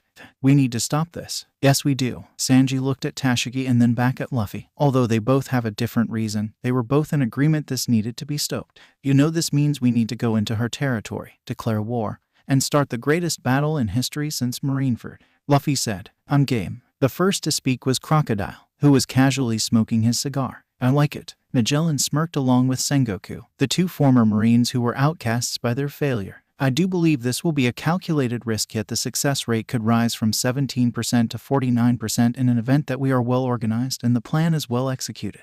Hawkins was starting to warm up to the idea of being part of the Grand Fleet. Apu, being his right hand in this system, agreed with him. Hawkins, Sengoku, Monet, with me, we will begin brainstorming ideas. Kuro led the way to a separate room for the four of them to start with the plan. Despite their limited knowledge in the outline of Big Mom's territory, they were going to draw a contingency plan for everything. Hawkins whispered something to Apu, in which he nodded. Sengoku smiled while making his way to where Kuro was. Then Monet gave Katakuri a kiss before letting go of his hands and making her way to the room. See you later. Katakuri's eyes followed the girl before returning his gaze back to the captain. While this is indeed very risky, I feel that we need to make our massive mark in this world. So it looks like we're all in favor. In 1 week time, we're going to Whole Cake Island. Everyone had their own sets of goals other than helping their captain achieve pure dominance. For Tashigi, it was to ensure that Zoro, her childhood love, was going into the marriage without any regret. Because she hopes he is. She hopes he harbors the same feelings for her. Sanji hated his entire family. Everyone but his sister, who seems to have been forced into an arranged marriage. She was the only one in his family that was nice to him. Once he ran away from his family.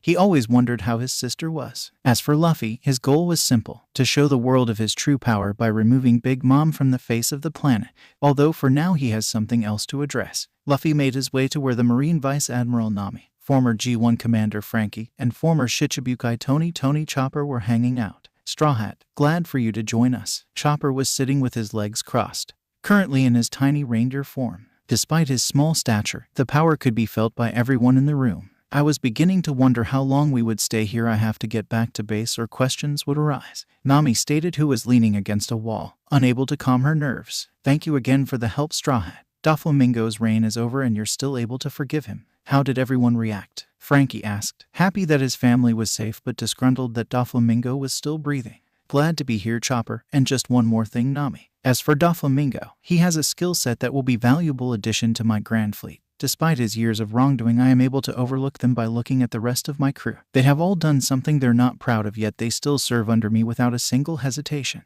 I saw that in Doflamingo yesterday. who begged me to kill Kaido. I refused at first, but he still went to kill the beast himself. Just from our brief battle, he would have been killed easily. All he has to do now is make amends, for however long that takes." The trio were silent for a moment, in which Luffy took the opportunity to continue on what he brought them all together for.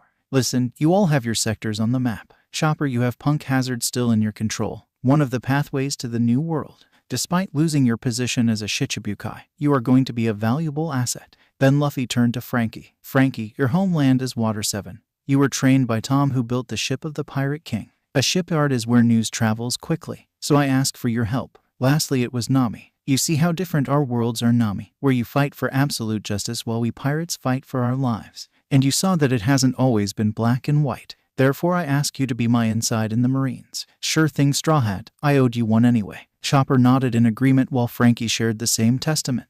"I'll be able to do that. I owe my family's life to you." Corruption runs all over the Marine base, from murmurs of a former pirate becoming admiral into several others promoted to vice admiral. "I can't believe I'm saying this, but I will help you, Straw Hat." Nami shook the captain's hands, sharing a meaningful look for a moment. "Am I too late to join the party?" The door opened, revealing Shichibuka Robin, followed by First Commander Sanji. "Captain, the revolutionaries arrived," Sanji announced. "Frankie, Chopper, Nami, meet Robin, who is working under my father as spy within the Shichibukai. Chopper, I believe you have met." Luffy introduced Robin to the group. "So you worked with Straw Hat, huh?" Chopper shook Robin's hands. "And so did you," she said with a smile. "Two Shichibukai working with Straw Hat. Great. Our system really needs to be fixed." Nami rolled her eyes, causing the duo to laugh. "Since everyone is in agreement, Sanji, please brief them further of their roles." Luffy made his way to another room where Sabo and Kyuzen were waiting. "Why does he always leave me to do these things?" Sanji said under his breath, remembering earlier where he had to address a crowd. "Alright, this is going to sound strange to you all, but Captain told me of a dream he had where you were all there, along with Charlotte Sora, God Yasopp, Calamity 10 Deadbone Brook, and we were all fighting an enraged Gecko Moria. You know, our 13th commander before he joined us. And the guy won't go down no matter how hard everyone hits. Anyway, Captain remembers that dream so vividly. How well we all work together. He knows there will come a time where we all have to come together and work together once again. From what he tells me, he wants to make us into a special force of some sort. From what you're saying, it's as if you remember it as well," Frankie stated, shaking slightly underneath his suit. "I do remember the same dream, Frankie. Which is strange." "Not at all, Sanji. I do remember the same dream." Nami spoke up, turning pale. "What does this strange connection mean?" Chopper murmured under his breath. "I do believe it is our conscience from another reality slightly leaking into this one, in which some of our feelings and energy merged with this version of ourselves. In other words, we were all really close in another universe." "Great theory, Robin, but nevertheless, here's his plan." Sanji proceeded to lay out the plan for everyone in the room. Sabo. Luffy ran to his brother and gave him a fist bump while Kyuzen stood right behind him. "Nijiwara, some news for you." Kyuzen was speaking, yet the brothers were in their moment. He smiled and shook his head, letting the brothers finish their conversation. Suddenly Ace burst through the door with his flame and jumped up in excitement. "What's up, bro?" Ace exclaimed, and the trio began to converse amongst themselves once more. It's been a while since they've had time to talk without having to run away from Marines or fighting enemies. "So what are you guys doing here?" asked Luffy, now remembering that Kyuzen was literally relaxing in a chair across from the animated trio. "Your father sent us. We will further our alliance by joining your crew as proxy members. We will act as eyes that moves more freely than underground revolutionary members. You see how this can be beneficial to both sides," stated Kyuzen. "Cool, so you're all under me now," exclaimed Luffy while receiving a knuckle from Sabo and Ace. "You dummy, you'll always be our little bro," exclaimed Ace. "Don't get ahead of yourself," exclaimed Sabo, and the trio shared a laughter. "Perfect timing. We're going to dethrone Big Mom," said Luffy, continuing to laugh while Sabo and Kyuzen deadpanned at his statement. "Of course you will," said the duo, not really surprised that the Strawhat Grandfleet was going to do something insane to others. The three brothers plus Kyuzen returned to the meeting area where the rest of the Grandfleet were gathered in the same room. The only people not there were the strategy group and Sanji. Luffy looked toward a corner where the CP9 had been hanging out, keeping quiet the whole time, observing the situation. Nijiwara. Rob Lucci was in his human form, wearing his black top hat with his black suit. He extended his hands to shake the captain's hands. "Lucci." Luffy returned his firm handshake. "Thank you for saving our lives. We hardly did anything. According to Ace, you all got away without a scratch." Luffy found that the different attitude of the CP9 from being smug into a humble group was strange, yet it was something he could get behind. "Yeah, quite an army you assembled." Rob Lucci had observed for quite some time, and he realized that Luffy had been doing something unimaginable to most. "Would you like to be part of it?" Luffy extends the same offer he has shown all his enemies. It would be an honor. Just with a simple exchange, Rob Lucci, once a fearless leader of CP9, have submitted himself under Emperor Monkey D. Luffy. The fearless captain has assembled quite an army indeed, ready to wage war with Big Mom and her pirates. Magellan has begun to address the new allies of the Straw Hat Pirates, Cavendish of the Beautiful Pirates, Bartolomeo of the Bardo Club, Sai the new leader of the Hapo Navy, Idio the new captain of the Idio Pirates, a combination of some of the prominent gladiator champions, Leo of the Tontata Corp, and lastly Orlumbus of the Yanta Maria Grandfleet. All men have pledged allegiance to the Straw Hat Grandfleet. Hadrudin has joined the 21st Division of the Grandfleet, serving under Dory in the Giant Division of the Grandfleet. You all don't have to agree to this coming war. Behind Magellan stood Jinbei, who had just arrived since he was busy with some things in Fishman Island. We will be there, Orlumbus proclaimed after Straw Hat saved him from a life as a slave. Same goes for everyone in the room. You have one of the strongest Grandfleet in the seas. There's no way we will lose. In war anything is possible, replied Jinbei. But losing is not an option, exclaimed Bartolomeo, earning a cheer from the group. Well, if all your minds have been made up, then prepare for voyage. We will let you know when we will set sail. Magellan gave a final nod to the group before heading back to the rest of the Grand Fleet commander. Jinbei followed after him. I missed the fun, huh? Hardly. It was mostly a one-sided affair. But we have to speak with a certain someone. You ready? Replied Magellan with a smile. Good to hear. Who is it? Magellan led the way, opening the door to a room where a man was sitting beside an open window. He was wearing a flamingo coat, sitting with his legs crossed. Hello, Jinbei, Magellan. Doflamingo turned and looked at the duo. He looked beaten down. Day of reflection has caught up with him. When he realized all the things that he's done, he has not slept for days. Well, this is something. Jinbei approached Doflamingo while the man continued to reflect on his life. Rich beginning, believing that I'm invincible, learning that life is not the simple, starting my crime family and making dirty money. Then Kaido gets involved, ordering me to do unfathomable things. Sounds like excuses, stated Magellan. Sure, I can say I had no choice, but I did. I was not strong enough, that I knew. It's what made it easy to submit to him. Doflamingo had never showed weakness, especially not in front of other people. But now he was at his lowest. I was set to die for my failure as Warden of Impel Down. Yet Sanji decided that I deserved to be safe. This is why I'm here now. And I was going to be executed for my decision to not participate in the Marineford War, as Ace was my friend. You already knew this, Jinbei said. In other words, what we're trying to say is do as Captain says. Get back on your feet and enjoy your new beginning within the Grand Fleet.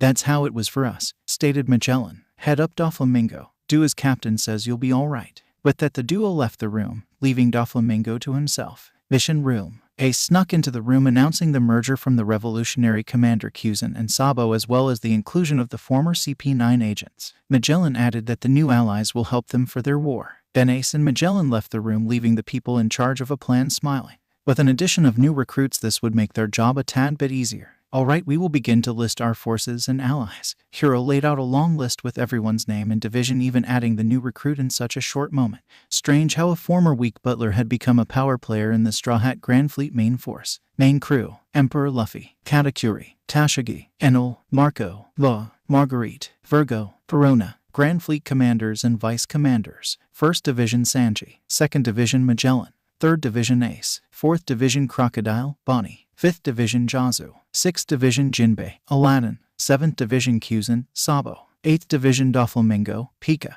9th Division Kid, Killer, 10th Division Namor, 11th Division Kuro, Django, 12th Division Arlong, Hatchin, 13th Division Moria, 14th Division Monet, 15th Division Rob Lucci, Jabra, 16th Division, 17th Division Dalton, 18th Division Hawkins, Apoop, 19th Division Jin, 20th Division Sengoku, 21st Division Giant Pirates Dory, Bragi Ors Jr., Surum, Hadrudin. Grand Fleet allies: Beautiful Pirates, Bardo Club, Hapo Navy, Idio Pirates, Tontata Tribe, Yanta Maria Grand Fleet, Frankie Family, Heart Pirates, Vice Admiral Nami, Shichibukai Robin. That is our party, ladies and gentlemen. Let's get to the work. There was also a list of names of all member names and abilities. This was indeed a massive army. Whole Cake Island. What a happy occasion, isn't it? Yelled the gleeful emperor. Yes, mama, exclaimed her precious homies. My son will finally surrender himself in marriage. Finally, what a wonderful turn of events. She was twirling and dancing along with the homies' music. Wonderful mama. Tisk. Charlotte. Zoro had been quietly sitting across from his mother. For the longest time, Zoro has refused his mother's wishes to marry for her mission to expand her family. My dear son who refused to marry has finally agreed. Oh, the joy in my soul. Rejoice, my child, for your bride has arrived. She is within our port with her family. I'll head over there then. Zoro stood up, letting his green coat hang behind him. He slowly made his way to the port, leaving his delusional mother behind. In his moment toward the port, he silenced all the homies by emitting his conqueror haki. They were all jumping and signing in accordance to Mama's mood, pissing him off even further. Why did he agree to marry? It was quite simple, really. He had been lonely for quite some time. The feelings he's been missing for years finally returned once he saw her. His heart skipped several beats. His voice was smooth, yet he felt nervous inside. And as soon as she arrived, she was gone. Seeing her again made him weak. And Charlotte Zoro was not weak, so in order to forget her, he has finally agreed into a loveless marriage, one in which all he had to do was produce a child and never have to associate with his wife again. Although arriving in the port, Zoro swallowed hard. A woman dressed in pink slowly made her way down the ship. Her silky smooth figure was jaw-dropping, and the air she carried around her was intoxicating. She carried herself in a high standard that he could tell. His eyes followed her, his eyes would not falter, up until she rode the carriage set up for her by her mother. Once she was gone, he snapped back into reality. Behind him, Yasopp had followed him, ensuring that Zoro would not get into trouble. Why are you here? Making sure you don't do anything stupid, Yasopp replied. He was wearing a white robe with golden trim. He was carrying one of his kabuto staff in his right hand while his second one was in his back. Congratulations, by the way. Sure. With that, Zoro made his way back to the castle, but in his mind he kept remembering her face. Damn, he said under his breath. Behind him at the dock, all of Big Mom's allies and family members have arrived to join in the festivities. Pirate ships continued to flow Whole Cake Island by the hundreds. It's not so bad. Yasopp had begun to warm up to the idea of mortality. He was once the unceremonious leader of an entire nation, and now he had what he considered a friend in Charlotte Zoro. Ever since their battle that lasted several days, and which resulted in his loss, he has reverted from his over-the-top godly image into something more humane, although he won't admit that out loud. In the present time, Yasopp is laying under a tree, watching the peaceful water of the ocean. It was a good sign for the day of his new friend's wedding. He wasn't a big fan of fancy events that doesn't revolve around him. His ego would not allow it, so he elected to watch the pier. Along the coast, below his vantage point, his loyal guards were very avid in watching the surrounding. Despite their new role, they remained loyal to Yasopp. It is definitely not bad at all. Suddenly, the hair on the back of his neck stood as from the horizon he could make out a Jolly Roger of a smiling skull wearing a straw hat. All right, boys, someone needs to let Big Mom know. Yasopp shot up from his position and his loyal guards immediately appeared beside him. The fastest one of the group volunteered to go, in which Yasopp nodded in approval. Before Yasopp could blink, a bolt of lightning went by his head, hitting his runner. Then the bolt of lightning manifested into a person, more specifically, Enel of the Straw Hat Pirates. Long time no see, Yasopp. Enel had a charismatic smirk on his face as he held the fallen runner by the waist. Yasopp knew the extent of his own power, and he knows in his mind that he can stand toe-to-toe with the best of the Straw Hats. But the problem is they have multiple people that are strong enough to stand against him. The men beside him tried to engage, but Yasopp held out his hands. Stall the Grandfleet with our full force. It is the only thing we can do. Yasopp pulled out both of his kabuto staff, preparing himself to deal with the problematic Thunder Loja, Enel. His men dispersed, covering as much of the port and beach side as possible. But he only had 200 men under his command, 4 of which are his top commanders against what is possibly the grandest armada in all 4 seas. I'll make quick work of you, Enel, like I've done before. Not this time, Yasopp. I've grown far stronger than I was back then. Thank you for the training as well. Enel twirled his staff, generating a bolt of lightning that shot in the air. They were referring to the time where Yasopp strapped Enel's broken body to the Ark Maxim. Then for the 2 years apart with the main crew, Enel had tagged along with Yasopp in order to grow stronger. I thought you everything you know ... We've spared countless times and you never beat me. I know that, but today is different. A giant lightning bolt in the shape of a dragon swirled around Enel. Today I feel lucky. The lightning dragon launched at Yasopp, causing a massive explosion. With the main crew aboard the Iron Maiden, everyone knows what they need to do. Head out. Strawhat Luffy stood before his crew as well as the commanders of his fleet. Enel had already gone ahead as he noticed a messenger trying to break away in order to warn the Big Mom pirates of their arrival. Captain, I want to go with Sanji. Tashigi spoke up regarding her job in the upcoming war. Well, if you want to, just let Sengoku know. I have no doubt of your abilities, Tashigi, but are you sure? He will be right in the middle of enemy lines along with Sanji. Yes, I'm sure, Captain. Tashigi made her exit and Luffy returned his gaze back Whole Cake Island. The strategic division are aboard the Iron Maiden's meeting room, coordinating positioning and ensuring that everyone is united. Amongst the strategic division are Kuro and Hawkins, along with 20 personnel relaying messages to the other ships, which also house 20 of their own strategic personnel. They have outlined everyone's responsibility and everyone is in agreement. The core of their strategy is overtaking the port in order to ensure that Big Mom's people can't escape. Then 5 of the Grand Fleet commanders and Straw Hat members had been chosen to stay behind and guard the exit path, 2 by the sea, 2 in the sky, and 10 are going to be on what's deemed as halfway point and 2 will infiltrate and retrieve Vinsmoke Ryuju. After Sanji's sister is safe, all hell will break loose as Strawhat Luffy will fully declare his intent to overtake Big Mom and remove her from the Yonkos. That is the plan anyway. First wave, let's clear the beach. The first wave consisted of Jazu, Kid, Magellan and Jinbei. They worked well together and was trusted to clear the wave along with the people under them. Okay, then second wave, clear the ships. This team consisted of Ace, Marco, and the entire 21st Division of the Grand Fleet. Their task was to destroy the hundreds of ships docked in the port in order to prevent escape.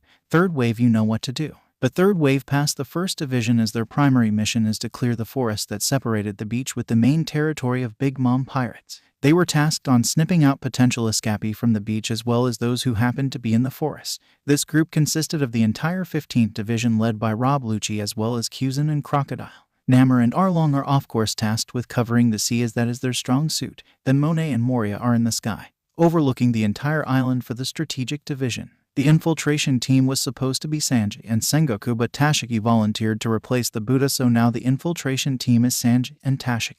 Katakuri decided to tag along to ensure the safety of his comrade. Not that he doubted her abilities, but he was sure that being in the center of enemy lines will be extremely dangerous. Now Sengoku had been reassigned as halfway marker, which is basically coverage for the first and second wave.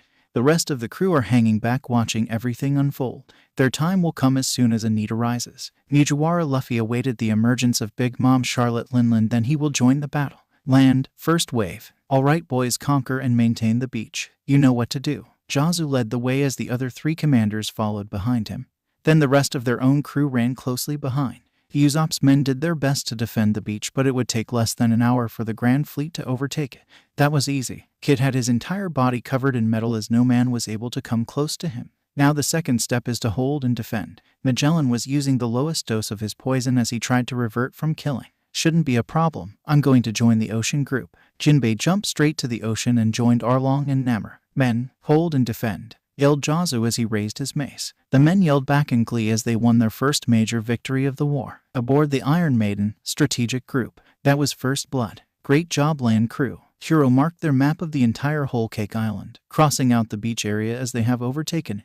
The map they were able to gather of the general landscape of Whole Cake Island came from Nami, who happened to have access to some top-secret marine archive. See, second wave, ocean group. The giants stood above the sea as they slammed their weapon to destroy ship after ship while Marco and Ace set everything on fire. It wasn't long before they were able to destroy the ships docked on the port, eliminating escape from any of Big Mom's pirates. Even the Kraken, Surum, was causing havoc, enjoying the moment it could finally let loose. This is great exercise. Now where are the Big Mom pirates? Dory looked around, and even in his giant stature, he could not see anything across the forest. Broggy looked on the distance as well, spotting movement in the forested area. We got movement in the forest, Broggy announced, causing the third wave to move out to their mission. Good find, Broggy. Ace gave the giant a thumbs up while he and Oars Jr. combined their effort to destroy more ships. I see what you're talking about. Marco flew beside the head of Broggy and noticed the movement as well. Oi, we got movement about 50 kilometers from where I am. Marco spoke on his earpiece, which relayed a message to the third wave, more specifically to Crocodile. Forest, third wave.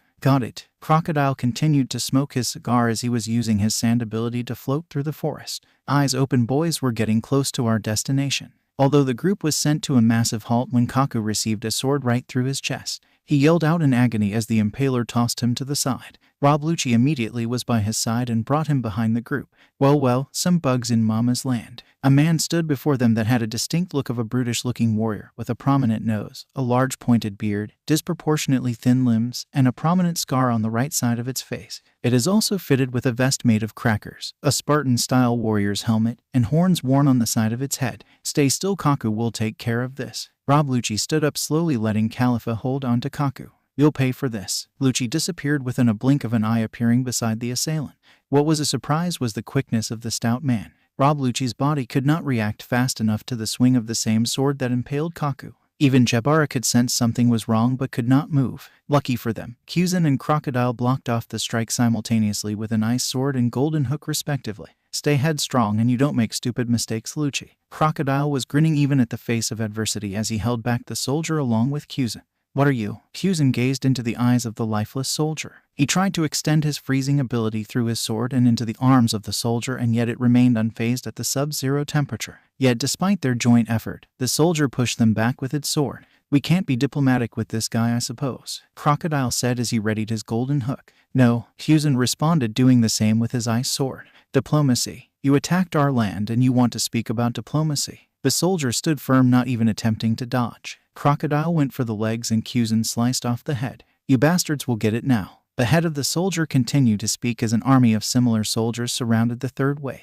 Galdino, Bonkure, and Dazbone surrounded Khalifa and Kaku, while Jabara, Fukuro, Humidori, Nero, and Bluno formed an outside circle in order to act as a second line of defense. Crocodile and Kuzan took two opposite fronts in order to act as the defensive front line. Crocodile surrounded the group with a sand wall that collided with Kuzan's ice wall that encompassed the group. The name is Cracker. I am one of Big Mom's sweet commanders. Behind the army of soldiers was a slender man with a similar sword as the soldier. Must be your ability then. Crocodile looked around to see that every single one of them were made of crackers. Very tough to crack but doable. The sea of cracker soldiers were tough to handle as Crocodile and Kuzan fended off as much as they could before a couple would leak into the second line of defense, and the CP9 agents Senkaku and Khalifa were defeating as much as possible. The last line of defense was barely touched, with the Baroque Works agents doing work against the cracker army. Lucci held the absolute last line of defense where Kaku and Khalifa was right beside him. Khalifa was trying desperately to stop bleeding to the best of her knowledge. Kaku was coughing up blood and they needed to get help fast. Bluno switch out with Khalifa, bring Kaku to Law and Chopper. Lucci jumped to the front line while Bluno and Khalifa switched places. Bluno took Kaku and opened a doorway, bringing Kaku to the med bay to get treatment. Sky, Monet and Moria. So you and Katakuri, huh? Moria said teasingly. This caused the 14th commander to blush. Yeah, I think we are a thing. Monet replied proudly as Katakuri was such a dream. When I met the guy he was as hard as stone. Good on you for breaking his shell. I always thought that I would be glad to die for Doflamingo's cause as he gave me purpose. But meeting Katakuri showed me that you can be thankful for someone but you don't have to be blind in what they are doing to you, such as taking advantage of your loyalty. She has not told this to anyone, even Katakuri, as she thinks that he will tease her for being overdramatic. It was easy to talk to Moria. Well, as for me, I always thought that everyone just ends up dead. No use on trying to enjoy your time with the living when you can create an undead army. That was until I joined up with this group, finally believing in something is worth fighting for. Moria shared something personal himself. Plus I have a personal grudge with Kaido, and after Big Mom we should be heading that way. Like Katakuri once told me, there's nowhere to go but forward, Monet said with a smile. Chopper's submarine, medbay. Hurry up, I need that IV fluid. Chopper was keeping the patient stable while Law was performing the more complex surgeries. Chopper's quick thinking and knowledge allowed him to stabilize the patients, while Law's ability allowed him to dissect the patients effortlessly and perform surgery as needed. Help us. Bluno went through his door with a bleeding Kaku in his arm. Luckily, Chopper had just finished with a patient as was immediately taking Kaku to a hospital bed. What happened? Chopper was using multiple absorbent clothes to block the bleeding, but the blood just continued to flow. He got impaled at full speed by a commander of Big Mom, located in the forest. Bluno stood beside his friend watching as Chopper was doing his work. Sounds like a pain. We got it from here. Make your way back and let Crocodile know to call for backup if he needs it. Law exclaimed, running by Chopper's side and begun to strip the clothes from Kaku's chest area and began cleaning around the wound. Bluno gave his friend's hand a final squeeze before returning to battle, opening a doorway. All right, let's go. Chopper carried the bed by himself into the surgery room and Law followed behind.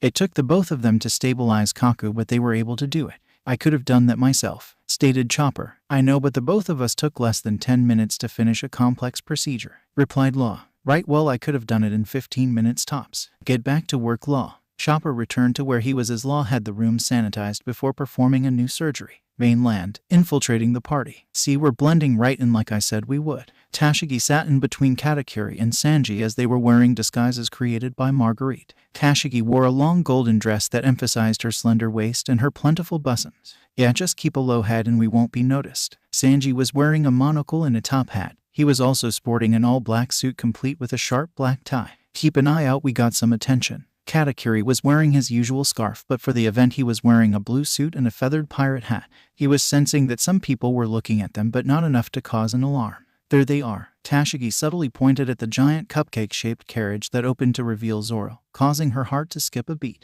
He was wearing a fitted black tuxedo, and along his waist was his signature 3 swords that he will not remove from his side. For a moment, a slight moment, Tashigi could see his gaze upon her. Then within a blink of an eye his gaze returned to the altar, making his way in front of the wedding coordinator. Big Mom bounced merrily on her chair as the homies all around were jumping in excitement. Noticeably missing from the party were Charlotte Oven and Charlotte Prospero. Sanji remembered those two from their clash in Fishman Island. Then a sudden rush in memory of his once friend and ally Vista flashed before his eyes. Damn bastard, all thought of Vista quickly diminished as the next carriage arrived. Here she comes. Katakuri followed the second carriage that revealed Vinsmoke Ryuju wearing a traditional wedding dress with her family crest on the side, the number 66 visibly showing. She was a beauty to marvel at, but the trio were there for a mission, and they will complete that mission before anything. She slowly made her way to the altar, keeping her eyes fixated at Zoro, as she stood face to face with the man she was going to call husband soon, then stood in front of one another, not dropping their gaze with each other. Besides Sanji and Katakuri, they could feel a slight release of flaming jealousy from Tashigi, causing them to look at her confusingly. The ceremony was nearly finished with nothing left but the acceptance of the husband and wife. Though before Zoro could say "I do," he was surprised to find that his soon-to-be wife stabbed him in his rib area. What the? Many things happened simultaneously at this point. A giant rocket launched itself towards the giant wedding cake that Big Mom has been patiently waiting to consume. The explosion of the rocket caused the wedding cake to tip over, causing those in attendance to run in panic as the giant wedding cake begun to fall. Get to work, boys. Capone Bajet stood beside Vinsmoke Judge as the two seemingly created an alliance to destroy Big Mom. Ryuju mouthed the word sorry with a sincere look on her face before she jumped back as Zoro fell on one knee. She had infused the blade with her poisonous devil fruit ability. All hell broke loose as Tashigi immediately made a mad dash for Zoro. Tashigi, stop. Katakuri chased after Tashigi while Sanji went towards his sister, effectively splitting up the group. In the middle of all the chaos, Caesar the Clown managed to destroy a prized possession of Big Mom's, the picture of Mother Carmel. This caused Big Mom to effectively shut down, allowing the alliance of Capone and Germa 66 to cause plenty of havoc. It was safe to say that all hell broke loose. The 11th Division Commander Kuro continued to look over the battlefield, marking everything that was occurring. He was working with 18th Division Commander Hawkins, Vice Commander Apu, and 19th Division Commander Jin. The beach was mostly secured with a small amount of Yasopp's men continuing to have the will to fight. 9th Division Commander Kid, 2nd Division Commander Magellan, and 5th Division Commander Jazu are working on securing the area to ensure that there is no escape from Big Mom pirates and allies. Then Strawhat pirate sniper Enel was keeping Yasopp busy so that he could not help his men. Then the group tasked with destroying the ship have destroyed most of the hundreds of ships along the coastline. 21st Division Commander Dory and Brogy, 3rd Division Commander Ace, and Revolutionary Vice Commander Sabo were working together to finish off the last line of escape. Ace reported that they only had a couple more ships to go and their job is done. Their lookout up in the sky and on the sea were keeping a sharp eye out for any trouble. Monet and Moria were in the sky while 10th Division Commander Namor, 6th Division Commander Jinbei, and 12th Division Commander Arlong were in the sea. Then on the forest were the combined group of 15th Division Commander Lucci, Proxy 7th Division Commander Kuzan, and 4th Division Commander Crocodile, along with the Baroque Works agents and the rest of the CP9 agents. They were fighting with Sweet Commander Cracker at the moment according to last report. 20th Division Commander Sengoku was in between the forest and the beach, walking back and forth waiting for some action. The last message he received from the party group was when Sanji informed him that all hell's breaking loose at the party. Then the connection dropped and the mission room was on a dead zone concerning the party happenings. They could only hope that everything was okay. The Iron Maiden currently floated between the massive Strawhat Grandfleet collection of ships. In the forefront were the first 10 division commanders and their ship. Then the last 11 commanders had their ship behind the Iron Maiden and towards the side of it. Currently who were not present were 17th Division Commander Dalton and 8th Division Commander Doflamingo, and the newly integrated Don Quixote family, who were extremely late for their rendezvous. Then there were their allies who were yet to be called forward but was waiting a half-hour sail away just in case they were needed. Those were the beautiful pirates led by Cavendish, Bardo Club led by Luffy's #1 fan, Bartolomeo. Then there was the Yanta Maria Grand Fleet led by Orlumbus. His numbers would rival those of even Luffy's, but in terms of strength, Luffy wins. The Hapo Navy, who was now led by the young Sai and his new wife Baby 5, were also waiting in the distance. The Tontata tribe were hanging close to the submarine where everyone was being treated by the combined effort of the Heart Pirates and Straw Hat Pirates Dr. Law. Then the Franklin family hang back with both Nico Robin and Vice Admiral Nami aboard their ship. On the deck of the Iron Maiden was Strawhat Luffy with his arms crossed, watching everything from a distance with a frown on his face. Beside him were Virgo, Perona, and Marguerite, who were yet to be deployed. Suddenly, a massive amount of haki covered the air, coming from the area where the party was being held. Mugiwara Luffy smirked, transforming into his newest form, Gear 4th Snakeman. It was his most agile creation of his ability. Before anyone could blink, Luffy was gone, charging towards the berserk Big Mom. "Hey Kuro, we have a situation," Virgo said on his earpiece. Perona and Marguerite could hear Kuro yell out loud the words "damn it" over the earpiece. "Midway point, between the beach and the forest. Good, you've learned since the last time I saw you." Yasopp emerged from a giant Venus flytrap as he found that Enel has not fallen for his trap. "Great teacher, too bad you're working for Big Mom. You should have joined us when I told you to." Enel twirled his weapon, causing sparks of electricity to circle around him. "I don't listen to anyone but myself, Enel. You should know this by now." Yasopp removed his coat that was restraining his movement ever so slightly. "Why Big Mom then?" "I'm only here due to Charlotte Zoro. He earned my respect and therefore we have created an alliance. Everything else is trivial manner." "Well, I'm glad you dropped the god complex. It was really annoying. You know I'm cocky and all, but you take it to a whole nother level, I suppose." This caused Yasopp to smirk. "Regardless, you are my enemy and therefore I will beat you for what you are doing to my men. They're not dead, just knocked out. I made sure to let Captain Luffy know that you are a potential ally." "I appreciate that. I grew to enjoy the company of my crew. It would be a shame if you killed them." Then the two men collided once more. Enel's electricity escaped into the air, encasing both men in an energy field. "Mainland. Damn it, Tashigi, get back here." Katakuri continued to run after Tashigi but was brought to a sudden halt by the arrival of a strange man.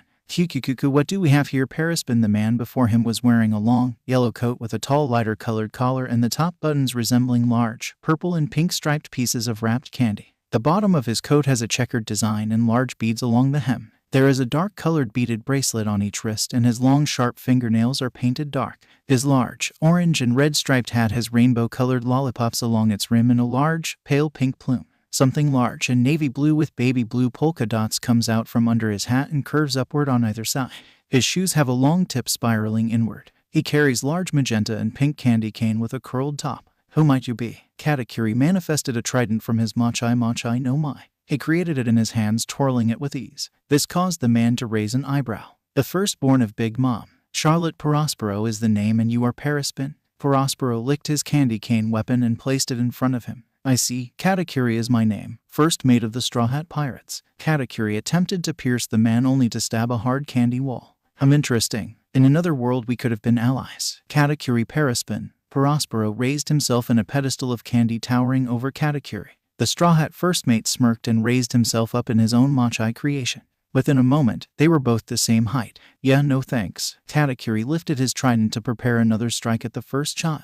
Below this massive clash of superpowers, Sanji managed to reach his sister's side only to be knocked back by Vinsmoke Judge, his father. "What's your problem, old man?" Sanji attempted to stand up only to be knocked down once more by Charlotte Smoothie, a woman. "Oh crap." Smoothie is a statuesque woman from the Longleg tribe with tan skin, blue eyes, and prominent lips with silver lipstick. She is exceptionally tall. Additionally, she has disproportionately large hands. She has long and wavy white hair that covers her right eye and stretches down her back. She wears a pink striped leotard, a large yellow scarf that flows nearly to the ground, sleeves around her elbows, a huge floppy cap resembling an oversized beret, and a pair of long dark boots which reach up to her knees with decorative adornments at the top. She also has a tattoo of a rose on her upper right leg. What's that supposed to mean? The angered Smoothie prepared to attack Judge to eliminate him as well, but Judge jumped back just in time before being hit by the kick of Smoothie. Ryuju revealed a moth-shaped wing, flying towards her brother. "You still haven't changed, have you, brother? You would never hit a woman even if it killed you." Ryuju smiled at her brother teasingly. "I was supposed to be saving you? Ha! How strange, huh?" Sanji got up from the floor and looked at both Judge and Smoothie, then at his sister. "You won't hit father, I won't hit a woman." "I'll definitely hit father and you'll hit a woman. Want to team up for now?" "Sure, brother." Ryuju laughed at his proposal but agreed regardless. "Ryuju, I forbid you to help that lowlife," Judge declared. "Right, father, I'm not helping him. I'm fighting the Big Mom pirates as we planned." Ryuju flew straight towards Smoothie only to be caught with a massive kick on her side by the sweet commander. "No, you are below me. What makes you think you can hit me?" Smoothie delivered with such ferocious resolve that it jerked Big Mom into consciousness. "AHHH," yelled the Yonko into the air as her rage was uncontrollable. Tashigi managed to make her way to Zoro's side, who was still clutching the hole in his chest. She kneeled down by his side and cut off the bottom part of her dress in order to block the blood flow. I saw you, earlier I saw you. I knew something was going on, but I let my guard down for a split second. The Vinsmoke girl must have noticed and seized the opportunity. Zoro looked up at Tashigi and he smirked at her. What are you smiling about? She exclaimed in anger. You always seem to worry about me. Don't, he said teasingly. Shut it, you. Before she could finish, Zoro had disappeared from her arms and appeared from behind her. He had all three of his blades out as Big Mom's giant fist aimed to strike down Tashigi. You did this. All of Big Mom's anger was channeled into the closest thing to her, which just happened to be Tashigi and Zoro. Her haki-covered fist was blocked by the three swords of Zoro, openly defying his own mother. Yet in her fit of rage, she was blinded and continued to pummel Zoro over and over with both of her fists. He could not do much but hold his stance. Blood continued to gush out of the wound in his body, and the skin began to turn into a purple color, indicating the spread of poison. Must have been that woman, thought Zoro. His body was starting to shut down. Tashigi immediately pulled out her own sword and took the majority of Big Mom's consecutive strike as she placed her sword higher than Zoro's. Damn it, Tashigi gritted her teeth as each hit became heavier than the last. Tashigi could not rely on anybody but herself. Katakuri was occupied by Prospero, while Sanji was dealing with his family along with Smoothie. She gathered herself, timed her strike, and right when Big Mom raised her right fist and her left fist was near on making contact with them, Tashigi slashed her sword horizontally, creating a powerful shockwave that pushed the left fist of Big Mom into the air. This made Big Mom angrier as she gathered both fists and attempted to hammer strike the duo. Tashigi was shaken for a moment, as this was going to be a difficult attack to block. Zoro fell on one knee once more as the poison has spread dangerously throughout his body as sheer willpower is not enough to fight what is happening internally. This could be the end, yet she will die fighting. Tashigi held her sword in a defensive position, awaiting the strike only for the strike to not arrive. A familiar voice eased all of Tashigi's worry. I'll take it from here, Tashigi. Thank you, said the man before her. This brought a smile on Tashigi's face. Get your friend into treatment. Aye, Captain, replied Tashigi, carrying Zoro on her back, and ran as fast as she could towards the port. For a moment everyone had stopped what they were doing to marvel at the clash of two of the most powerful beings in all four seas. Strawhat Grandfleet head commander Monkey D. Luffy has arrived. Big Mom continued her assault as Monkey D. Luffy was on the receiving end of her strike. Luffy would block each strike in succession as he has now altered his form into his Gear 4th Bounce Man, in order to counter the strength of Big Mom. If he would have stayed in his Gear 4th Snake Man form, he wouldn't be able to receive as much damage as he is currently. Although he was in his strongest form, each one of Big Mom's strike were powerful, much stronger than the ones he's received before. This is the level of a Yonko. I truly appreciate this. Luffy smiled despite the battle with one of the strongest beings in the world. In the face of adversity, Luffy continued to smile. Not only did this inspire his men, but those who opposed Big Mom. Capone Bajes smirked at the arrival of Luffy while Judge got a glimpse of the man in between strikes against his son, Sanji. Caesar the Clown, who was easily disposed of by Luffy back in Punk Hazard, finally understood why he lost to this man, who is now standing toe-to-toe with one of the strongest human being in the whole world. Katakuri had no doubt regarding his captain. That's why he followed him after all. He faced a strong opponent on Prospero, yet he could not help but watch from the corner of his eyes the battle between Luffy and Big Mom. Go get him, Captain. Sanji was deflecting his father's strikes, and he too was not fully paying attention to the fight in front of him. This proved to be costly as Sanji was nearly impaled by Judge. In order to push his father back, Sanji kicked a ripple in the air, causing a small quake that shook the very ground everyone stood on. This was only a slight kick rather than a full power one, and yet it shook the foundation of the earth. This quake did not deter the two emperors from colliding with one another. Luffy finally went on the offensive, skillfully dodging Big Mom's right hook. Luffy jumped up in the air and launched a barrage of King Kong gun. Although she was a gigantic woman, Big Mom was quick on her feet, having the agility to dodge Luffy's punches. You did this. Big Mom was visibly losing her mind over the mishaps that happened at her son's wedding. The worst of the happening was the destruction of the giant cake and the picture of Mother Carmel being destroyed. All her blind range was being released at Strawhat Luffy, and it felt good hitting something that is not dead after one strike. More, the Yonko laughed uncontrollably as she enjoyed herself in the most sadistic way. Okay then. Luffy floated in the air in his Bounce Man form as he kicked the air in such rapid succession that it appeared to disappear and cause smokes to come out of Luffy's shorts. He swung both arms backwards and gathered his attack. He stretched as far as he could and released his hold, launching a massive jet bazooka towards Big Mom. She raised her right arm to block the attack, but was not expecting to be knocked back several feet before finally stopping. Her arms turned a nasty blue color from the internal damage of Luffy's attack. I see, stated Big Mom, uncharacteristically stating in a low voice. Every one of the Big Mom pirates seemed to be in shock. Even Prospero was trembling slightly. What's wrong with you? Katakuri had disarmed Prospero after he was distracted. Mama is strong when she's angry, but she is downright deadly when she is angry and sane at the same, exclaimed Prospero, who created another candy cane weapon on his hands. He was still fearful for his life, but he had to protect himself from the enemy in front of him. What changed with you? Luffy was confused at the sudden change in the Yonko. You are Monkey D. Luffy. Yes, a delicious treat to fill my hunger. Big Mom slowly raised her head, looking directly at Luffy. She had a disturbing smile that could only be described by an excited hunter finding its prey. I am, but sorry to tell you, I'm not anyone's meal. Luffy prepared for Big Mom but was surprised that her underlings attempted to blindside him. Luffy knocked the three men back towards the direction of Big Mom and jumped back, creating some space. Good thing for his reflexes and observation haki. Otherwise he would have been dead. This angered Big Mom, not for the reasons that Luffy would expect. Big Mom was angry at her own people and lashed out at them. Did I say you can interfere? Big Mom revealed her bicorn to be as awesome as it looked. Napoleon was the choice name of said weapon, and it sliced the pirates with ease, cutting through their skin like knife through butter. Luffy's eyes were wide open in shock as Big Mom savagely sliced her own men in half just for interfering with her battle. The lifeless body of the three Big Mom pirates fell in front of the monster, and Luffy could not believe what he was seeing.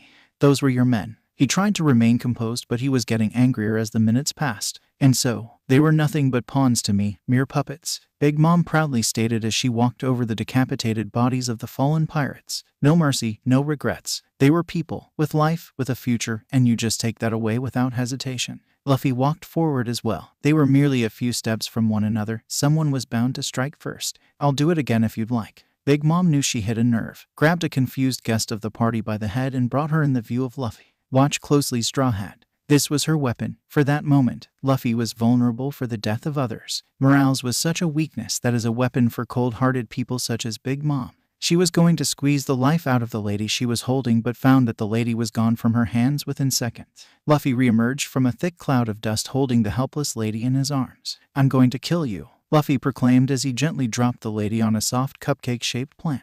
He slowly turned around with an intense look in his eyes. Steam emerged from his body, releasing his Snake Man form, returning to his normal looks. His eyes flashed a shimmer of anger and resolve that brought fear to the members of Big Mom Pirates. Come then, boy. Big Mom wrapped her arms in haki, delivering an earth-shattering punch towards her fellow Yonko. Luffy did not shy away from the challenge, delivering his own punch that collided with Big Mom. The collision sent shockwaves towards the battlefield, knocking everyone back. To those who were strong enough to remain standing, they were in awe at the power of the collision. Now begins the true clash of the Titans. Katakuri versus Prospero. I have yet to be pushed this far, Paraspin. Prospero was livid on how he was being challenged by a mere nobody. He was strong in his own right, being the first son of Charlotte Lin Lin and all, but he did not look outside his own land.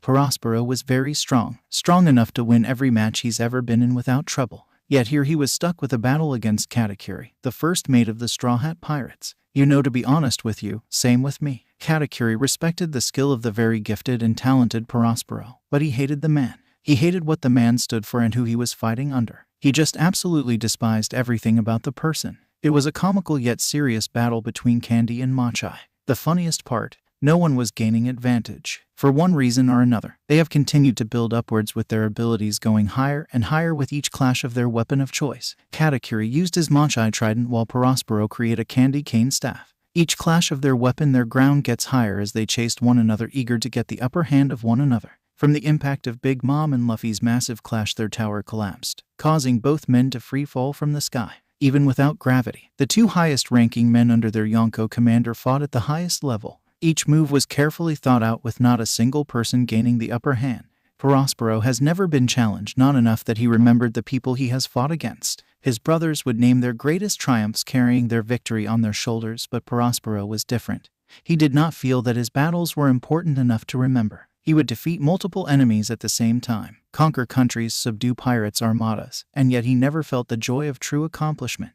Not until now. His battle with Katakuri gave him hope of having his greatest accomplishment of his entire life. Not even conquering nations, not even defeating armadas, being Big Mom's firstborn, was enough to excite him more than this battle. Katakuri, on the other hand, has his fair share of excellent battles. It signifies his growth as a combatant and as a person. His fight against Pika of the Donquixote pirates was the pinnacle of his accomplishment so far. That is until today, when he secures a victory against Prospero. that he guarantees. As the duo fell from the sky, they continued to try and kill one another, not one gaining the upper hand. Vinsmoke Sanji versus Vinsmoke Judge, father against his son. Or a son which he does not even recognize any longer is not going as smoothly as he would like. Sanji was far stronger than he expected. Even his highly modified, vastly superior technology could not keep up with the sheer strength and abilities that his son now wielded. Despite his mental block for his son, Judge could not help but imagine the use of such power for the Germa 66. He smirked to himself, trying to figure out how he can get his son to his side. Before, he would never even imagine trying with the failure, but now he was going to use him. You seem to be holding back. Judge advanced weaponry has mostly been exhausted, and it's only the early part of the plan that he has agreed to participate in.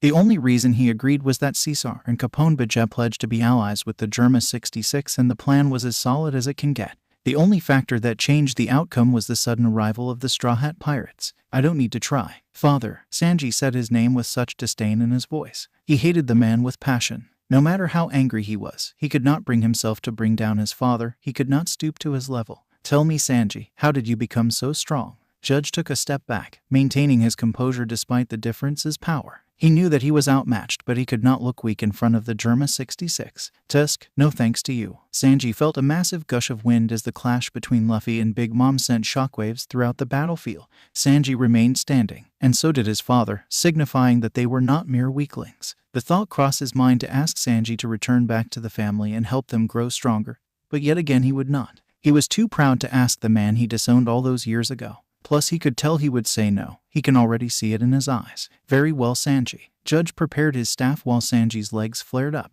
Show me your resentment. He dove forward, charging at his son. Around the party, everyone was trying to figure out everything that was happening in the commotion.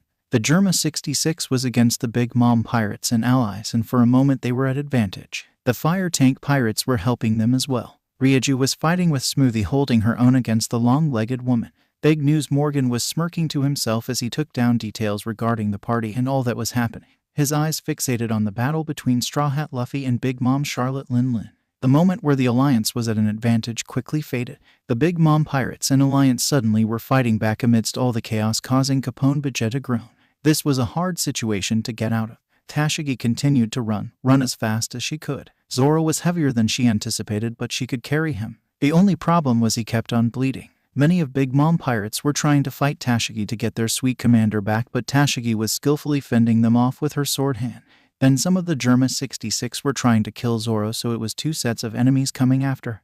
Luckily, they were also fighting with one another to reduce Tashiga's enemies. She looked up and found Caesar floating above her in a cloud of smoke. She shrugged this off and continued to make her way through the forest. Caesar, who was the man responsible for causing Big Mom to shut down, was now flying away as fast as he could. Big Mom pirates were trying to spear him down to no avail. He kept flying and flying until he stopped seeing a familiar face in the distance. Doflamingo Don Quixote was before him, on a ship, with grave look in his eyes. He wasn't standing on the ship. Doflamingo was tied on the helm of the ship, his body battered and bruised. Then all the other ships had someone in front of them, and Caesar shuddered in fear. All of Doflamingo's men were tied in front of a ship. All of them were extremely beaten and bleeding. After seeing the Jolly Roger of that man, Caesar quickly turned around, flying back to the island on to be impaled by a sphere from one of the ship. He had to make an emergency landing after flying as far away as he could from the enemies. Falling on the deck, Iron Maiden. He's here, Caesar exclaimed in fear. But who is this ... He. Everything was going according to plan. It was too good to be true. Kuro was indeed correct as he heard a thud on the top floor. Kuro ran up to the deck and joined Virgo and Perona, who were nursing the wounds of Caesar. He's here, he kept exclaiming. His entire body was shaking in fear. Who is? Virgo kept trying to get the answer from him, but he was unresponsive. Caesar shakily pointed toward the opposite direction of Whole Cake Island. There Perona could make out what seemed to be a ship that bare a Jolly Roger of a skull with 3 bones intersecting each other. Beside the skull were 2 more bones opposite of each other. That can only be one pirate crew. Before anyone could react, a giant dragon flew past the entire Grandfleet armada, flying towards Whole Cake Island. Oh shit, exclaimed Kuro, running towards the strategy room. There he could see all his men were receiving calls from all over the place from every member of the Grandfleet. Now he could completely understand the gravity of the situation. Tim is none other than Kaido, king of 1,000 beasts. Panic ran in the air as the arrival of the beast pirates brought a wrench into the Grandfleet's plan. If worse comes to worse, a massive figure landed on the ship. His massive figure could rival a half-giant. Where is Strawhat? Luffy's not here. Virgo stepped up without hesitation, standing in front of the brute. Good. The monster of a man slammed his fist towards Virgo. The shipwright of the Strawhat pirates covered his entire body with haki that extended to his bamboo weapon as well. Regardless, he was sent into a far wall on the Iron Maiden by a single blow of the monster. I am Jack of the Four Calamities. Kneel before me. Kuro wielded his claw katanas, but Jin placed his hands over Kuro's chest. You need to be the ears for everyone. Otherwise we won't know what's going on around Whole Cake Island. Damn it, fine. You're right. Better not fail. Kuro made his way down to the meeting room once more, the sole personnel to update everyone of the events throughout the island. In spite of the massive stature of the calamity, Virgo got back up and stood in front of the monster. Perona was by his side, her halos floating around the duo. Jin had covered his tofu with haki, a skill he has mastered after training with the best of the crew. Hawkins and Apu were behind Jack, ready to strike any time. Jin suddenly felt like throwing up when he saw the men tied in front of the ships, although one particular person immediately made him sick to his stomach. Dalton was tied in front of one of the ships. In a moment he disappeared in a blur. Everyone was aware on where he was going. None of them tried to stop him. They had a more pressing matter to attend to. You people are sick, said Perona. Shouldn't have interfered with our drugs, exclaimed Jack, referring to the smile factory destroyed by the Strawhat pirates. Jin was quickly making his way towards Dalton. As soon as he got close, he immediately attempted to cut the ropes that held down his friends, only to be stopped by beast pirate members who were using the genetically engineered devil fruit known as Smile. This is going to be harder than I thought. Jin skillfully fended off the monsters, but his eyes was mainly on Dalton.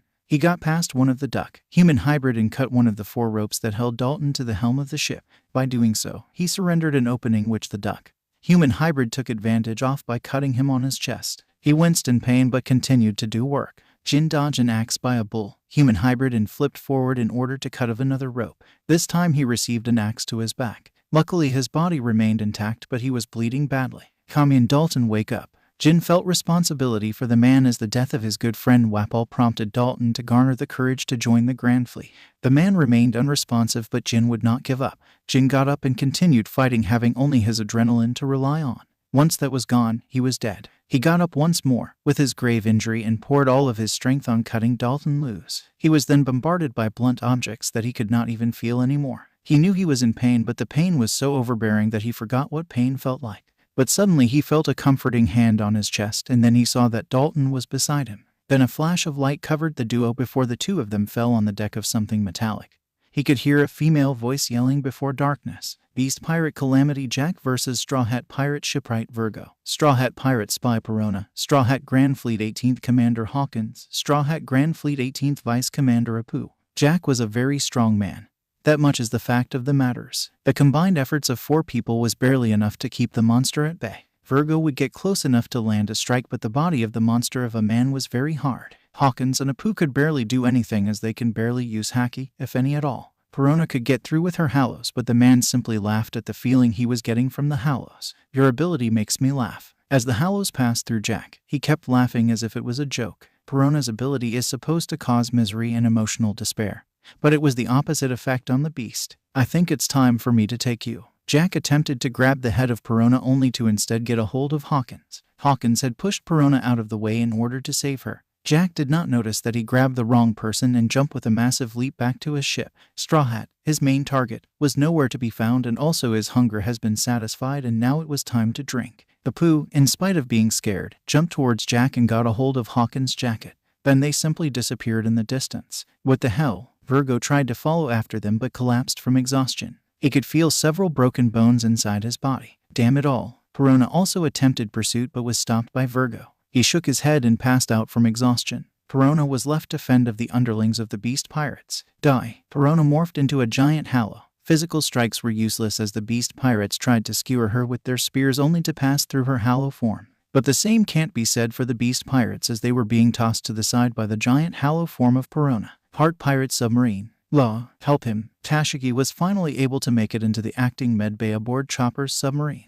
She ran through the forest, where she sliced through 2 of Cracker's creation in order to make it to the halfway point, where she was able to finally lose her pursuers. There she was able to bump into Sengoku, who was the middle ground keeper, and he grew into his Buddha form, knocking Tashigi's pursuers to the ground. Tashigi mouthed a thank you before passing through Enel and Usopp's fight. Enel gave her a nod while Usopp gave her one of his glares. Noticing Zoro on her shoulder, bleeding out, Usopp attempted to pursue but was stopped by Enel. You're staying right here, said Enel. Tashigi then went through the beach and then the graveyard of pirate ships before running and jumping from ship to ship until she made it to the Heart Pirate submarine. Damn it, alright, hurry up. Law immediately GT a bed ready for Zoro and sliced him into sections in order to gain access to the poison. He had a grave look on his face. The poison is all over his body. Save his life, Law. Tashigi heard a loud thud on top of the ship. Move it, yelled out a disgruntled Beppo who was fighting for his life. Tashigi jumped back up on top of the submarine where she found Beppo inside the weird stomach mouth of a member of Kaido's army. Here comes the big hero.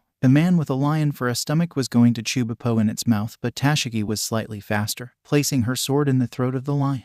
Bite down and your head will fall off its place. Tashigi's glasses glared along with her blade. Sure, here you go. The lion opened its mouth, releasing Beppo. He had several wound from the lion's teeth, but otherwise he was okay. While Tashigi gave Beppo a glimpse, the man took advantage of this moment to give Tashigi a kick to the guts. She had to drop her sword stance and used her blade to block the kick. Is it just you? Tashigi quickly got up, returning her blade inside its hilt. What's it to you? You like me or something? Gross, exclaimed the lion in his stomach. You shall die by my hand today. Tashigi's eyes wandered past the man-beast in front of her. She could see hundreds of ships that each had a member of the Donquixote family in its helm.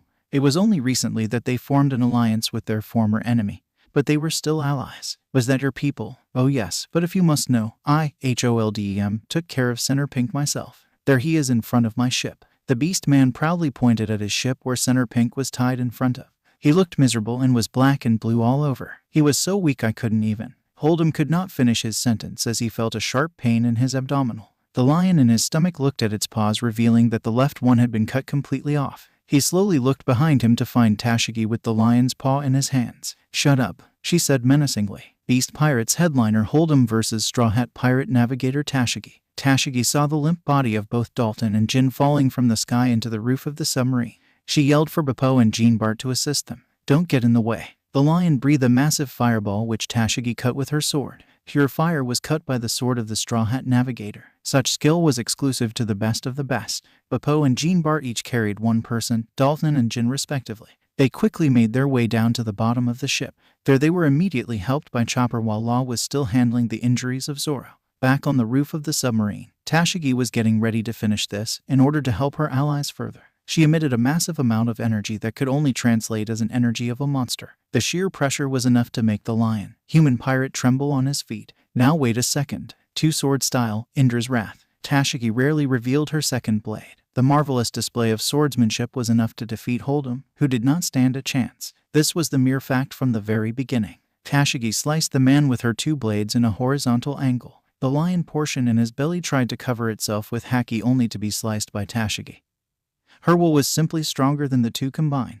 Hold'em was sent flying by this single strike back to a beast pirate ship. Tashigi stood at the edge of the submarine, resheathing her blades. She looked onwards while the Heart Pirates admire her strength. They could still make out the spirit of Indra, the monster within the navigator of the Straw Hat Pirates. See, Jinbei, Arlong, and Namor tried to swim towards the incoming ships in order to destroy as much as they could, but the water got too unbearable as it began to boil. They were forced to jump out of the water and landed aboard the nearest ship they could. It just so happens to be aboard the ship of Charlotte Oven, the man responsible for heating up the ship. Welcome to my ship, sea creatures. Nobody wants to fight a fishman in their own territory. The closest to Oven happened to be Namor, who was immediately impaled by the boiling hands of the fourth son of Charlotte Linley.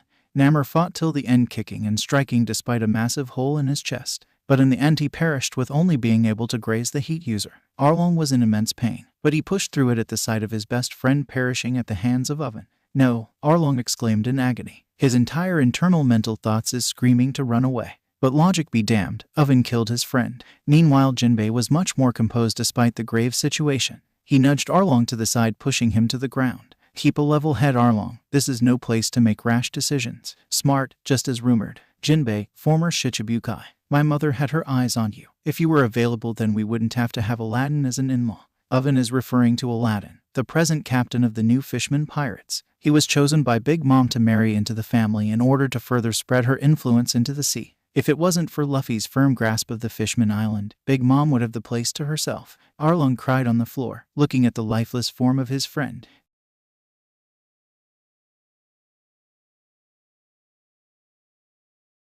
One moment they were chatting in the sea, and next he was dead. This was the nature of war. Arlong knew that. He would kick his ass if Namor saw him crying. So he wiped the tears from his face and stood up. "You're right," stated Arlong before getting into his posture. "Keep a leveled head." He got in formation with Jinbei, in which Jinbei smirked at. Big Mom Pirates Charlotte Oven vs Strawhat Pirates 6th Commander Jinbei, Strawhat Pirates 12th Commander Arlong. Jinbei will be a challenge, but you East Blue creature will perish in a similar manner as your friend on the floor. Oven was egging Arlong on to strike, but he remained calm, not giving Oven a chance to gain an advantage. "Good Arlong, let's go." The two fishmen worked fluidly together as they have been training together for years. Jinbei has taught Arlong everything he knew and then some, while Namor also showed him a couple tricks. While Arlong threw a running uppercut, Oven jumped back to avoid the strike, which Jinbei took the opportunity to sweep his feet. Oven jumped up. Big mistake as Arlong followed his uppercut with a forward spinning elbow, colliding with the face of Charlotte Oven. Although despite making a heavy impact, Arlong felt his elbow burn. Jinbei, any contact with this guy will cause a burn. Arlong jumped back and got back in formation with Jinbei. They both looked at each other and shrugged. "So what?" they both said at the same time. In their mind, they have powerful doctors in their crew that can heal a heavy burn. Oven heated his entire body, along with his ship. His men were equipped with heat resistance armor while his ship was built to sustain and use his heat as energy for faster travel. Meanwhile, the fishmen were not ready for this, so they jumped off the ship and went back in the sea. Oven was emitting his heat into the ocean, so Jinbei and Arlong only had a short moment before they would be boiled to death. So they both gathered all their might and launched an underwater jet stream and shot the ship of Oven towards Whole Cake Island. "Excellent work, Arlong. For our brother Namor." Yes, indeed. Arlong had held the body of Namor while jumping from the ship. He used one hand to create a powerful jet stream along with Jinbei. He was going to give his friend a proper burial, who fought till the end and died as a noble warrior. Forest. It was getting easier and easier to fight the army of Cracker, just a matter of timing before they were able to gain the upper hand, though their advantage was gone at the arrival of a new foe. "Quickly make your way back to the beach. We got this." After receiving the call from Kuro, Crocodile made the decision of dealing with two of Yonko's top commander by themselves. Shouldn't be a problem, could it? One particular person caught Crocodile's eye. He seemed to be plotting something. "Bluno, are you okay?" "Yeah," the doorman said simply. Crocodile wanted to continue, but he decided against it. "Okay." Deciding to focus on the fight before him, Bluno created a door that led to the beach, everyone disappearing within the door. Beast Pirate Calamity X Brook. Big Mom Pirates Sweet Commander Cracker vs Strawhat Grandfleet 4th Commander Crocodile, Revolutionary Army Officer, Strawhat 7th Grandfleet Commander Cusin. Crocodile ... and Cusin were the opponents indeed. Each step that Brook took, the ground which he stepped on froze in a beautiful blue flame. "Blue flames that are cold, interesting," stated Cusin, whose interest peaked as he wondered which was colder, his ice or Brook's hellfire. "Don't just ignore me, bastards." Cracker had created more creatures, but Crocodile will not forget him. Crocodile created a sand tsunami that sent Cracker and his army backwards, making the matches an even 1 versus 1. Cusin against Brook, while Crocodile against Cracker. But their match could not finish as Crocodile disappeared before he could clash with Cracker once more. "You damn coward." Brook took notice of this and found that Cusin was gone as well. Brook closed his eye socket. He was a skeleton after all. He felt the soul of his enemy travel through a different dimension only to manifest in the beach area. Interesting. Brook dashed towards the beach, locating his enemy, leaving Cracker behind. "What the hell is wrong with everyone?" exclaimed the sweet commander. Sky. Deifuku was the third son of Charlotte Linlin. He stood on the hand of his genie that was floating in the sky. Moria and Monet were both looking at each other as they barely had any time to register what was happening. The genie tried to take a swipe at them, but it only took a moment before they were gone in thin air. Deifuku looked around in confusion.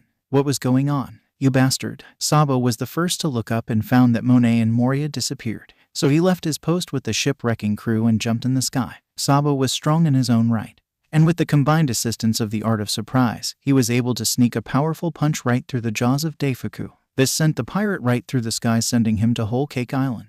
"What you do with my friends?" Sabo tried to follow up his strike only to seemingly disappear in thin air before he could punch the Big Mom pirate once more. Deifuku was indeed caught off guard, but he was ready for a second punch. The punch never came as Sabo disappeared in thin air. Land. Enel and Yasopp were stuck in a massive clash. Yasopp was trying to get to his new ally. His allegiance was only with Zoro, who he had respect for. Big Mom pirates be damned. Meanwhile, Enel had one job. It was to stop Yasopp. So far so good in that manner. Enel had prepared to use his ultimate form only to receive a call from Tashigi to stop what he was doing. "Zoro is asking for Yasopp," Tashigi said over the phone. Yasopp had his guard up ready for the 1000-bolt strike only for Enel to call off his strike. "Charlotte, Zoro is asking for you." Enel extended a hand. He wasn't sure what was going on, but when Tashigi hands out orders, he knew it must be serious. Dory and Brogy stood tall as a giant should. They were surveying the surroundings and found the arrival of the beast pirates. Dory tried to contact the main ship, but there was no response on the other line.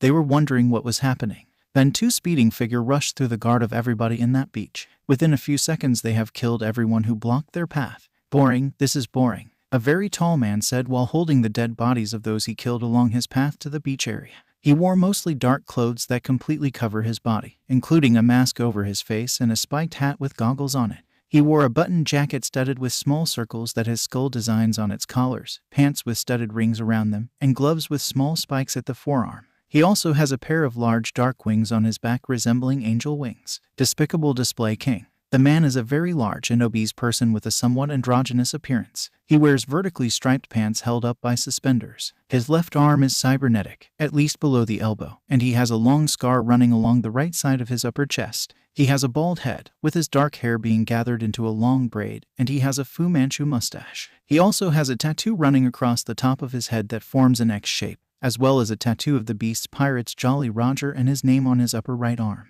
"Who the hell do you think you are?" exclaimed Dory, who attempted to swipe his massive sword at the two figures. 1 minute he was standing, and the next he collapsed on the floor, causing a massive thud on the floor. Brogy tried to do the same but fell in the same manner as Dory. Both new arrivals remained where they were, but the commander of the Grandfleet saw what happened. The two dangerous figures were so fast. They were able to destroy the knees of the giants within seconds, appearing to not move even an inch. Magellan, Kid, and Jazu noticed the new arrivals and joined the shipwrecking crew. "Jozu, where's JR? Go bring Dory and Brogy back to their ships." Magellan was quick to give out orders. Looking at the situation, they immediately followed orders and ran towards the two giants. Queen and King tried to move to stop them, only to be blocked off by Magellan, Kid, Marco, and Ace. "Resistance, I like this." King was looking at Marco and Kid, while Queen was smiling sadistically at Magellan and Ace. Marco and Kid worked well together despite only fighting together for the first time. Kid would fight in the distance while Marco kept him busy. Meanwhile, Queen was surprised at how strong the tandem of Magellan and Ace was pushing him. "Yo Magellan, I got this, go help them." Ace was heard the call for help from Kiro. He was just learning that the newest addition to the Grandfleet were tied down in front of their ships. "I'm going to kill you, guy." Ace held a giant fireball in his hands. Magellan was visibly shaking in anger but nodded in agreement. Ace was a capable fighter, and he needed to go save as much of their men as possible. Magellan grew his Hydra wings and took off heading towards the ships. Ace kept up with the man called Queen, and yet he was being pushed. "Mugiwara is going to die today, you know." Queen had used his belief for Kaido to swing the momentum of the battle. Ace was caught off guard by this comment and caused him to lose focus. This allowed Queen to grab a hold of his neck and squeeze as tight as he could. Air escaped the lungs of the Straw Hat third commander, and he was running out of it quickly. "Kid, distract this guy." Marco tried to help Ace, only to be pulled back by something behind him, disappearing in thin air. "What the hell?" Kid yelled, only to catch King's katana. Luckily, he was able to pull up his metal shield, but that was not enough. He still sustained a massive wound his body. Ace was losing his breath. Then, before all hope was lost, something grabbed him from the feet, and the surprise was enough to quickly pull Ace from out of harm's way. Queen looked at the back of his hands, confused at where Ace was. He had him in his hands 1 second, and now he was gone. "You stay here, boy." King pinned the head kid to the ground, ensuring that he does not escape their grasp. Little by little, members of the Straw Hat Grandfleet were being pulled somewhere, seemingly disappearing in thin air. What was happening? Big Mom Charlotte Linlin versus Straw Hat Monkey D. Luffy. Luffy had been focusing his efforts on the right arm of Big Mom. He seemed to be making progress as she was starting to drop her right more and more. Just a little more and Big Mom would have an opening. Their haki level was of equal footing, and they were simply canceling each other out. Big Mom tried to use her weapons, only to be knocked out of her hand by Luffy. Zeus was practically useless as Luffy was immune to electricity, while Prometheus is basically Ace's ability, so Luffy was used to some heat. Everything was in his favor. Everything was going good. Luffy had managed to target the right arm of Big Mom, causing it to swell up. He had hit her arms with multiple King Kong guns, and he could feel that victory is within reach. That was until a massive dragon circled their battle in the sky. He did not know who it was, but he knew it was bad news. Luffy was exhausted. Big Mom was exhausted, but this dragon was something else. Luffy tried to shrug the arrival of the beast and continued his onslaught against Big Mom. He was going to win, he was sure of it, as he extended his left arm into a haki-infused punch, and yet the feeling in his left arm disappeared. His eyes widened, wondering what had happened. He looked at Big Mom. Blood was gushing towards her, and she had a sickening grin on her face. Then he looked down on his extended left arm and found that it wasn't there any longer. What the hell? Before he could process anything, Big Mom delivered a punch to his guts, effectively destroying the insides of Strawhat Luffy.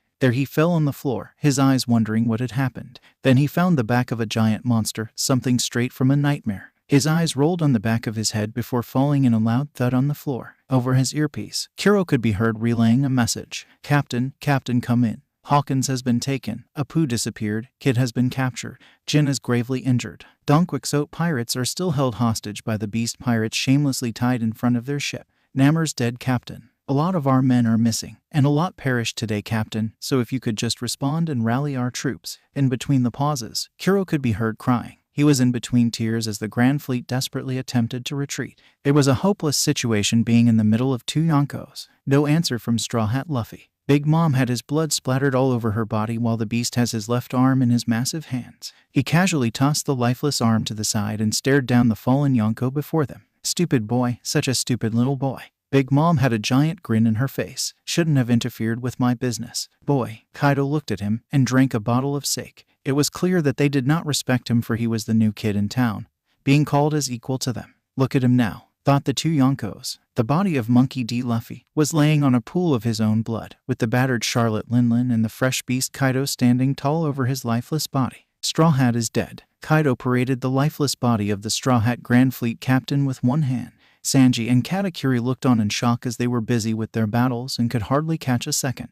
Kaido was walking towards the beach, where all his men were possibly eradicating the Straw Hat Grandfleet, or so he thought. Kaido proudly walked towards the beach, with Luffy in one hand and a bottle of sake in another. He went through the forest where he found Cracker fuming over something. The cold fiery air smells of Brook and his unique skill set. Then he was brought to a halt by none other than Sengoku, who was the man in between the beach and the forest. Drop him, Sengoku said firmly. Anger was evident in his eyes. He couldn't believe what was going on, but he had to remain rational in these situations. Sengoku ... You've aged since I last saw you. Out of respect for you, here. Kaido casually threw Luffy towards Sengoku along with his dismembered arm. Sengoku caught the Straw Hat captain and gently set him on the ground. The amount of disrespect was unforgivable. You will not go anywhere else, Kaido. Sengoku removed his shirt and slowly grew in stature, becoming a giant golden Buddha. Never cease to amaze me, Sengoku. Even in my younger days, pirates feared the sight of your golden form. Not anymore, old man. Kaido turned into a dragon, a giant dragon that stared down at the Buddha. Go on then, Kaido. You are a mere boy compared to my experience. Sengoku launched a pulsing palm strike that kept Kaido in the sky,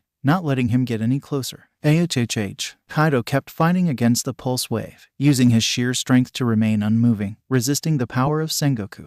Diversion, you bastard. After witnessing the arrival of Kaido and what he did to their captain, Sanji was beyond angry. Katakuri was on the same boat. Sanji looked at his father. His father switched target with his spear and pointed it at the Big Mom pirates. Go boy, save your captain. Vinsmoke Judge turned his back on Sanji. Their fight was merely bad blood, nothing more. Sanji had a confused look on his face, but he also turned to Ryuju, who gave him a reassuring smile. No more words as Sanji ran towards where Kaido was headed, blazing through the Big Mom pirates and leaving a trail of fire in his steps. Meanwhile, Katakuri was still stuck in a fight with Prospero, but not for long. The eldest of the Vinsmoke family, Vinsmoke Kikuji, interfered and gave Katakuri a thumbs up. Father's order. Katakuri didn't need to think about it. He ran after Sanji. The thing was, they didn't make it to their captain, as Sanji disappeared in thin air, and so did Katakuri. In the party, Judge, Neji, and Yanji have worked together with Capone Beja to keep Big Mom at bay. When Big Mom became too strong, Capone Beja stepped in, sucking in all the allied forces.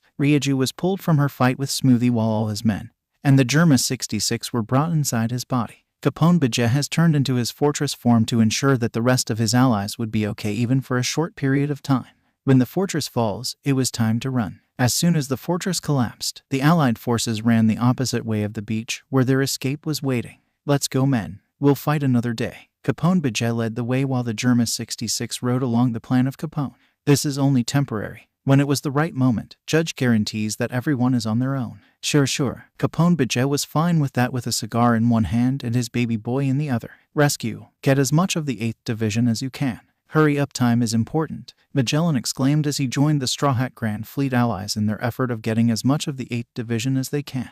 The hardest person to get to was Pika and Doflamingo, who seemed to be at the center of the Beast Pirates fleet. Magellan was fighting with a whole battleship full of Smile Devil Fruit users. He jumped on board and began to create mayhem. He released his Hydra on the Beast Pirates aboard the battleship, and when the wave cleared, he casually made his way to Pika, untying him. "Let's go." He threw Pika's arm over his shoulder and carried him to the nearest allied ship. "Thank you," Pika said weakly, unable to carry his own weight from exhaustion. The last person that needed rescue was Doflamingo, who was tied in front of Kaido's main ship. There, he could feel the aura of some strong beast pirates. Magellan was going to make his way to the ship where Doflamingo was, but something dashed past his head. "Bastards, where's Luffy?" A livid Sanji dashed through everything, arriving at Kaido's ship within a blink of an eye, and released his most powerful kick yet. With his kick, he combined with his quake ability, causing a crack in the very fabric of the earth. The main ship of Kaido the Beast was destroyed with a single kick. All its inhabitants ran for their life.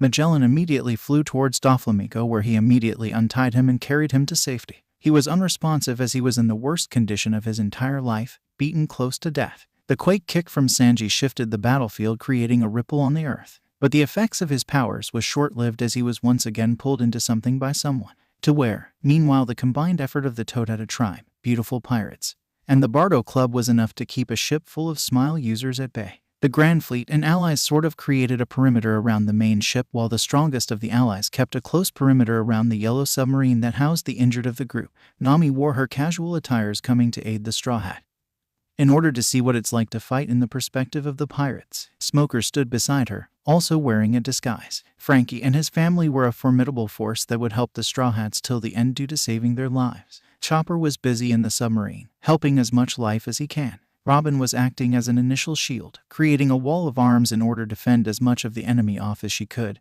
Those who got by was quickly dealt with by either Frankie or Nami. Unless power player pushes through them, no one was going to get through the allies' defense. Yasopp and Enel arrived at the same time. Enel stood beside Tashigi while they looked around the battlefield. Yasopp was guided down the submarine to where Zoro was currently being treated. Yasopp found that Zoro was still cut into pieces, but he was conscious, already refusing any pain medication. "So you must be God, Yasopp." Law was dissecting each and every bloodstream of Zoro's body. Every drop of poison was being placed in a canister. Not an easy procedure, but Law could do it. "All right, I'm heading up there. Tired of saving lives, it's time to take some." Chopper balled up his fish and ran up into the surface. It was Chopper's time to shine. "What do you want, Zoro?" Yasopp asked. "Nothing, I just thought you might want to stop fighting the Straw Hats. It's not your battle to fight," Zoro stated frankly, which caused Yasopp to chuckle. "You're dumber than I thought." "Be up in a few," Zoro stated with a look from Law. "Though you're not going anywhere," Law stated simply. "Watch me," said Zoro. Yasopp shook his head,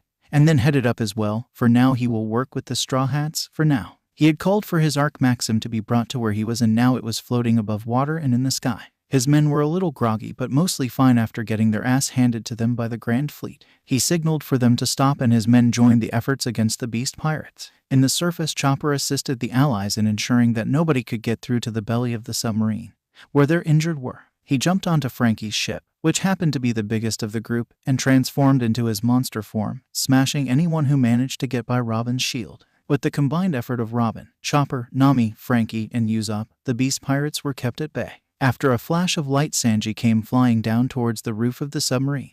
"What the hell?" exclaimed the frustrated Sanji, who kept getting pulled in and out of nowhere by someone. He found that the ship was being protected by some strong figures in their alliance. Just as he was getting ready to return to beat the crap out of the beast pirates, something happened. "Savior." He blinked once, then blinked twice. "Quickly make your way back to the beach. We got this." Crocodile said that, one of the highest commander of the Grand Fleet. "You okay?" Crocodile had noticed his hesitation. "Yeah," he replied. "Okay," replied the commander, who returned to battle the fight in which they couldn't even imagine handling. They just weren't equipped for a fight of this magnitude with the strongest beings of the world. Bluno opened a door in which everyone traveled in. He opened a door through his dimension where he had a path through the CP9 ship as well as the Baroque Works ship.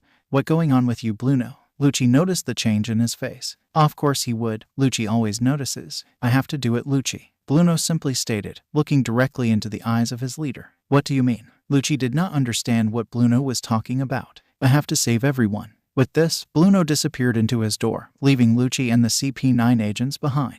Bluno entered his world, the world of doors in which he can freely travel in and out. Nobody knew how far he was in his training with his observation haki. No one but Kaku was gravely injured. He knew from using his observation haki that the new arrival was far too dangerous to stay too long. They had to leave, and they had to leave now. But maybe it won't be everyone, as he was beginning to feel life after life disappear from the real world. How can he do this? He has honed his observation haki so well that he can feel life force, although he has yet to make it so that he can attach faces with said life force. His plan was to get everyone in one spot. The best place is where the alliance is at the moment, then he'll figure it out. He decided that this was his responsibility. Being the moral compass of the CP9, he always had the answer for everything. And this was his answer for this grave situation. He first created a doorway to Jin, whose life force was nearly gone. There he was able to pull him out of the grasp of some beast pirates. At the same time he was able to pull Dalton and deliver them to their respective crews. At first he was slow, lives were disappearing before his very eyes. He couldn't do anything about it, he was not fast enough. That was until he pulled a pill in hand which could only be one thing.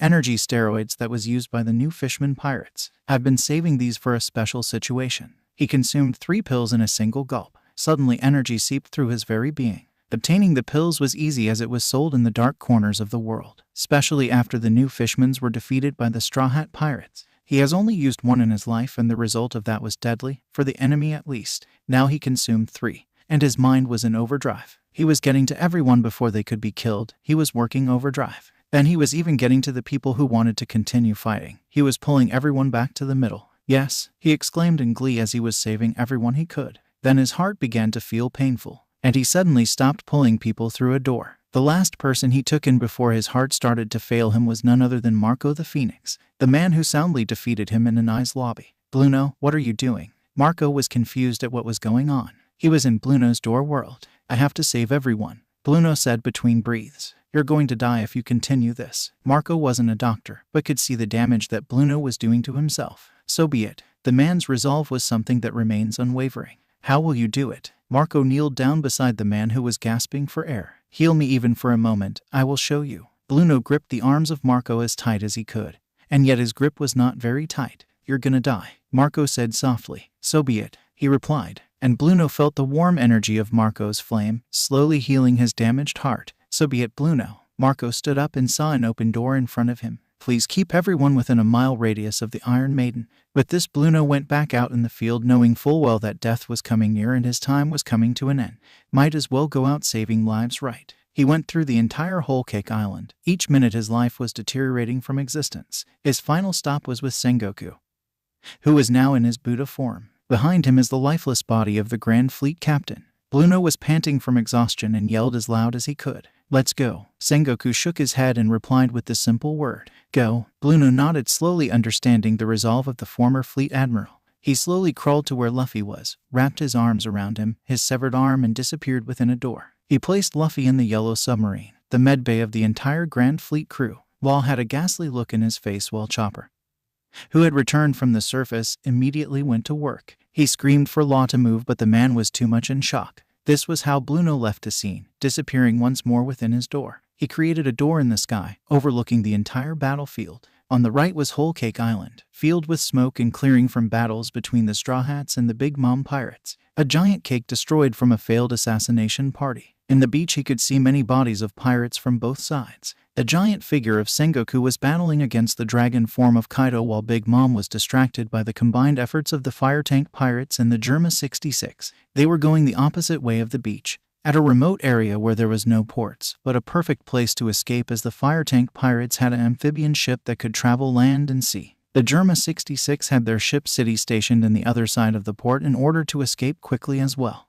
The Count, main crew. Luffy was laying on the floor with a severe arm beside him. He remained unmoving behind the battle of Sengoku and Kaido. He was pulled in by Bluno into his door world and was then dropped off to the Heart pirate ship. Katakuri was transported by Bluno to the Iron Maiden ship where he found the injured crew and immediately went to aid them. Tashigi was in the Heart pirate ship and was speaking with Enel. Enel was in the Heart pirate ship currently speaking to Tashigi. Marco was flying around ensuring that everyone was within radius of the Iron Maiden.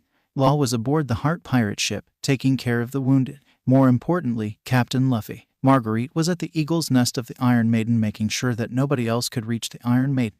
Corona was aboard the Iron Maiden. Virgo was aboard the Iron Maiden. Grand Fleet commanders. 1st Division Commander Sanji was aboard the Heart pirate ship. 2nd Division Commander Magellan was in his ship along with Pika and Doflamingo. 3rd Division Commander Ace was in his ship. 4th Division Commander Crocodile was in his ship. 5th Division Commander Jazu was in his ship. 6th Division Commander Jinbei was with Arlong in the ocean underneath their ship. 7th Division Commander Kuzan was in his ship. 8th Division Commander Doflamingo with Magellan passed out from exhaustion. 9th Division Commander Kid was still on the beach, being held down by King. 10th Division Commander Namor is dead by the hands of Charlotte Oven. 11th Division Commander Kiro was aboard the Iron Maiden, coordinating with Marco on keeping everyone within radius. 12th Division Commander Arlong was with Jinbei, holding on to the dead body of Namor. 13th Division Commander Moria was aboard his ship. 14th Division Commander Monet was aboard her ship.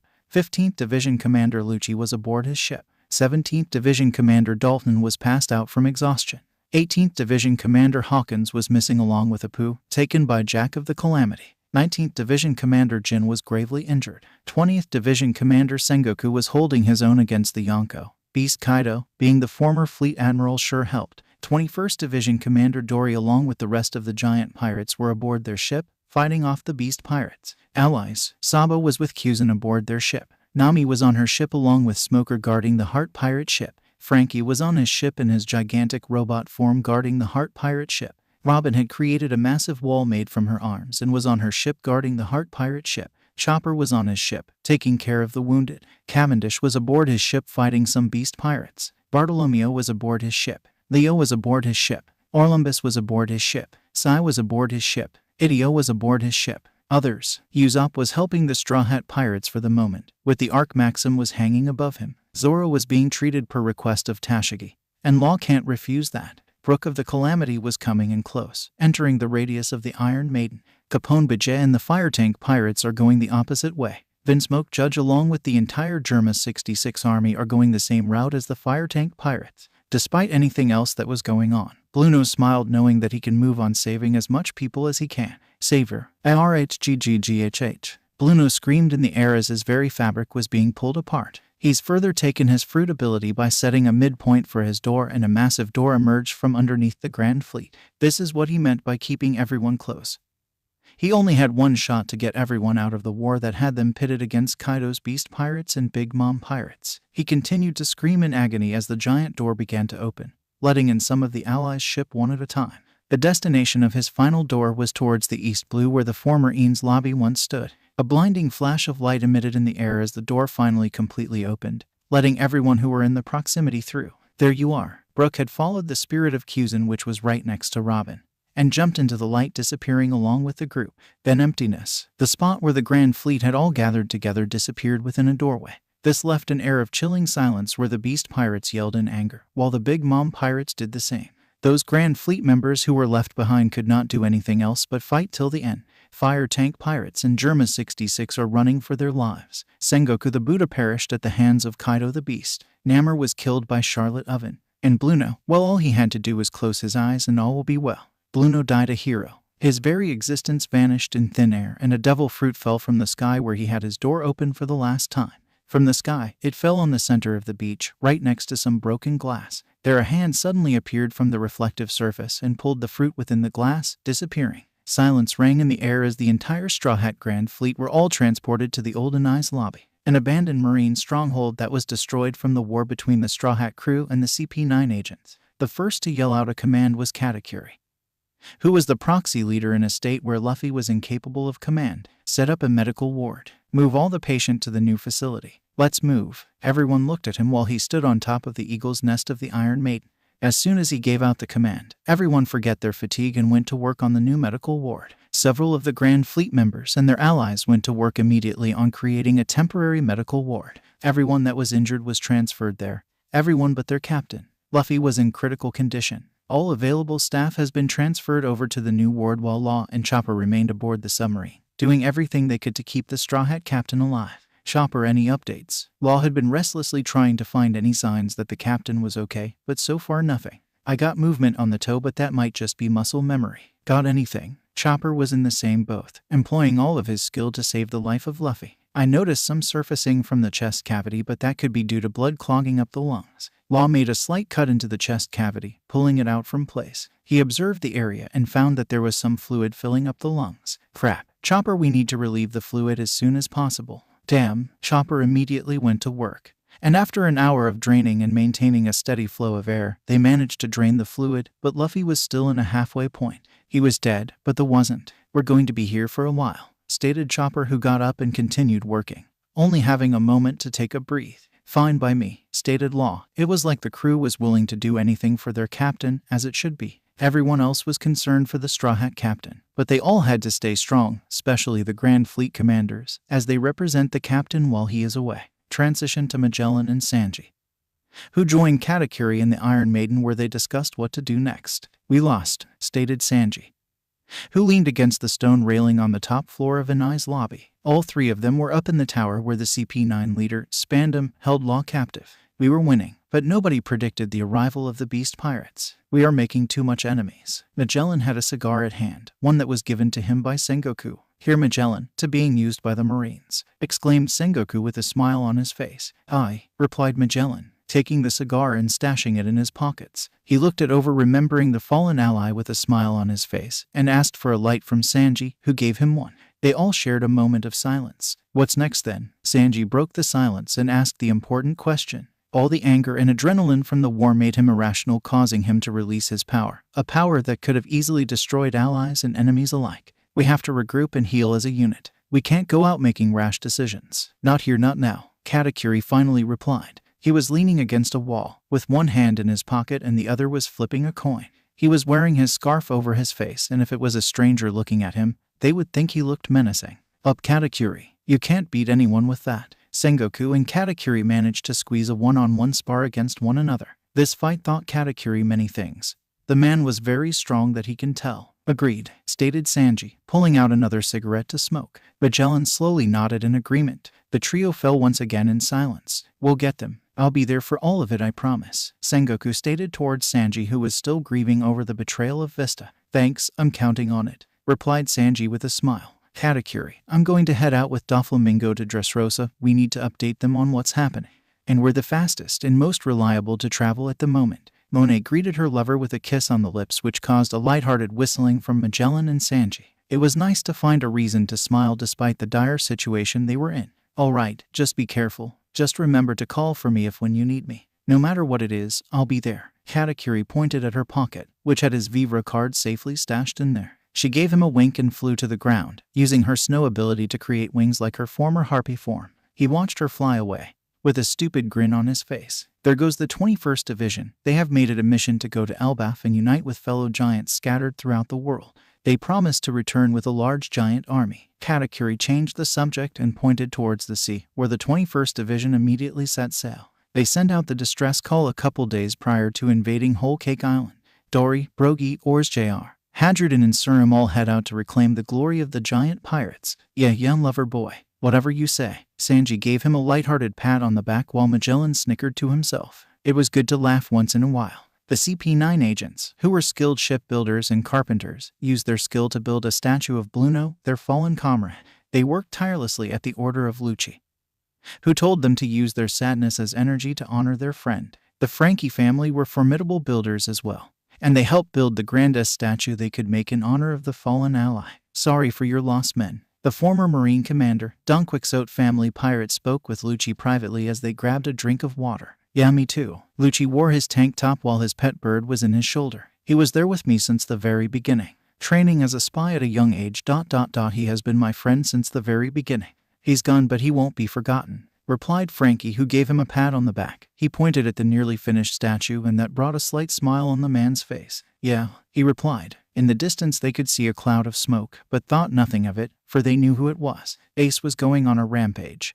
But who was the unlucky soul? It did not matter. You need to die. The man was throwing fireball left and right, and the receiving end of his anger was none other than Brook of the Calamities. How do I die when I am already dead? The chilling voice of the skeleton rang true. He was indeed a skeleton who was only alive from his devil fruit ability. He used his cold, blue flame to counter Ace's hot red flame. I will kill you. For Luffy, Ace created a set of green flames shaped like fireflies around Brook that exploded at his command. The green flame seemed hotter than his blazing hot red flames, but Brook managed to put up a wall of his own blue flame around himself, minimizing the damage. Ace found Brook, who jumped aboard his ship when the teleportation happened, and what does an angry brother do when they are angry about the possible death of their brother? They lash out. Of course it was warranted, but now he was just fighting out of anger, no rhyme or reason. Fool. A song echoed in Ace's head. Before he screamed from the voices in his head, Brook managed to cut him with his blade and entered the soul of the tortured Ace. Brook had awakened his devil fruit. With his awakening, by fulfilling the single requirement of getting a droplet of blood from anyone, he could enter their soul. In real time, this process would only take a single second, but with Brook's skill, he could spend weeks or years within someone's soul learning of what makes that person.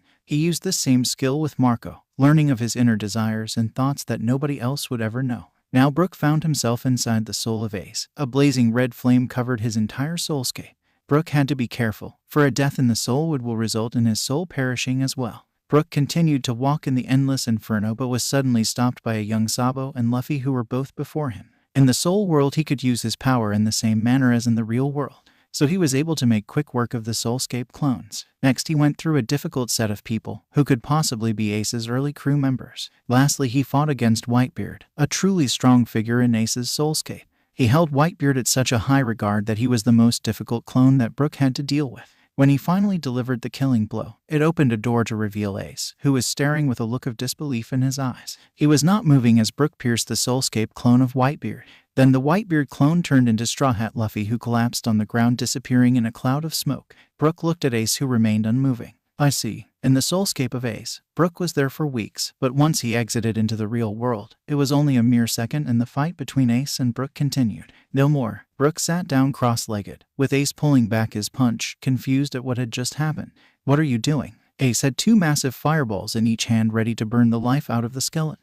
I yield. Take me to Mugiwara, I need answers. Brook simply stated. What was he doing? What was his motivation? Like hell, Ace smacked the head of Brook, knocking him out of consciousness. The last thing he could hear was something about lockup. Brook smirked. He'll get to Mugiwara. Why? He doesn't know either, but Mugiwara gives of an aura of someone you want to follow, and someone you want to help. Never once did he experience that with Kaido. He started his allegiance with the beast as first being part of the man's collection of freaks, but he showed his strength, rising through the ranks through fear. With Straw Hat, he could feel from both Marco and Ace the overwhelming respect and love they had for the man. That was all he needed to feel alive once more. His joy could bring him to break out in a song, but another time. Another time. I told you to leave me be, Tashigi. Zoro was still in a hospital bed in the new healing ward. Most of the poison was gone from his body. Sorry, when did I ever listen? Remember you told me I needed 20 years to train in order to leave your guidance. I did that in 2, she said with a smile. Crocodile was standing beside her, watching the child of Big Mom with constant vigilance. On the other beds of the new healing ward, Jin, Dalton, Kaku, Pika, and Virgo are amongst the injured who were yet to wake up but were stable enough to be moved.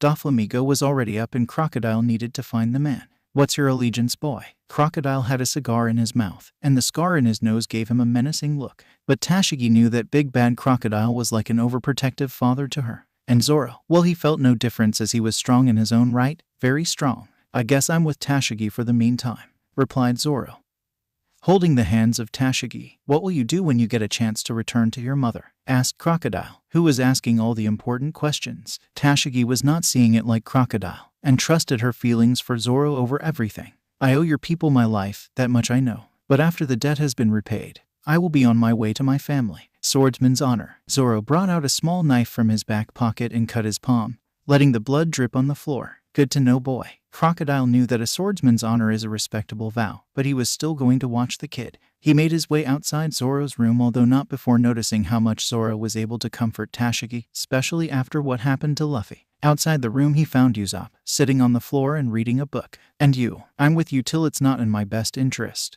replied Yasopp, returning to his book. Crocodile nodded and continued walking back to the ships, where he was going to continue checking on the rest of the crew. As he made his way down the stairs, he was joined by Kuzan, who walked beside him. Rough day. Tell me about it, replied the Sandman. Luffy will be all right, from what Sabo says, and from my own experience. He is a tough guy, stated the freeze user. Yeah, a brief silence filled the air before Kuzan continued. Me and Sabo have to report back to Dragon. Robin will stay behind as she is capable of lending a hand, a lot of it, Kuzan stated. Thank you for the help, Kuzan. Just get back in time for our next move. We'll keep you all updated, and if you need any help from us, we're there. Crocodile shook the hands of Kuzan and they parted ways. Then he felt a presence behind him. He turned around to see a little girl who changed into an adult female before his eyes. What, Bonnie? I'm going with them. I heard a rumor about a reverie happening soon, and I need to be there. No one is stopping you, Crocodile replied. He began to walk away, but Bonnie continued to explain herself. My father will be there. I need to save him from them,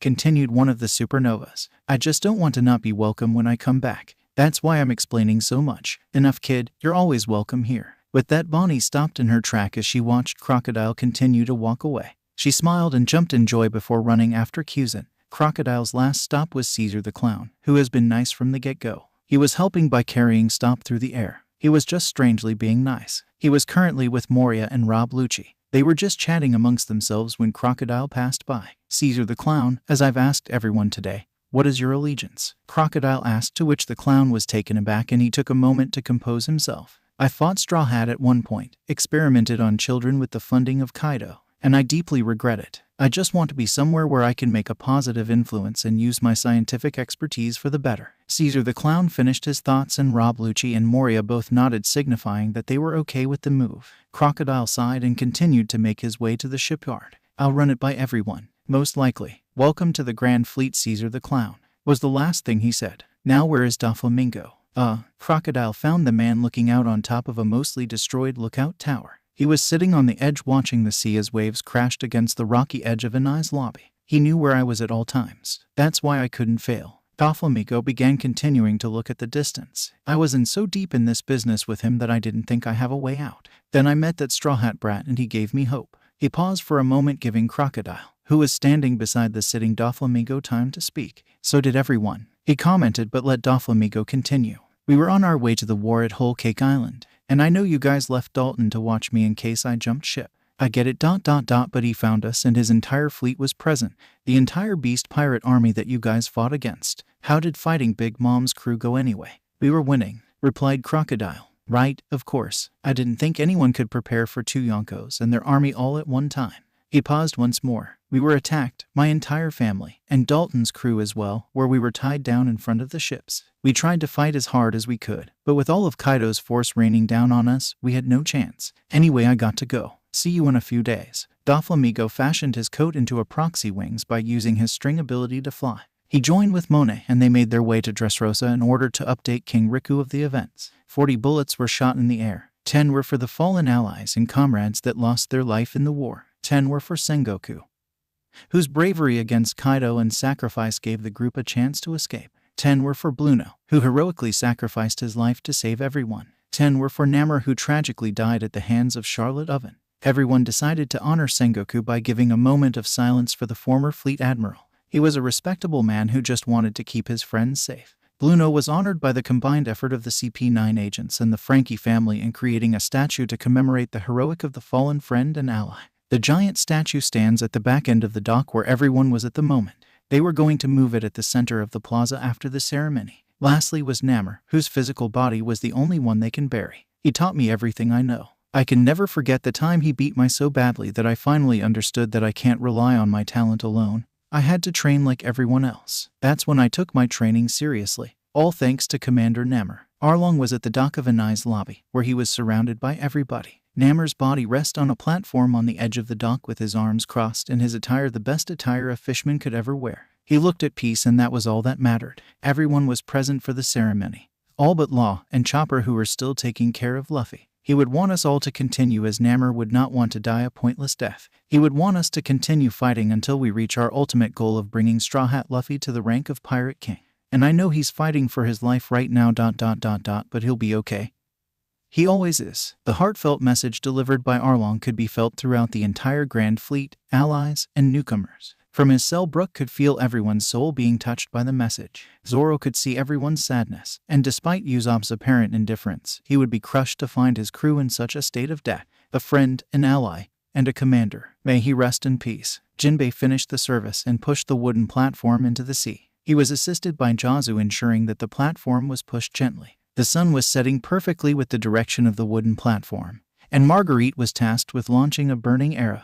She did so by letting Marco light the tip of her arrow and hit the wooden platform with relative ease. The Grand Fleet watched as the burning platform carrying the dead body of Namor. May her spirit rest in peace. None of the crew was more affected than the man's longtime allies, Ace, Jazu, and Sanji, who had been there since the very beginning. It was dead at night as most everyone had finally went to rest. Several people remained at watch just in case something happens, although most likely not. But one man was awake throughout the night, his eyes closed, and was sitting cross-legged on the floor. He opened one eye and saw that the guard posted in front of his cell was dozing off. He smirked, deciding to take this opportunity to get his answer. Why is everyone so obsessed with helping Mugiwara? Brook exited his physical body, floating in the air as a soul. With his experience and control, he floated towards the Heart pirate submarine, where Chopper and Law worked tirelessly to revive the half-dead captain. Brook maneuvered himself so that they would not notice him. There was no shortage of Luffy's blood, so he was able to enter Luffy's soulscape without a problem. Inside, he found himself surrounded by the entire Grand Fleet, having a blast and eating as much food as possible. This was inside the soulscape of the captain of the Strawhat Grand Fleet. He seemed to be happy, so what's keeping him from awakening? You shouldn't be here. Brook swiftly turned around with his blade pointed at the figure who came up beside him. It was Perona, the spy of the Strawhat pirates. Before he could do anything, she punched him in his face, knocking him out of consciousness. Perona had been inside Luffy's soul in search of an answer as well. She had been there since the morning of their arrival. She was tasked by Katakuri to enter the soul of the captain in order to pull him back to life. Although so far she has yet to succeed. So far, Ace defeats Brook and locks him up in prison. While the Soul King might be swaying in his allegiance to Kaido, Zoro with Tashigi promises to pay back his debt while Yasopp stays as it is in his current best interest to do so. Although after the status quo change, the two men are an unknown. Kyuzen, Sabo, and Bonnie make their way to the Revolutionary Army base in order to join the plans for the upcoming reverie. Doflamingo and Monet head to Dressrosa. 21st Giant Division heads to Elbaf. Sengoku, Blueno, and Namor was sent off with a proper burial, the Grand Fleet honoring their memory. And last but not the least, Luffy continues to fight for his life as Law and Chopper are doing everything they can to give him that fighting chance. Now Perona and Brook are inside Luffy's soulscape. She tied up the skeleton and waited for him to awaken. Once he woke up, Perona immediately asked him, "What are you doing here?" Perona pointed her parasol at the skeleton, the spiked end inches from his neck. "I just need some answers," he replied groggily. Brook knew how dangerous it was to die in the soulscape, so he wasn't going to push his luck. "What for?" Perona asked curiously. "I need to know why everyone respects this man so much." Brook was implying Luffy. "I can tell you, but I still don't." Perona couldn't finish her thought as an unknown figure slammed a giant bicento on the ground where she was standing. The man was Whitebeard, or a clone of him inside Luffy's mindscape. "Untie me, girl, I can help you," Brook insisted, but Perona ignored him. She gracefully maneuvered in the air, not allowing the bigger Whitebeard to strike her. She was much faster, but he was very strong. "Stay down." Perona managed to defeat the Soulscape clone of Whitebeard.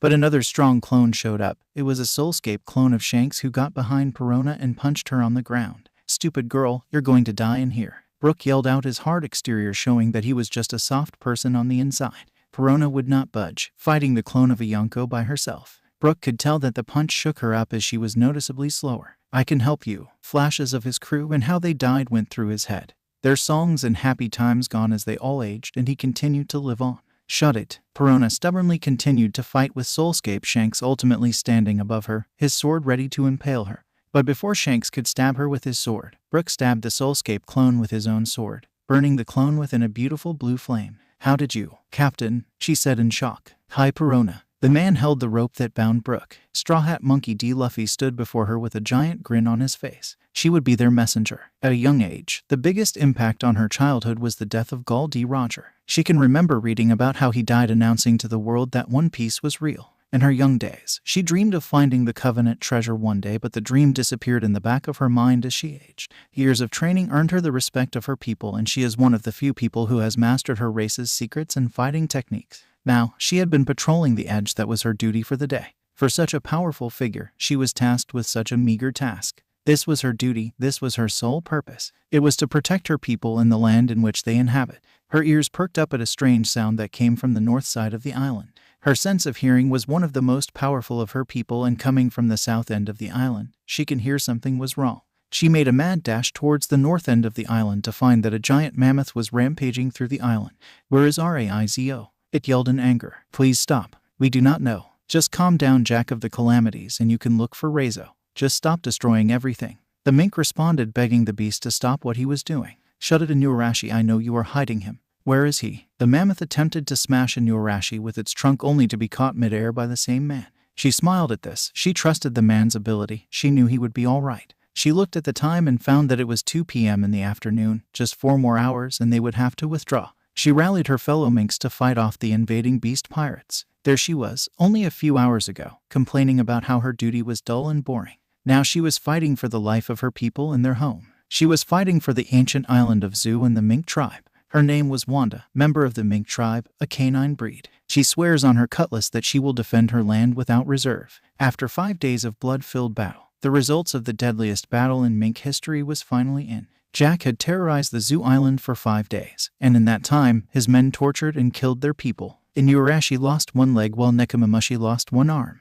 Rosa was never found in the island as nobody would give up his location, claiming that nobody knew a thing about him. Wanda had been helping as much as she could, despite inhaling the same amount of poison as everyone else. The whole time she continued to fight, the whole time she fought a losing battle, they all were. This wasn't the case, as they were keeping Jack's forces at bay, until they used an underhanded tactic of using poison. This gave the beast pirate an undeniable advantage. It was the 5th day of the assault on Zoo when Jack's forces suddenly retreated. But why? Wanda found out hours after they had left. Jack retreated because Monkey D. Luffy had beaten Doflamingo in Dressrosa, and that Kaido is gathering his forces to launch an attack at Luffy. Then soon afterwards, reports of the death of Monkey D. Luffy at the hands of Big Mom and Kaido begun to surface. Luffy was already being regarded as a hero in Zoo as his action led to the retreat of the beast pirates in her island. This Strawhat Luffy piqued her interest as he seemed to be a respectable figure, amassing a massive fleet under him, and yet the media seemed to describe him as a despicable figure. She wonders if this was true. Maybe she'll meet him, maybe she won't, only time will tell. In spite of Inuarashi's weakened state, his request for her was to go out and seek help from Monkey D. Luffy. He had learned that Luffy was helping out a man named Momosuke, a very important person to the mink tribe, as he was the son of their late lord, Odin. He has to be an ally, Wanda. I will do as you say. With a bow, Wanda was off, using her electro to boost her movement. Being that she was a non-devil fruit user and had natural quickness, she was able to run through the surface of the water to get to Dressrosa. Once she got there, the Grand Fleet had left already. She went directly to King Riku, who first verified her allegiance with along at her genuine nature. He concluded that she was an ally. There he provided a small information that they were headed to Whole Cake Island, but he warned her if she ends up being an enemy, he will kill her himself. She heads to Whole Cake Island with the intent of seeking help, but what she saw was both magnificent and terrifying at the same time. An entire fleet of ships disappeared in a flash of light, an entire fleet disappearing within a blink of an eye. After a few moments of silence, a cry of anger rang throughout Whole Cake Island as the beast pirate thirsted for more blood while the Big Mom pirate chased after the Germa 66 and Fire Tank pirates. Them two managed to escape, going their separate ways. As she stood for hours on top of a broken wooden platform, she watched as the beast pirates as they began to head out. In her mind, she was wondering how she was going to be able to find the Straw Hat pirates. Though her answer quickly hit her, literally. Apu had been chasing after the pirate ship of Jack in order to rescue his ally and friend, Hawkins. The thing was, Apu was a slight coward and he didn't know how to get aboard the ship without causing attention to himself. As Apu was chasing after Jack's ship, he literally bumped into Wanda. He put up his fighting stance as what he saw was an animal, human hybrid, and he immediately assumed she was a member of the Beast Pirates. Wanda assumed he was a member of the Big Mom Pirate, and the two immediately crossed fists. Wanda used her natural speed and flexibility to weave through Apu's sound-based strikes. He tried to fire off his attacks in the distance, but Wanda kept coming closer and closer. He released a massive sound wave that cracked even the air. But Wanda was one step closer, electrocuting the pirate with her electro. Apu passed out and Wanda carried him on her shoulder. She made a mad dash towards a cavern inside of the territory of Big Mom, since it was the nearest island she can get to. There she awaited for Apu to wake up, and when he did, he immediately tried to break free to no avail. He finally gave up after a few minutes of fussing. If you're going to kill me, do it. If I wanted to kill you, I would have done it already. Wanda pointed her cutlass at the throat of Apu. What do you want, beast pirate? He spat on the ground, inching the blade closer to his throat, indicating that he was not afraid to die. At that moment, Apu was not a coward, not after failing to save his friend. I'm not a member of the Beast Pirate, and it is you I should question. What is your allegiance? His answer gave her a ray of hope. I am a member of the Strawhat Grandfleet, Apu stated proudly. At this, a figure came out of a mirror that was on the floor beside the duo. She held a small blade on her right hand and pointed it at both of them. She looked like a witch, and yet she did not look menacing, not one bit. She pointed her blade at the duo and threatened them. Take me to Strawhat Pirates or I'll kill both of you, she exclaimed. She had a look of desperation in her face. Right you will. Wanda twirled her cutlass, disarming the woman in a single twirl of her blade. The woman was in shock and tried to pick up her weapon, but now she had Wanda's blade pointed at her heart. She slowly got up and raised both hands. All right, who the hell are you people and what is your allegiance? I'm Apu and I'm with the Strawhat Grandfleet, Apu replied, a little terrified at the angry mink. My name is Charlotte Bruley, and I need to get to the Strawhat Grandfleet to save Big Brother Zoro, she stated. So you are with Strawhat, and you are with Big Mom Pirates? Yes, Apu replied. I'm where older brother Zoro goes. Broly replied. I see. What do you bring to the table if I help you get to your brother? Wanda asked the woman. She was already sure he could help. I travel through mirrors. Excellent. I'll kill you if you do anything funny. Apu, you can provide us with a mirror. Wanda cut the ropes that bound Apu. He was confused but complied nevertheless. He handed her a pocket-sized mirror. Can you get us to the Grandfleet through here? Wanda handed her the mirror. I suppose. The truth was, Broly would enter the mirror world through the small pocket-sized mirror, but she wasn't sure if she could find a mirror that would exit to the Grandfleet. There's millions of mirror in her world. She just said yes since she didn't want to get killed. Not quite yet. Let's go. Jinbei, 6th commander of the Strawhat Grandfleet. In another time he was their helmsman, but in this life he was the 6th commander of the Strawhat Grandfleet, one of the most powerful collection of people that the world has ever seen. At a young age, Jinbei had always been a workhorse. He would train day and night in order to hone his skill, to become stronger. His mentor was Fisher Tiger, the hero, the same man who freed countless numbers of slaves from the hold of the celestial dragons. A hero, that's all he wanted to be. He witnessed the death of Queen Ottoheim at the hands of a celestial dragon,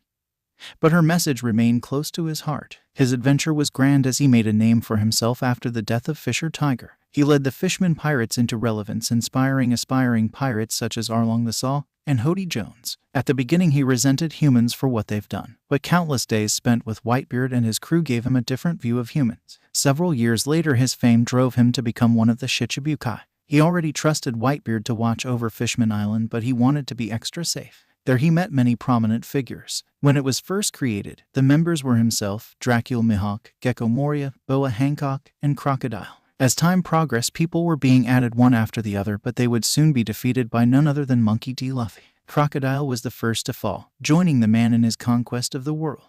There was no better testament of Straw Hat's influence than during the war when Crocodile betrayed the Marines to rejoin with the Grand Fleet. He then spoke with Arlong for a brief moment about the influence of said man, and he knew that the man was special. After switching allegiance and betting on the young pirate, he was locked up in level 6 of Impel Down. There he spent majority of his time with Crocodile, where they would just talk about everything. These conversations is what cemented his belief on Luffy. Crocodile, once a notorious pirate who took over an entire nation, has given up his ways in order to see that Monkey D. Luffy becomes the next king of pirates. As they continued to speak with each other in their cell, they were rescued by the Grand Fleet Commander Kuro and Whitebeard's former 1st Division Commander Sanji. Fusen from the Revolutionary Army also assisted the escape. How could one man command such a strong force? And it seemed like they are willing to do what's necessary. They just know what to do. As they returned to the headquarters of the Grand Fleet, he was welcomed with open arms. So what do you say? If you'll have me, I'll be glad to accept. Jinbei replied without hesitation. Then after 2 years of growing the crew, training and helping everyone reach a new height in their skill, Jinbei was made into the 6th commander of the Grand Fleet. The person he was able to help most was Arlong, training him along with Namor to further evolve his strengths. He, along with Arlong and Namor, were an avid ambassador of Fishman Island, letting everyone know that Monkey D. Luffy will protect Fishman Island as Whitebeard died in the hands of the Marines.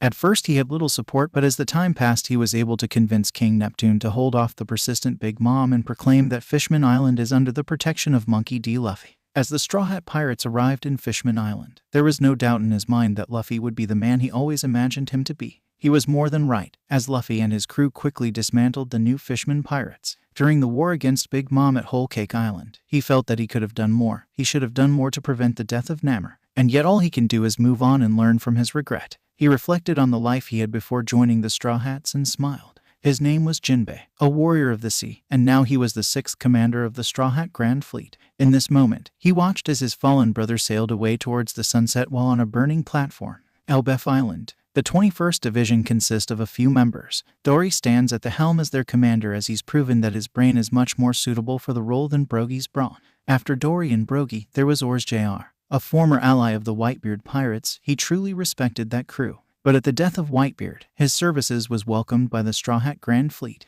Then Surum became a giant pet of the crew, providing a giant help in the sea. The last to join their crew was Hadrudin, the giant who fought in Corrida Coliseum along with Sanji and the rest of the Straw Hat Grand Fleet allies. In that moment he did not know he would join, but after Dressrosa, there was no doubt in his mind. Hadrudin had always wanted to recreate the giant pirates, and this was the closest it has ever been, albeit he would want to lead it himself, but in time he will. Alright boys, there's the motherland itself. Elbaf Island is an island filled with giant trees and mountain ranges that fits a giant. All the properties of the island are sizes that could fit a giant. For example, for a human-sized tree, it would be twice or 3 times taller than a human. This is the same case with a giant.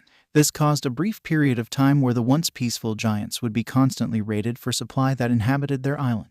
They finally decided to fight back and the giant pirates were born. As they docked near the beach, Fearsome was instructed to watch the ship. His main task was to fight off the many sea kings from destroying their giant ship. Jr. jumped in the water, but he wasn't as tall as the other giants, so he still needed to swim closer to the shore in order to finally be able to stand. Dory and Brogy easily walked towards the shore while Hadrudin decided to jump towards the island in a single bound. They were welcomed with giant palm trees, shells on the beach, rocks from their homeland, and specially animals that fit the belly of a giant. Hadrudin and Jr. were instructed to hunt for food, while Dory and Brogy looked around the island to see if there was any arrivals. There was not. This caused the duo to doubt that any giants were still alive other than themselves. That night they sat around a campfire while Fearsome was still guarding their ship. "We must be the last of our race," concluded Hadrudin as he dug in on his bowl of crab soup. Jr. has picked up a couple of tricks from Sanji after spending a good majority of his life with the Whitebeard crew and now the Strawhat Grandfleet. "Don't lose hope, young one." This was Dory's final message for the night, and the group went to sleep. Suddenly, as the sun rose, a sound of drum beats could be heard from the distance, as several ships filled the horizon with the flag of the once proud giant pirates hanging on top of each ship. The quartet patted each other in the back, admiring the new arrivals. They had a giant grin on their faces as several giants dismounted from their respective ships and made their way to the shore. The first to arrive was a surprise, as it was a marine officer by the name of Rance, followed by Lacroix. They were wearing traditional giant pirate attire and stood before the 21st Division. They participated in the War of the Best and fought alongside the Marines. "So what was the deal?" "I know what you are thinking, and my answer to that is that we had no choice." Lacroix already knew. They remembered them from the war and beat them to it. "Imagine giants amongst humans. We stick out. So in order to preserve the remaining members of our race, we made a deal with the Marines of helping them as long as they left us alone." "You could have told us this, brother. We would have pulled all of you under Strawhat Luffy's flag," replied Dory. "It is not that simple, as our deal with the Marines is a double-edged blade. They left our people alone, but they kept a close eye on our movements. We have children and families. While we were in the war, in order to ensure that we would not betray them, they kept some Marines nearby our new island.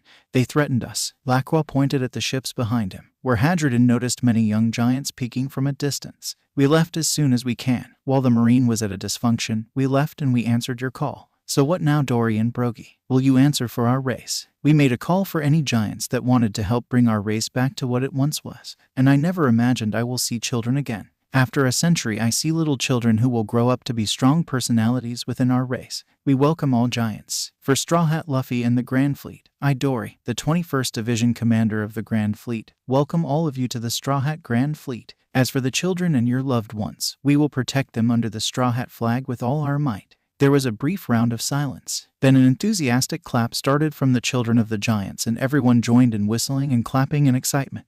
Dory extended his hands. "What do you say?" In which Lacroix took, replying with, "I say we celebrate with a feast made for giants." The two men shook hands, and the recreation of the giant pirates was complete. Within Luffy's soulscape. Previously, "Stupid girl, you're going to die in here." Brook yelled out, his hard exterior showing that he was just a soft person on the inside. Perona would not budge, fighting the clone of a Yonko by herself. Brook could tell that the punch shook her up as she was noticeably slower. "I can help you." Flashes of his crew and how they died went through his head. Their songs and happy times gone as they all aged, and he continued to live on. "Shut it." Perona stubbornly continued to fight with Soulscape, Shanks ultimately standing above her, his sword ready to impale her. But before Shanks could stab her with his sword, Brook stabbed the Soulscape clone with his own sword, burning the clone within a beautiful blue flame. "How did you, Captain?" she said in shock. "Hi, Perona." The man held the rope that bound Brook. Strawhat Monkey D. Luffy stood before her with a giant grin on his face. Continued. "Captain ... how ... Perona was shocked to say the least. One moment her captain was laying on the operating table with Law and Chopper doing everything they can to help him. Now he was there, in front of her, albeit it was a Soulscape version of him. "Come follow me. We don't have much time." Luffy casually walked towards something. Perona tried to look ahead and saw that where they were going was constructed based on what Luffy was thinking. Brook followed closely behind with Perona watching every move he made. "I saved you from dying in this Soulscape world." Brook reminded Perona that she could have easily died. "Yeah, well, I didn't." Perona walked faster as Luffy was starting to walk faster and faster. It was his soul, and they were just visitors of his soul world. This was made apparent when Luffy disappeared like a cloud of dust. fading into nothingness. The duo was suddenly surrounded by mountain bandits on a forested area. The mountain bandits were led by a stern-looking woman who seems to be scolding them.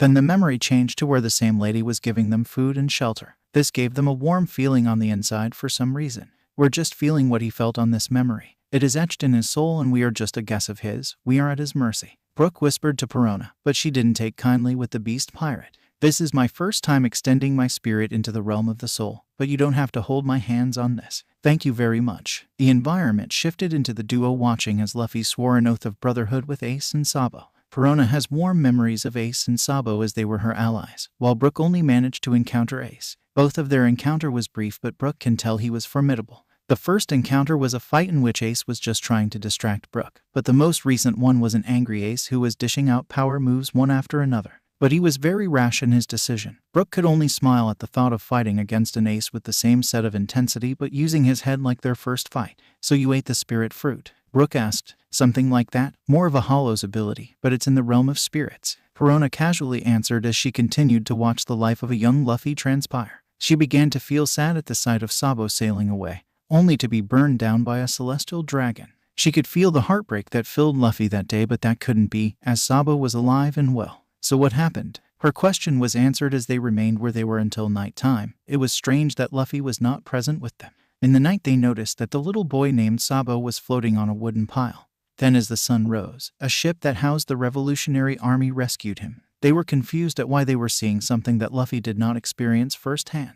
That's how I thought it went down anyway. Luffy appeared from out of nowhere. He was standing behind them as they slightly jumped in shock. Come now, you need to follow me. Keep up this time. He smiled at them and kept walking once more. In the outside world, Law and Chopper were working tirelessly on Luffy and he was still not responding to anything. That was until that moment, where his hands moved a little, and the heart rate monitor indicated steady heartbeat from the man. Chopper, we got him. Law felt a new surge of energy as he knew the whole time that Luffy would be alright. And now there's more evidence than ever. Alright, let's keep at it. Chopper felt the same wave of energy as despite being up for more than a day, they were not going to rest until Luffy was stable. She was their spy. In her early life she had always been a shy orphan. She never let anyone in. One day she awoke with a fruit lying beside her bed and being a child, she ate it. How did it get there? Probably a spirit, but she never found out. It was disgusting to say the least, but it turned out being the hollow fruit. In her youth she was never scared of the supernatural, so she welcomed the hollows as her friends. They would play at night, scaring all the children in the orphanage. I like you, and you. Not like those mean kids, they never want to play with me. Perona had let two hollows float in the air, and she would imagine that they were her friends, when in truth, they were just an extension of her abilities. Countless months passed and nobody took a chance at her since she was a strange child. So she did the only logical thing she could do at a young age. She ran away from the orphanage and never looked back. Her devil fruit ability allowed her to float in the air as she can turn into a hollow. She can phase through objects and make people feel miserable if she so wanted. And as a young child who was neglected, she wanted to cause misery upon others. As the days went by she began to float aimlessly, now confused at what her purpose was in life. She had grown tired of making everyone feel worthless as it wasn't entertaining any longer. She stumbled across Thriller Bark in its early development. Moria, the owner of the giant ship, welcomed her and her ability as it made him excited to have someone who can make the enemy feel miserable. Plus her ability worked well with his island. Days turned to months as Moria gathered powerful people in his island, but the man was distant. And this was due to Kaido the Beast killing of his entire crew before he could do anything about it. This made Moria distant.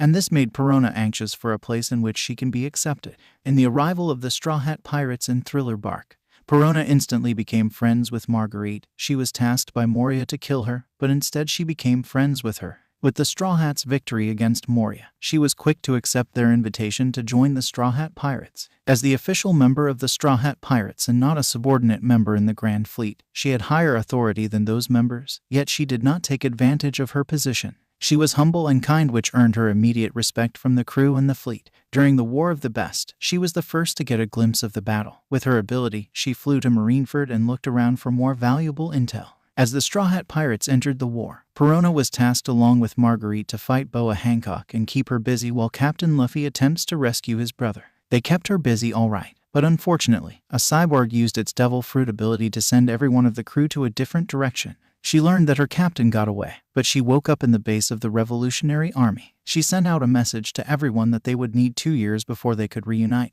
This was her captain's wish. There she was able to create a friendship with Robin, who she was paired with for the next 2 years. They were a valuable duo for the Revolutionary Army, as they were able to carry out stealthy mission without fail. Although there was one mission that was too close for comfort, Perona and Robin were sent out to identify the name and connection of a celestial dragon. These beings were the sole enemy of the revolutionary, as they were the puppeteers that believe that they are above everyone else. They got too close to the celestial dragon, protected by a large amount of strong guards. They managed to get away, but it was too close for comfort on her last mission with the Revolutionary Army.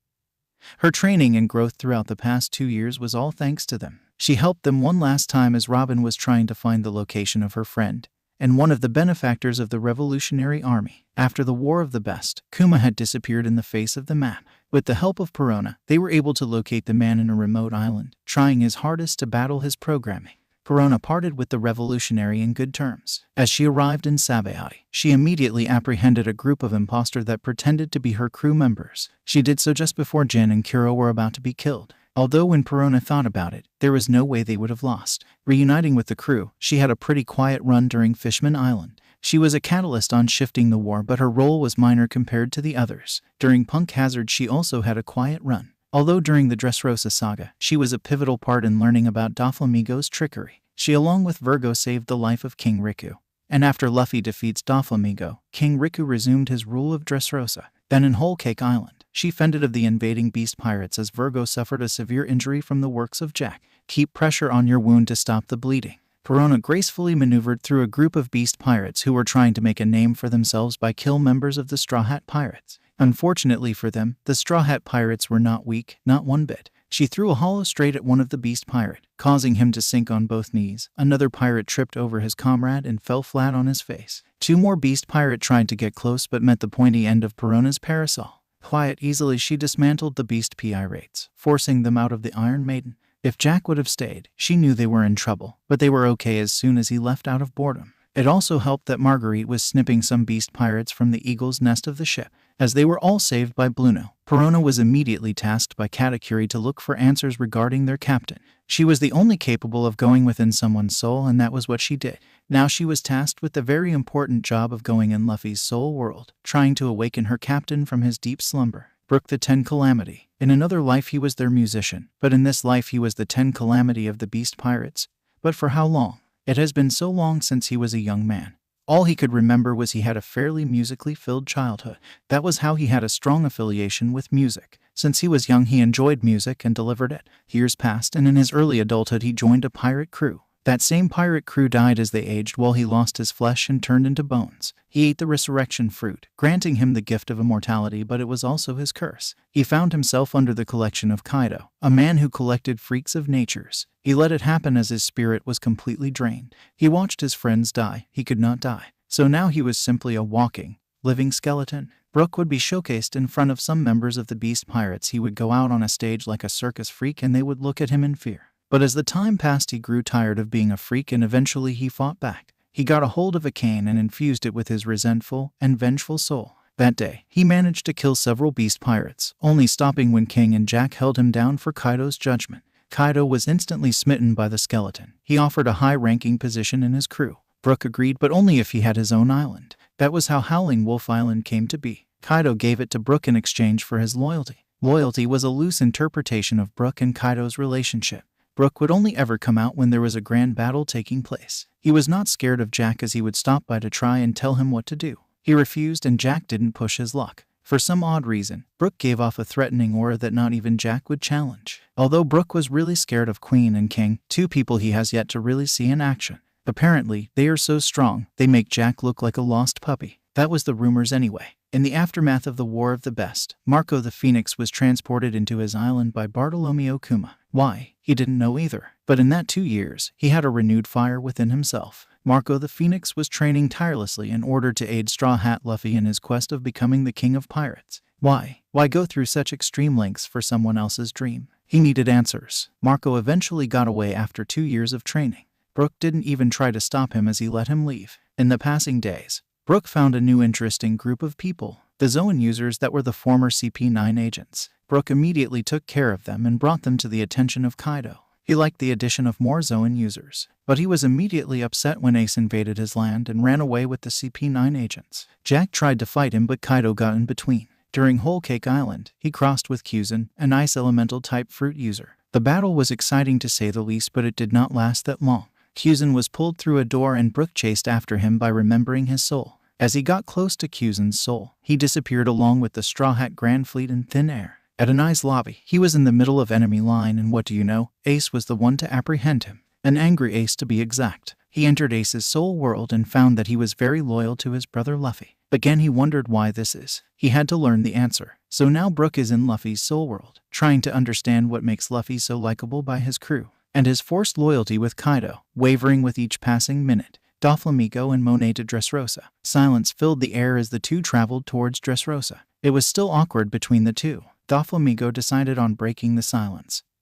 He felt like he owed her, especially with the new change in his life view. Mugiwara is a strong and powerful figure. He is truly worthy of his rank and stature. Doflamingo began, slapping himself mentally for saying something so dumb. It was dumb not because it was the wrong statement. It was dumb because he wanted to start apologizing, not talk casually like old friends. Damn, this nice thing was hard. The former Shichibukai thought. Here was a man who ruled an entire nation through fear and deception, who killed countless people, trying to seek redemption one step at a time. Yeah, what's your deal, Doflamingo? Monet finally asked the important question. What is his deal? Why the sudden change? It was such a loaded question. There was so many things she needed answers to. Mugiwara has showed me that there's more to life than money, power, and fame. I guess I was so hung up for it for so long that I didn't think things could change. He showed me that things could change. I was serving under Kaido for so long, making blood money for so long, leading for so long that I grew tired. And now I just want to see this man become the king of pirates, for if he can change my view in life, he can change the dirty world we live in.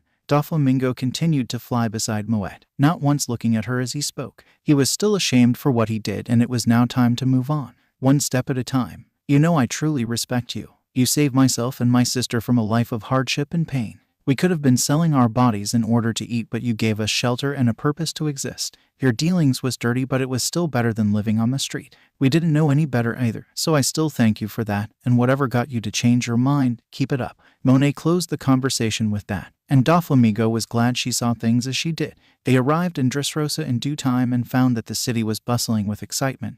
Gone were the days of fear when Doflamingo ruled with an iron fist. Gone are the toys that once covered the streets of Dressrosa. The island has become a strong nation once more, with King Riku at the helm, Rebecca his granddaughter by his side, and Kairos the greatest warrior of Dressrosa as the chief of King's Guard. They were greeted at the gates by Kairos himself, who led them to the castle. People who giving Doflamingo a dirty look as he passed the streets, although no one did anything physical to harm him. Ignore it, I'm sure you know where they are coming from, Kairos said as he continued to look forward. He was speaking to Doflamingo. Of course, he understood.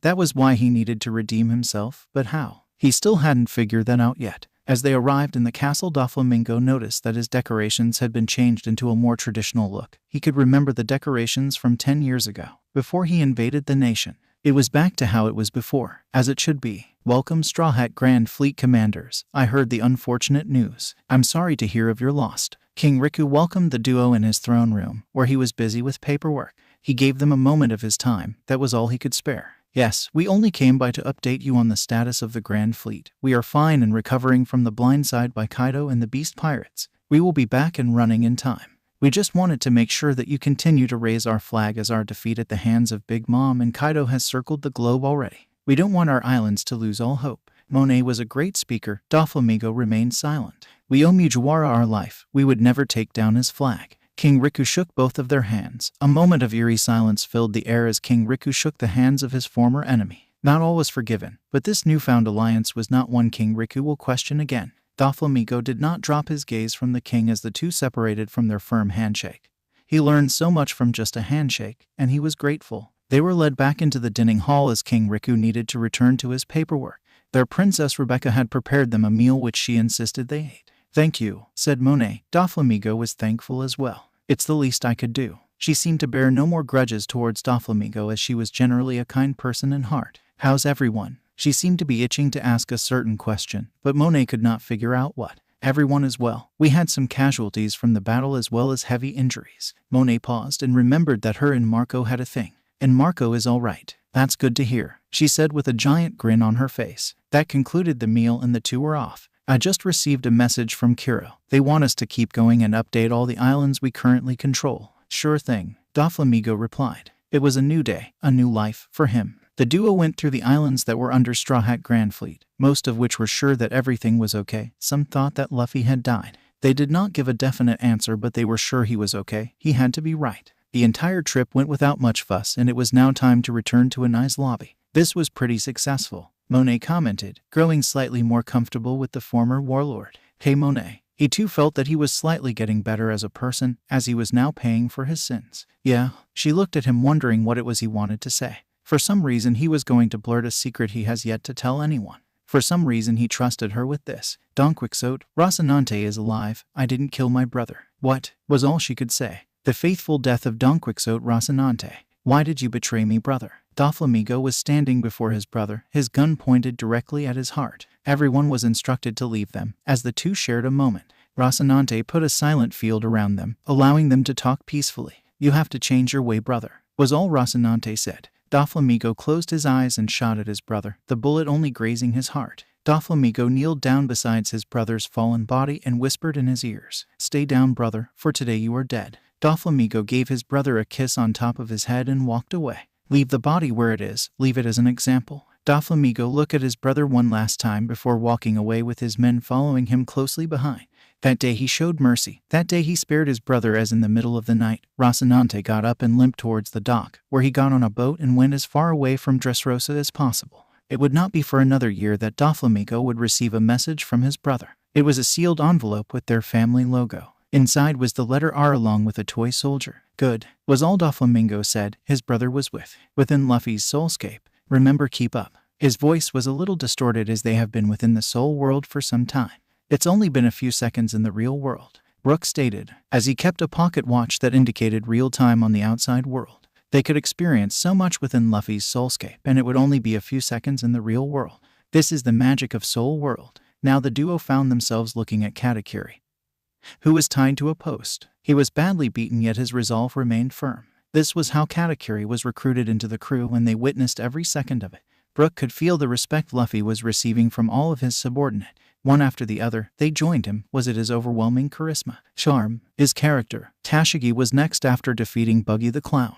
Then Enel with the recruitment of the Black Cat pirates into the Grand Fleet. Marco the Phoenix followed after Don Krieg was decimated by the rookie pirate captain and Jin joining the fold. They then ventured off into the Grand Line where Marguerite joined their cause along with the Baroque Works agents. More and more people flocked into Luffy's crew as the time passed, and Brook marveled at his gravity. People were naturally drawn to him. They weren't following him out of commitment or fear. They followed him because they wanted to. This gave Brook a smile on his face. He barely noticed as the memory passed of Law and Virgo joined the crew, as well as some prominent figure of the Strawhat Grand Fleet. Last to join was Perona, the spy, who was standing beside him. This one he noticed as she was standing still, curious at what her captain really thought of their encounter. Chapter 12, Spy. We did it, screamed Luffy, falling on his back. Everyone else either took a knee or remained standing, exhausted from their adventures. And Perona, thank you for helping us out. No problem, I didn't like that guy anyway, always so creepy and bossy, replied Perona, sticking her tongue out at the fallen Moria. What can you do anyway? Asked Luffy, determining what her official title will be. Well, I can phase through walls. I can summon ghosts that can affect people's mood. That's all I know of my powers so far. Alright, I know now. You can be our official spy. Someone who can gather information on enemies before we get there. Sweet, I can do that. Welcome to the Straw Hat Pirates, everyone said with a smile. They both felt a warm feeling surge through them as they could feel the happiness of the captain. It was the same feeling they got after a new member of the Straw Hat Pirates joined the crew. Perona felt gross after thinking that her captain did not really like her as an addition to the crew. She always had a small doubt in her mind, but all doubts were now gone. She knew her captain's true feelings towards the entire crew, and she was glad she witnessed it. Your curiosity could be dangerous, you know, Brooke said from beside her. No more doubts. She smiled as the figure of her captain emerged, and the duo continued to follow. Brooke had a grin in his face. This man Strawhat Luffy, he was going to be worth following after all. He was their shipwright. He couldn't remember much from his childhood. Only that he met his future wife in his early days. She was tomboyish, and he was a shy child, but they both outgrew their early molds to become mature adults. You're Virgo, right? She said to him as he sat by a tree, reading his book in peace. Yeah, he looked up, the sun shining past her bright blood hair. She gave him a sheepish smile, somewhat mischievous as well. Come play with us, we need another person to make it even. She pointed at her other friends, all of which were waiting for her to return. No thanks. He put his nose back into the book, trying to make her go away, but she was persistent. She pulled him and yanked him towards the playground. Virgo was surprised at her strength as such a little girl was able to pull him up. Not that he was any bigger, but it was common knowledge that girls were weaker than boys. At least that's how he was brought up to believe. And boy was he wrong. That day, Virgo played with the neighborhood kids and he had fun. His eyes was fixated with the girl with the blonde hair. In the years that passed, Virgo grew close with this girl. As he developed into a young man, he noticed that she too developed into a young woman, so did the other boys. They all tried to take her on a date and she would kindly refuse them all. Why? Virgo would ask. She stepped closer, inches away from his face and whispered, "Because you haven't asked me yet." He didn't know what gave him such confidence that day, but he gave her a quick peck on the lips and her smile was mesmerizing. From that day on they walked hand in hand throughout the village. Everyone was dejected that Virgo got the girl. Then she was gone. One day she was with him and the next she died from the activity of some dangerous pirates. She had been walking along the beach, making her way to where Virgo was working on a ship. Then an invading pirate fleet fired a bullet that effectively killed the woman of his dreams, the girl with the blonde hair dead before him. He never thought he would be happy again as his range caused him to show the first sign of his armament hacking. He was able to cover his arms in the thick black armor. He held his love in his arm as she died with a smile and Virgo gently rested her on the ground.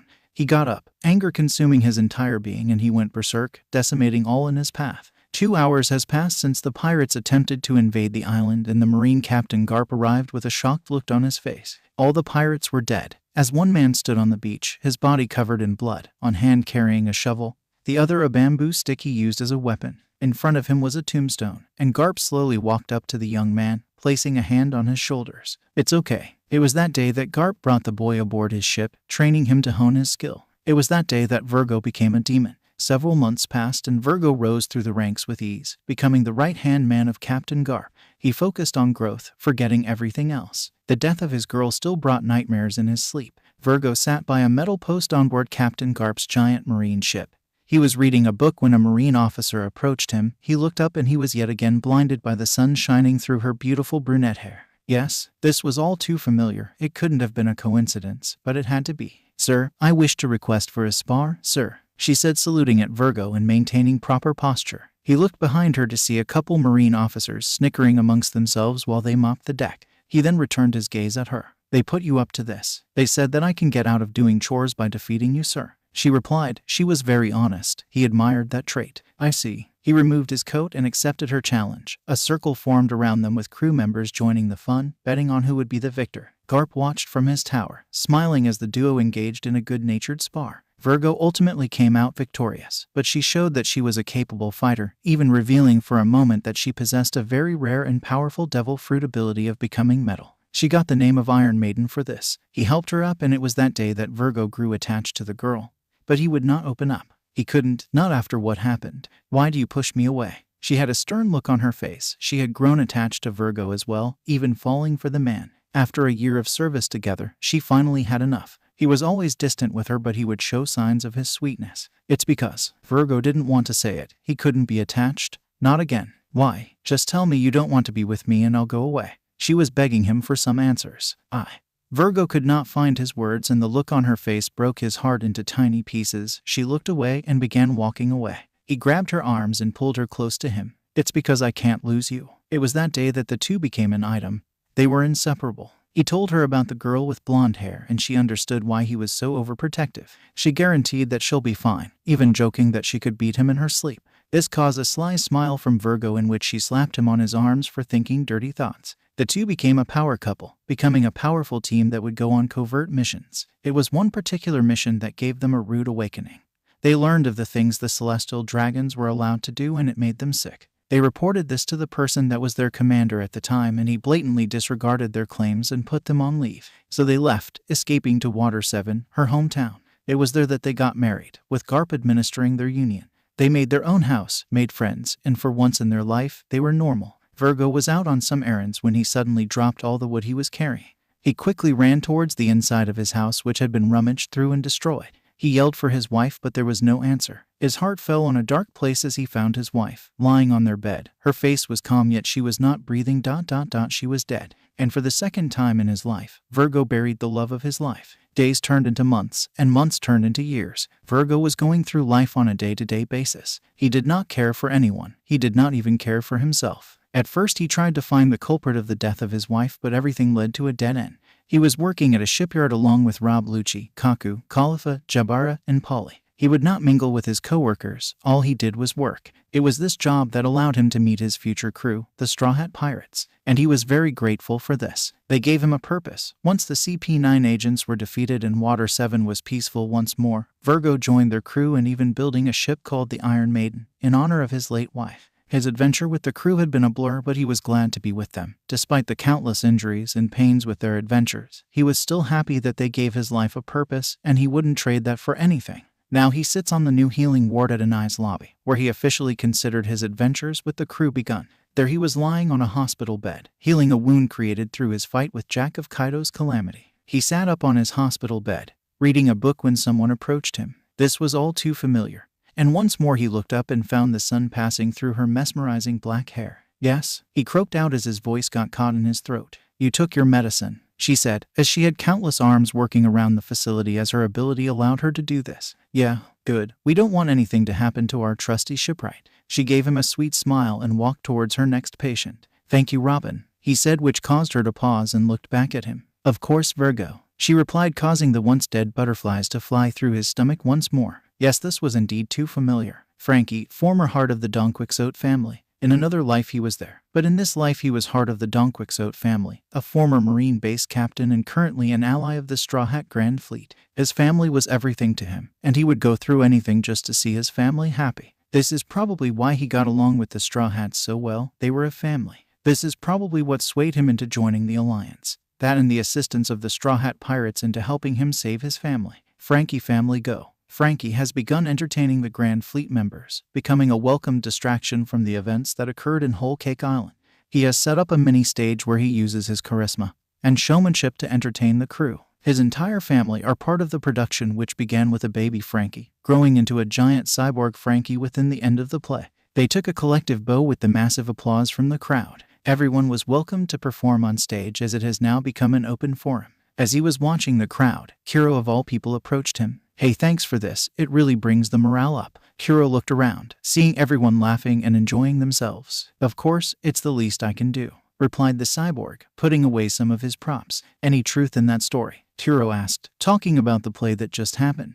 "Mostly staged. My real life is much different than that." "How so?" asked the man with 1,000 plan. "Well, I grew up in Water 7, trained by the legendary Tom who built the ship of the Pirate King. That much I remember." "Ah, is that right?" Kuro sat on a chair and listened to Frankie's story. "Yeah. Then Tom died by an unknown assailant and we set to sea in order to find out who did it. We never found the culprit, but what was first a mission for revenge became a grand adventure that earned us high respect in the sea. That was when we stumbled into Doflamingo, who as little Sugar turned my entire family into toys." Frankie looked at Sugar, who was part of the crowd that was laughing along with the event that was unfolding on stage. He then continued his story. "Then I completely forgot what happened to them, and all I knew was that Doflamingo had my family hostage.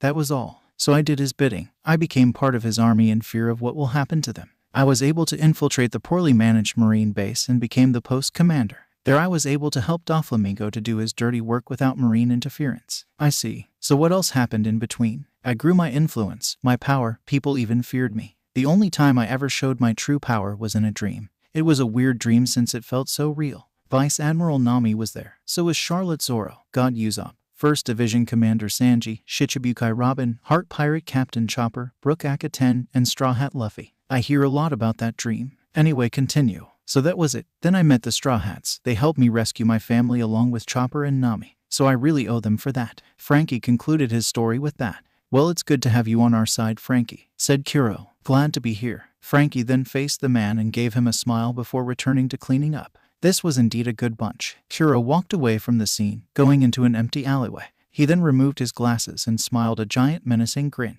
Kuro then began to undergo a sickening transformation. His short black hair grew longer. His nose grew into a witch-like appearance. Then he became a she as features of a woman showed in his body. Kuro has turned into a pale-skinned and extremely tall woman with her hair in a set of girlish pigtails. Her face was wrinkled, a sloping forehead, a long witch-like nose, and a square jaw. She had a devilish grin as she pulled out a messenger snail from her pocket. "I'm in, boss," she said, snickering to herself. "Good job, Katarina Devon. The person on the other line began, but Katarina could not hear the rest of what he was saying as Cyborg Frankie followed her to the empty alleyway. Now you make me feel dirty, telling you all those personal things, and you were not who I thought you were. Frankie had both hands encompassed in a plasma cannon pointed directly at the woman in question. Who the hell are you? Captain, get me out of here. Katarina began running the other way only to have her feet caught in an electric binding that Frankie launched. Shit, who the hell are you? Frankie jumped close to the captured person. She still had a devilish grin on her face. He pointed his plasma cannon on her face, warning her for the last time. I swear I'm going to fry you right here if you don't answer. Then a black hole opened from behind Frankie. He was then launched backwards by a black ball from the new person to arrive. He wore a marine cap, but he was still wearing his pirate attire. It was Marine Admiral Blackbeard. He took his crew member and took her into his black hole, disappearing from the scene. The whole time he had a giant grin on his face. Damn it. Frankie slammed his hands to the ground and pulled a messenger snail. We had a spy. Find Commander Kuro now. Everyone was in a scramble as they all tried to locate the missing commander. Frankie was able to find him, stuffed in an empty room. He was bloody from a beating he received from a fight with Katarina. I was taken by surprise. Shit, was all Kuro had to say. He was immediately taken to the new hospital. There he was given proper care. Frankie was then asked of everything that happened by Commander Sanji. He told him everything, to which Sanji replied with, "We have a problem. Account all encounter with Kuro with all the crew member. We need to know what the Marines, and especially that bastard Blackbeard, have on us." "Copy," replied one of the Grandfleet members, and everyone was set to report what they know. "Damn," Sanji said as he pulled out a cigarette. He offered one to Frankie, who refused.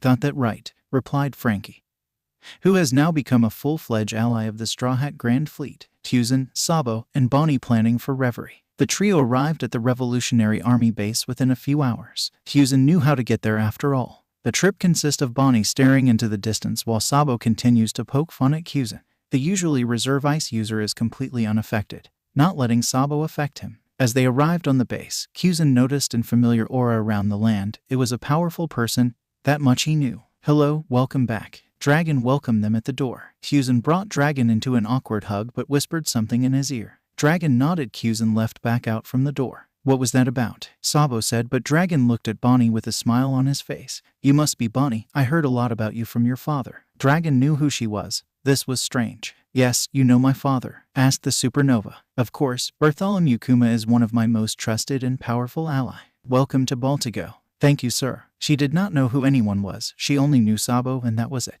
"Monkey D. Dragon, pleasure to meet you." Dragon extended his hand for a handshake, but she was too shocked to respond. This was the legendary Dragon, the most wanted man in all seas. "Good to meet you, sir." "All right, enough chit-chat. Let's get to work." Dragon led the way to the meeting room where important members of the revolutionary members were present. Dragon sat at the helm as Sabo sat beside him. Then the empty seat that usually Robin takes was given to Bonnie. She took it with no questions. And Koala was also present, giving her a smile. Emporio Ivankov was also present, chatting with her fellow revolutionary members. "Thank you for coming, Revolutionary Army commanders and allies. I know you all came a long way, so thank you once more. Wouldn't miss this for anything," said the giant man who dwarfed everyone else in his size. "Thank you, Morley, and of course Karasu, Lindbergh, and Betty." He went around the room looking at each person as he said their name. They all nodded, acknowledging Dragon's thank you. Karasu had a mysterious aura around him. He gave off the same dangerous aura as Katakuri from the Straw Hat Pirates. At least that was what Bonnie thought anyway. "All right, the reverie is coming up, and it is our time to strike. We also have some indication that something is going to happen with our home base here in Baltigo, so we need to be on the move as soon as possible. I already instructed some of our members to start filtering out of here slowly to not raise any suspicion. I will remain on this base along with Kyuzen to welcome our guest." Sabo and Bonnie looked at each other. What was going on? "You sure we shouldn't kill them here and now?" Lindbergh spoke, while he was tinkering with a small mechanical contraption. "We're going to the reverie, Lindbergh. It would be stupid to get into a fight and lose some of our forces along the way," replied Betty, who was drinking her coffee. "We'd win though," Lindbergh said from under his breath, but no one missed what he said. "Anyway, returning to the reverie, here is the plan." Dragon continued with the entire room listening to him. Bonnie was surprised at how powerful the Revolutionary Army really was. They were a ghost as far as she knows, and now she was sitting with them and being trusted with their plans. How did they know she could be trusted? Are they going to kill her thinking she's a spy? But Sabo placed a reassuring hand on her shoulder and gave him a smile. He could feel her fidgeting and anxiousness. "Relax, they don't bite," he whispered, causing her to relax. He had a way with his words. Most of the meeting, her eyes was stealing a look at the revolutionary vice commander. She couldn't help herself. Even with the facial scar from being burnt, he looked good. Then the meeting concluded and Bonnie was caught staring by Sabo. Do I have something on my face? He gave her a sly smile in which she turned bright red. She didn't know what to say, so she just made a break for the restroom. She ran into a stall and locked the door behind her. She then covered her face with her hand and yelled as loud as she could. UGHHH. A distance from the main base. What are you doing here, Burgess? Fusen said, appearing from behind the man as Burgess laid down behind a rock. His calm demeanor still the same as always. He then scrambled back on his feet and looked at Fusen. I just stumbled into here. I lost in Dressrosa in getting Whitebeard's fruit. That bastard Sanji, I swear I will. You're going to blow my cover. Fusen replied in a calm voice. It's time. I already told Captain Blackbeard where they are. We're going to kill this bastards. Don't tell me you switched sides now. No, I'm with you all. Fusen then made a way back to the base. As soon as you all get here, give me a ring. I'll open the front door. He then went back to the base. That's our guy. Burgess called back his crew. It's on, let's get these bastards. He yelled at the poor messenger snail. Soulscape Luffy 4-6. The duo's mood sank to the lowest it could possibly go. They were now seeing the times that Strawhat Luffy felt fear. He doesn't show it, but he does feel fear from time to time.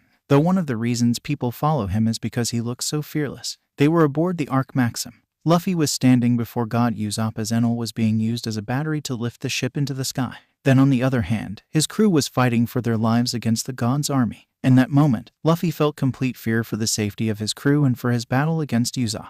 If he did not succeed, his crew will fall along with him. He used this fear to generate enough power to deliver his greatest punch to date, sending the Godman through the bell that hasn't rung in decades. The duo looked at each other and was surprised at how powerful Luffy was before they met him. Before he was the captain of a massive grand fleet, he was a man fighting for his friends. Their spirits lifted up then came crashing down once more. Perona and Brook were now standing beside Luffy as he had a look of utter defeat. This was probably after the war. I found Captain with my hollow and he gave me the instruction to let everyone know to meet up in 2 years. 2 years to grow enough to where we can fight with the best of them. Perona told Brook, and sure enough she was right. A hollow passed through Luffy which immediately changed his mood. He was ready to train and grow for his crew. He was ready to make sure that they are okay. He was ready to make sure nothing like this happens again. The fear of losing his friends after bringing them in a war to save his brother was now completely gone, as he felt stronger and better than ever. They watched as Luffy went through extensive training, growing into the man he is today. He trained with Sabo, Ace, his grandpa at one point, and even Silver's Rayleigh.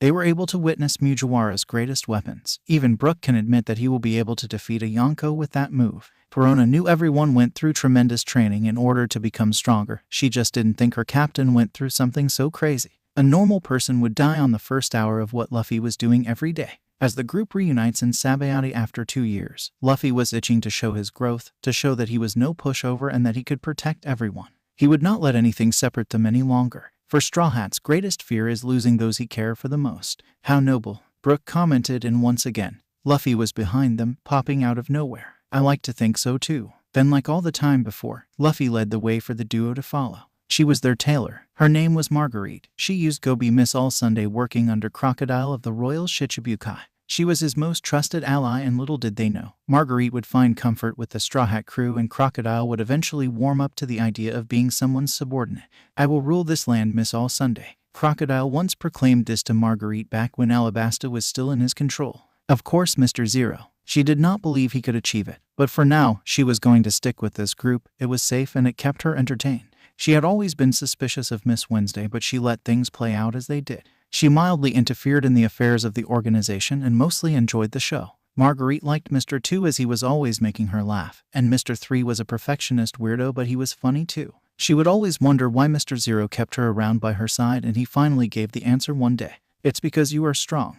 I keep strong people close to me. In case one tries to betray me, I kill them. Crocodile pointed his golden hook on her neck that day, but she did not flinch. Marguerite was from Amazon Lily. On the 2 years in which she was separated from the Straw Hat Pirates, she was trained in the fighting style of her home, a more traditional method rather than the bastardized version her mother taught her. Learning new skills has never been a problem as she was a natural fighter, learning everything from seeing the move once. This is what made her such a proficient fighter, even getting the attention of Boa Hancock throughout her tenure. Of course, the Empress took interest in her captain. By promising an audience with the Emperor, her stay at Amazon Lily was comfortable and productive. She learned of her past from an elder lady who was friend with her mother, in which she was smuggled aboard a trader ship with her mother. Her mother was a firm believer that Amazon Lily should be led by an opposite faction from the Hancock sisters. But when they won the votes of the masses, her mother fled the island in fear for her life. I'm not that type of person. I would not kill my own people out of pettiness, despite our different views, was Boa Hancock's response. She did not trust the Empress completely, but for the sake of her stay on the island, she was going to have to take her word for it.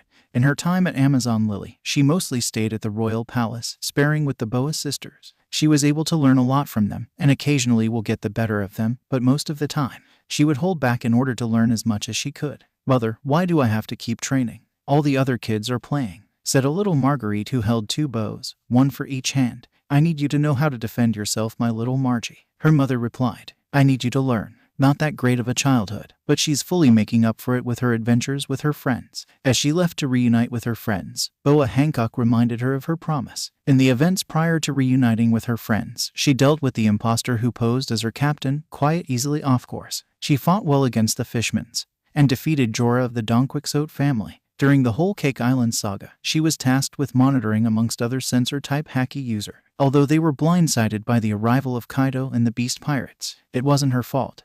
That was what everyone kept telling her, but she knew she was mostly responsible for this. As the midnight time approaches, she was assigned to lead the patrol. As the morning reported to take over, the group were wondering where Marguerite went. By the afternoon, after a scramble throughout the base to locate her, Enel found a note from Marguerite. She simply stated that she left and to not follow her. The guilt of the death of her comrades was too heavy. She had to make it right. She had to do it. She had to kill Kaido. Robin of the Shichibukai. In another life she was their archaeologist. But in this life she was a royal Shichibukai, member of the Revolutionary Army, and a current ally of the Strawhat Grandfleet. She had just finished her rounds and she was ready to grab lunch when she was surprised that someone stopped her before she went out. He chased her on her way out. He was walking, limping, and everything, but he was still able to catch up to her. Hey, you should be resting in bed. Robin played with her hair. This was something she did when she was nervous. Yeah, I just thought, what the hell? Did you want to grab something to eat with me? Virgo was blundering. This also indicated he was nervous also. Sure, I would like that. She gave him a warm smile before standing beside him, grabbing a hold of his hands. Let's go. Let's go. He smiled back and the two walked beside each other, towards the eating quarters where Sanji and a group of chefs had set up a mess hall for everyone to eat. It wasn't gourmet kitchen or anything, but it was still good food. You are really beautiful tonight, he said out loud, but spat out his drink after realizing what he said. I mean, you are beautiful every night, not just tonight. Wait, I don't mean to stare at you, I just see you whenever ... Virgo caught himself blubbering like a child. You don't look so bad yourself, sir. She was laughing to herself, causing Virgo to blush. Thanks. He gave her a goofy grin, glad to make her laugh. So Miss Robin, I'm hooked, so tell me about yourself. Well, my name is Nico Robin. I am from O'Hara and I became wanted when I was just a child and they gave me a bounty of 79 million. To this, Virgo was shocked. You were the demon child. Of course he's heard of her. This was one of the discovery that caused him and his late wife to leave the Marine, one of the many. Yeah, I guess I was. Robin had an unfavorable reputation.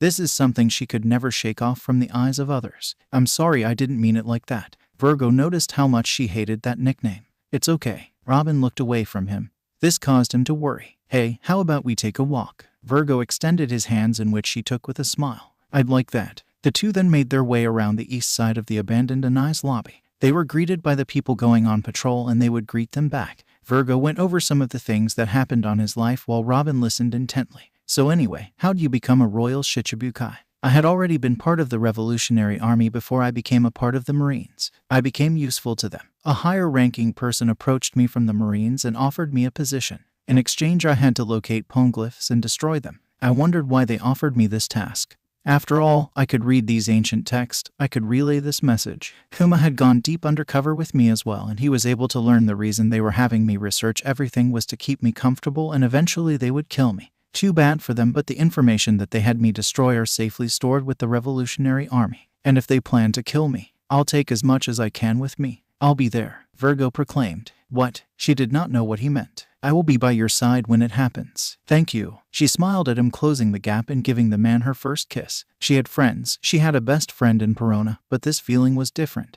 She had gone through so much in her life that all she could feel was cold, emptiness. But this feeling was warm and inviting. For Virgo, this was too familiar. For Robin, well, this just might be love. The arrival of Wanda, Apu, and Bruley. I am a member of the Strawhat Grandfleet, Apu stated proudly. At this, a figure came out of a mirror that was on the floor beside the duo. She held a small blade on her right hand and pointed it at both of them. She looked like a witch, and yet she did not look menacing, not one bit. She pointed her blade at the duo and threatened them. Take me to Strawhat Pirates or I'll kill both of you, she exclaimed. She had a look of desperation in her face. Right you will. Wanda twirled her cutlass, disarming the woman in a single twirl of her blade.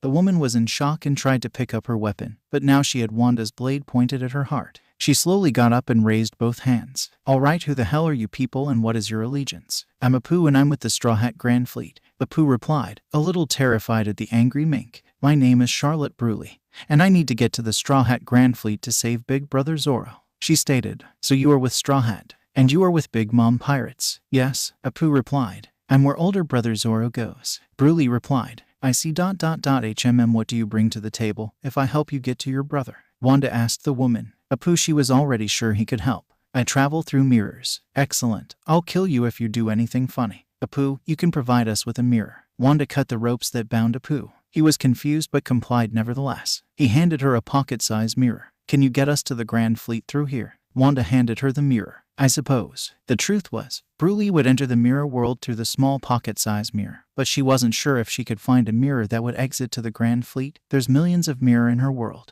She just said yes since she didn't want to get killed. Not quite yet. Let's go. What the hell? Apu had guided the group through the mirror world where he was able to find a familiar exit straight to the old base in Dressrosa. What they found was an empty camp, with no sign of activity for several days. This was headquarters. What happened? The place where the Grand Fleet set camp was several miles away from the capital, where King Riku resided. With an empty field, Wanda placed her weapon on the neck on Apu. What is the meaning of this? Bruley was trembling slightly as she feared for her life. I swear on everything this was our base, Apu exclaimed. Then where the hell are they? Exclaimed Wanda, desperate to locate Strawhat Luffy. Her home was in peril. She needed to find him. I don't know, exclaimed Apu. Bruley was crying in the corner thinking that her life would end after Apu was killed by the enraged mink.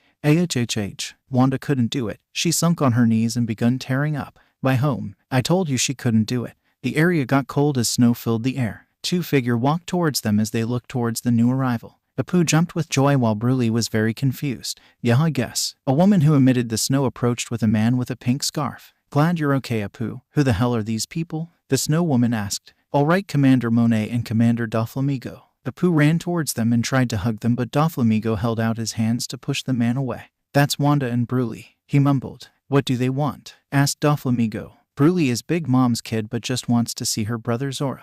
Wanda is a mink from Zoo and she just wants to talk to Captain Luffy. Aren't you glad we came back? Now we were able to find Apu, Doflamingo commented. They were going around touching all Straw Hat territory and guaranteeing that the crew is going to be okay when they decided to circle back to Dressrosa. It was a strange coincidence, a case of being in the right place at the right time. Yeah, well we definitely need to watch you, Monet said as she looked at Bruley. Meanwhile you ... What do you want from Captain? I am from Zoo, and I need his help to stop Kaido from killing our people. Wanda would not go into any more details. And if she wanted to find Straw Hat, these people are her best bet as they are his commander. Right, well then let's go. We're on our way back to base. Monet offered her hand in which Wanda took. Actually, there are more convenient ways to travel. Wanda looked at Bruley in which they all looked at her. Oh yeah, what can you do? Doflamingo asked, and several minutes later his question was answered. They all entered the mirror world where Monet was able to point out a room which would lead to the Grand Fleet. As they exit the mirror, Monet blushed as she picked up clothing and threw them into the bathroom. They were very revealing clothes that caused Doflamingo to blush and Apu to turn red in color. Bruley snickered along with Wanda. Oh, shut it. They exited the room and Apu read the name of Katakuri at the door. They were aboard the Iron Maiden as it rested on the port of Anai's lobby. Monet immediately got a call out to Katakuri and he was there within moments. Hey, glad you're well. Katakuri was met with a giant hug from his lover and they both shared a brief moment in each other's arms. They separated, which caused an awkward silence from the group. Katakuri then pulled Monet to the side to update her on what happened. He signaled for Doflamingo to watch them in case they tried to do something. For an update, Blackbeard infiltrated the base by having one of his subordinate disguise as Kuro and he's in critical condition. Captain Luffy is stable and Marguerite is gone. We've sent out a search party to go after her. So what do you have here? Well, we informed all allies about our status. Doflamingo is alright. We found Apu. That Bruley girl is looking for her brother Zoro, and Wanda is trying to speak with Luffy regarding her homeland. Okay, well, escort that Bruley lady to her brother. Tashigi is there. It should be fine. Nice work on the allies. And Doflamingo is okay. He looked at her oddly but smiled regardless. Okay, I guess. And as far as Wanda, I'll talk to her. Okay, Han. She gave him a kiss and told Doflamingo and Apu of what was going on. They left with Bruley, where Apu was yelling something about saving Hawkins while Monet was updating Doflamingo on what was happening within the Grandfleet. So why do you need to see Captain? Katakuri sat in front of Wanda, who was sitting across the table, sipping a cup of tea. Forgive me, but who are you? Asked Wanda. Of course, I'm Katakuri, first mate of the Straw Hat Pirates. Katakuri carried an air of strength around him. Even she was impressed by his aura. My name is Wanda, and I was one of the few people who managed to get over the poison that was spread throughout my land when Jack of the Calamity was trying to find a person in our land.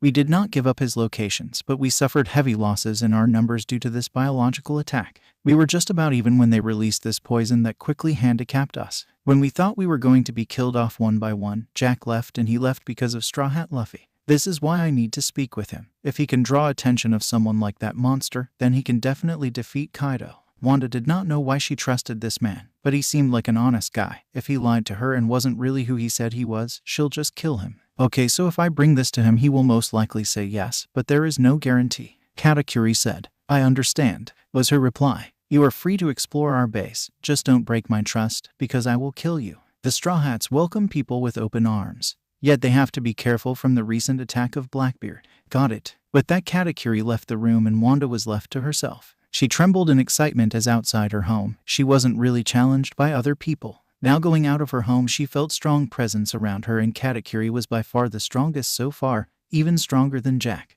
As she thought about what she experienced, she pulled out a fruit she confiscated from Bruley earlier that day. She then began to chew through it, as when she is excited she starts to just eat things. Before she knew it, the fruit was completely finished and it left a terrible taste in her mouth. As she reached for the door and opened it, the other side was in the sky, and before she could go back she began to free fall to the ground. Lucky for her, a leopard-human hybrid had caught her mid-drop and gently placed her on the ground. She was lost for words, as she was both terrified at what just happened and was admiring the man who caught her. Who the hell are you? And why do you have the door fruit? He asked. To that she had no answer because she did not know it herself. Meanwhile, Monet escorted Bruley to where Zoro was. Apu and Doflamingo went somewhere else along the way. Brother, glad you are okay, Bruley exclaimed, to which Zoro gave her a smirk. You were worried about me, sister. Zoro then began laughing, which confused Tashigi. Monet pulled her to the side and explained the situation. The siblings spoke with one another, laughing about absurd things. Then Bruley had a sinister smile on her face. She grabbed her brother's arm and attempted to pull him into the mirror world. Let's go home, brother, she exclaimed, but to her surprise Zoro would not budge. And the mirror had been cut into dust by Tashigi, who was very quick to react. What? I can't leave yet, I owe them, Zoro proclaimed. Meanwhile, Bruley still had a look of confusion. Monet didn't even attempt to cuff the mirror woman, as she was confident in Tashiga's ability to detain her. Stay for now, sister, until I repay my debt, then we can return home. Well, if this is what you want, wherever you go, big bro, I go, proclaimed Bruley, just to ensure we won't get any visitors in the middle of the night. Tashigi trusted a pin through Bruley's skin. She screamed as she could not use her devil fruit ability. See stone pins? Neat, right? Bruley decided to stay by her brother, and Tashigi stayed by his side, as she was now starting to worry about Marguerite and where she went to. As the two siblings converse amongst themselves, Tashigi found herself dozing off. Bruley and Zoro thought she was asleep, and Bruley decided to ask her brother an important question. You are starting to like this woman? Tashiga's ears perked up, but she continued to pretend sleeping. Well, I know. He paused and looked at her. Her heart sunk as he said he did not like her. Love, I suppose. To that she couldn't help but feel giddy on the inside. He doesn't just like her, he loves her. He was their doctor. His origin remained true to his story with the crew, although he has not told them of some things. At a young age he was very sickly, dubbed immediate death by all those who came close to him. The only person to believe in him was Don Quixote Rocinante, who saved his life by giving him the op fruit and allowing him to live. He helped Law in so many ways, and all he wanted to do was say thank you to the man, although he would never get the chance to do so. Or so he thought. He was a member of the Don Quixote family as sort of a joke. Rocinante took a liking to him, and so did everyone in the family. They all looked at him as their little brother. After the whole fiasco, everyone thought he had died, and in his soul, he did as well. It wasn't until years later that he truly learned to live again. In Drum Island he resided, after learning that a cure was there that could cure all things. But soon he learned that this was not true, as he would ultimately meet the Straw Hat Pirates there and immediately joining them after the defeat of Wapal. Then in a nice lobby, the CP9 agents along with Spandam took him and interrogated him in regards to the location of Rocinante. He would not budge, even if he knew it. He would not tell a single soul if Rocinante wished to remain hidden. At first he thought it must have been a mistake. There was no way Rocinante could be alive. But there was too many hard evidence that indicated the dead man was alive, and he was somewhere in the world. He had to find him. He had to do it eventually. In the time he trained after the war, he spent countless hours honing his craft along with Chopper. In that 2 years, he was on equal or even greater footing than the Shichibukai. At least that was his opinion. Chopper would say something else. Not only did he master his medical skill along with his fruit ability, but he sparred constantly with the Heart Pirate, and he would spend some time with Chopper on Punk Hazard, gathering some intel in regards to Doflamingo's work. Chopper would assign him on a different project every day. At first they seemed like mediocre tasks, but they ended up sharpening his skills on a microscopic level. Each of his moves has been polished in both treating patients and battling against enemies. Throughout his adventures in the New World, he has yet to be challenged. Not once can he truly say he had an enjoyable battle. In truth, his crew was so powerful that there was no need for him to reveal his true powers quite yet. He was dubbed the Surgeon of Death, Doctor of the Strawhat Pirates. In that moment, Law was with Chopper, helping him keep the captain stable. He has yet to learn of everything that was happening outside the Heart Pirate submarine. All he knew was he needed his captain to be okay. It needed to happen, or he'll die trying. Chopper of the Royal Shichibukai. In another life he was their doctor, but in this life he was a Royal Shichibukai and an ally of the Strawhat Grandfleet. He was from Drum Island, born a reindeer and eating the human fruit. This made him an outcast, one that isolated him from humans. That was until he met Dr. Hiroluck, who taught him everything he needed to know in order to grow in the medical field. Dr. Hiroluck taught him how to be human and grateful for everything that comes his way. Before long, his talent grew too much for Drum Island and he set off into the sea, earning him a rank of a notorious pirate, although he was merely a healer. His reputation followed him wherever he went. People saw him as the Doctor of Death, earning the moniker after seemingly killing every person he tries to cure. In truth, they were cured, yet he couldn't blame them for making up such a far-fetched story. Throughout his adventures, people he cured end up joining him on his journey, to his protest of course. He was not a people person but grew to like these people. In Sabayati Archipelago, he got a front-row view at the aura which Strawhat Luffy emitted. He made people around him better and changed their viewpoint in life. For such a brash and headstrong individual, he could not believe how powerful the man would become. At that time he could not believe that the man would be stupid enough to punch a celestial dragon, sending him flying away. This brought the wrath of the Marine Admirals. They were able to get away from Sabayati, and as fate would have it, Law from the Strawhat Pirates was transported to his ship after several days. There he taught the man everything he knows and then some. Chopper believed himself to be more superior, but that could be debatable. "You better tell Strawhat my offer, punk," he said to his trainee. He spent 2 years with the man training him. He grew to like the guy. Yeah, Chopper, I'll see what I can do." The man rubbed the back of his head. His hat was a familiar white outline and black circular pattern. His coat was black and filled with gold trims. His sword hung on his side and he had a backpack filled with medical supplies. "You best believe you will. I'll be waiting for your arrival at Punk Hazard." With that, the Chopper climbed aboard his submarine, and with a last wave of goodbye, the Heart Pirates were gone on their submarine. And then in Punk Hazard, the Smile Factory was destroyed with the help of the Strawhat Pirates. There he learned to like Frankie even though for the longest time he hated the man. He was only after his family that much he could respect. Then in Dressrosa, Chopper helped Frankie find his family along with Nami. The adventure was fun and exciting. And during Whole Cake Island he was integral in ensuring that their casualties remained minimal. Now he was trying to keep the Straw Hat captain alive. He's going to need a little faith, that much he knows. Mihawk arrives. He arrived at the break of dawn. The man sat in the middle of his small coffin ship. He had been on a path straight to Anai's lobby after learning of the Grand Fleet's defeat in Whole Cake Island. Each ship that was in front of his path was decimated within minutes. A crew with hopes and dreams to conquer the Grand Line was destroyed within seconds. "Why are you here, Mihawk?" A ship went out to greet the Shichibukai. Aboard it was Grand Fleet 2nd Division Commander Magellan, who was notified by the new arrival by the scout unit. The Grand Fleet has been tested with all the events that has been happening.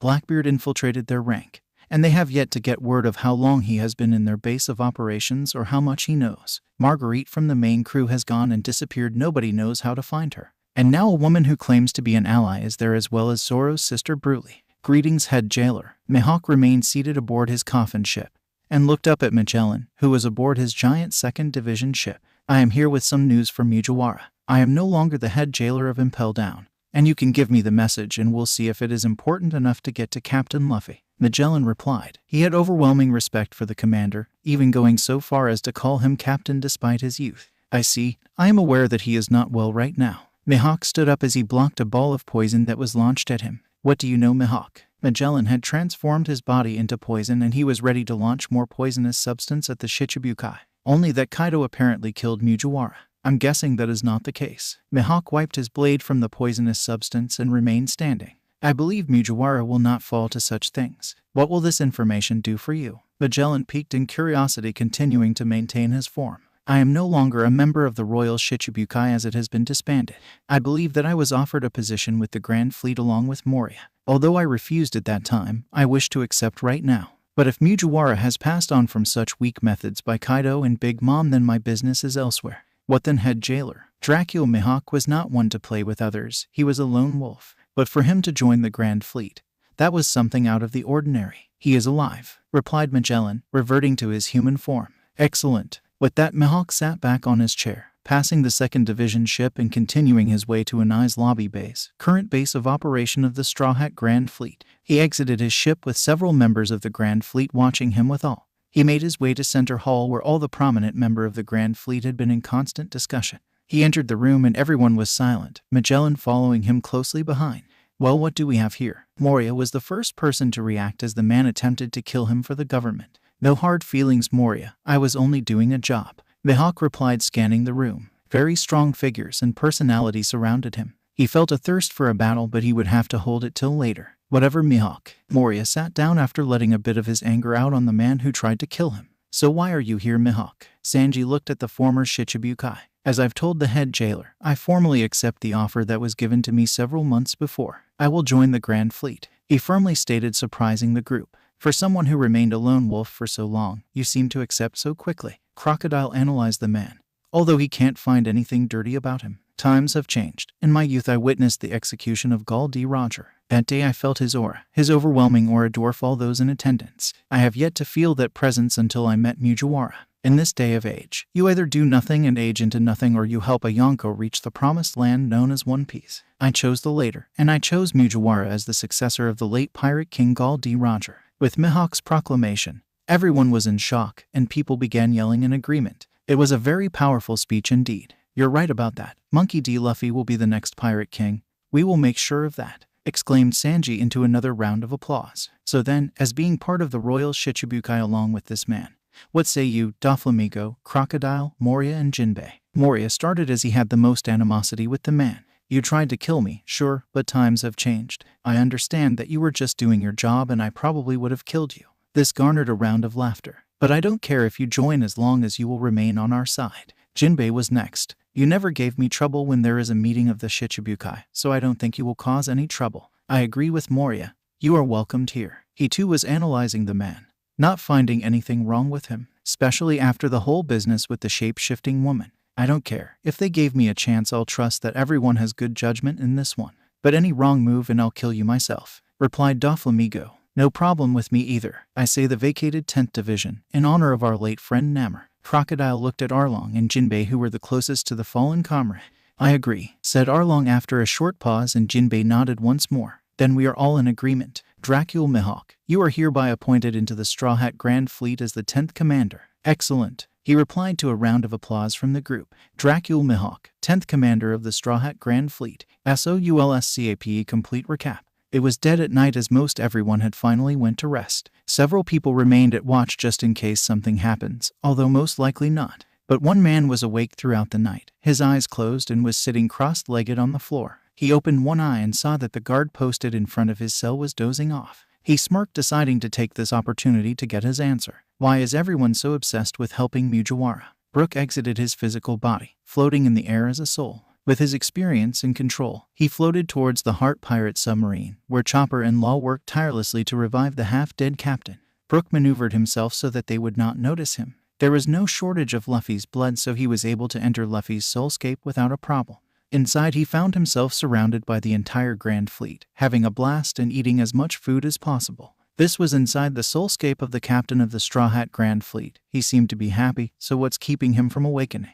You shouldn't be here. Brook swiftly turned around with his blade pointed at the figure who came up beside him. It was Perona, the spy of the Straw Hat Pirates. Before he could do anything, she punched him in his face, knocking him out of consciousness. Perona had been inside Luffy's soul in search of an answer as well. She had been there since the morning of their arrival. She was tasked by Katakuri to enter the soul of the captain in order to pull him back to life. Although so far she has yet to succeed. She tied up the skeleton and waited for him to awaken. Once he woke up, Perona immediately asked him, What are you doing here? Perona pointed her parasol at the skeleton, the spiked end inches from his neck. I just need some answers, he replied groggily. Brook knew how dangerous it was to die in the soulscape, so he wasn't going to push his luck. What for? Perona asked curiously. I need to know why everyone respects this man so much. Brook was implying Luffy. I can tell you, but I still don't. Perona couldn't finish her thought as an unknown figure slammed a giant bicento on the ground where she was standing. The man was Whitebeard, or a clone of him inside Luffy's mindscape. Untie me, girl, I can help you. Brook insisted, but Perona ignored him. She gracefully maneuvered in the air, not allowing the bigger Whitebeard to strike her. She was much faster, but he was very strong. Stay down. Perona managed to defeat the Soulscape clone of Whitebeard.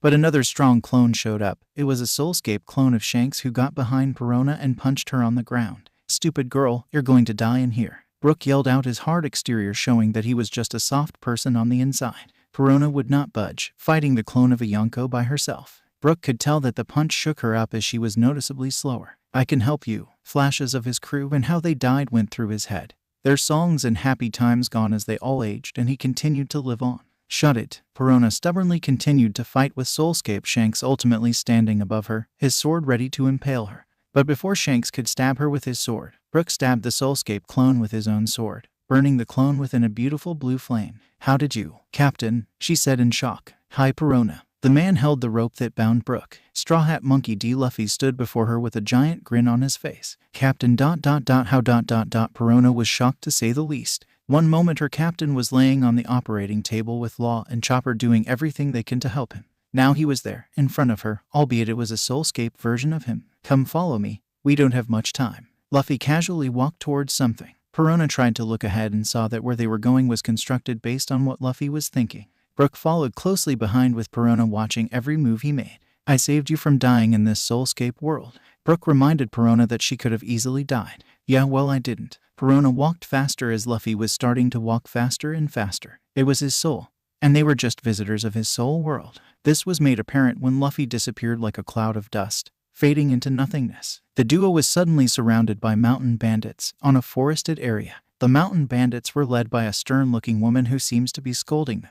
Then the memory changed to where the same lady was giving them food and shelter. This gave them a warm feeling on the inside for some reason. We're just feeling what he felt on this memory. It is etched in his soul and we are just a guess of his. We are at his mercy. Brook whispered to Perona, but she didn't take kindly with the beast pirate. This is my first time extending my spirit into the realm of the soul, but you don't have to hold my hands on this. Thank you very much. The environment shifted into the duo watching as Luffy swore an oath of brotherhood with Ace and Sabo. Perona has warm memories of Ace and Sabo as they were her allies, while Brook only managed to encounter Ace. Both of their encounter was brief, but Brook can tell he was formidable. The first encounter was a fight in which Ace was just trying to distract Brook, but the most recent one was an angry Ace who was dishing out power moves one after another. But he was very rash in his decision. Brook could only smile at the thought of fighting against an Ace with the same set of intensity but using his head like their first fight. So you ate the spirit fruit? Brook asked. Something like that? More of a Hollow's ability, but it's in the realm of spirits. Perona casually answered as she continued to watch the life of a young Luffy transpire. She began to feel sad at the sight of Sabo sailing away,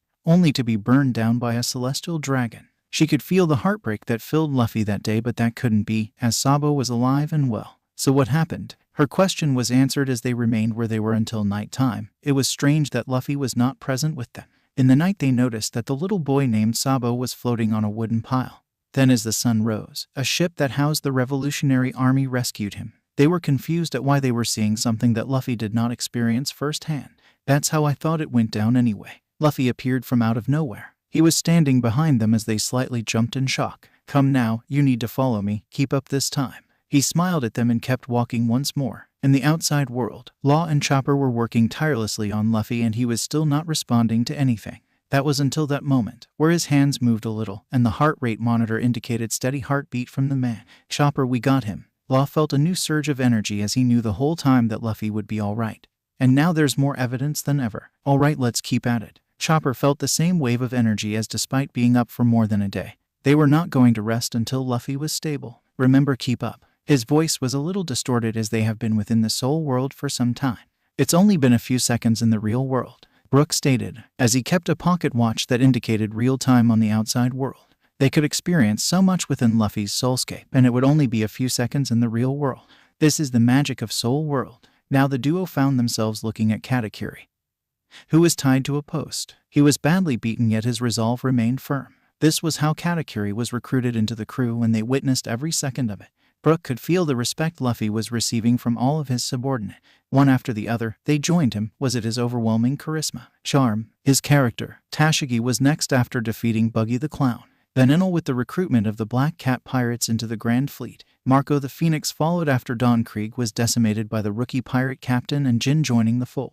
They then ventured off into the Grand Line where Marguerite joined their cause along with the Baroque Works agents. More and more people flocked into Luffy's crew as the time passed, and Brook marveled at his gravity. People were naturally drawn to him. They weren't following him out of commitment or fear. They followed him because they wanted to. This gave Brook a smile on his face. He barely noticed as the memory passed of Law and Virgo joined the crew, as well as some prominent figure of the Strawhat Grand Fleet. Last to join was Perona, the spy, who was standing beside him. This one he noticed as she was standing still, curious at what her captain really thought of their encounter. "We did it," screamed Luffy, falling on his back. Everyone else either took a knee or remained standing, exhausted from their adventures. And Perona, "Thank you for helping us out." "No problem, I didn't like that guy anyway, always so creepy and bossy," replied Perona, sticking her tongue out at the fallen Moria. "What can you do anyway?" asked Luffy, determining what her official title will be. "Well, I can phase through walls. I can summon ghosts that can affect people's mood. That's all I know of my powers so far." "Alright, I know now. You can be our official spy. Someone who can gather information on enemies before we get there." "Sweet, I can do that. Welcome to the Straw Hat Pirates," everyone said with a smile. They both felt a warm feeling surge through them as they could feel the happiness of the captain.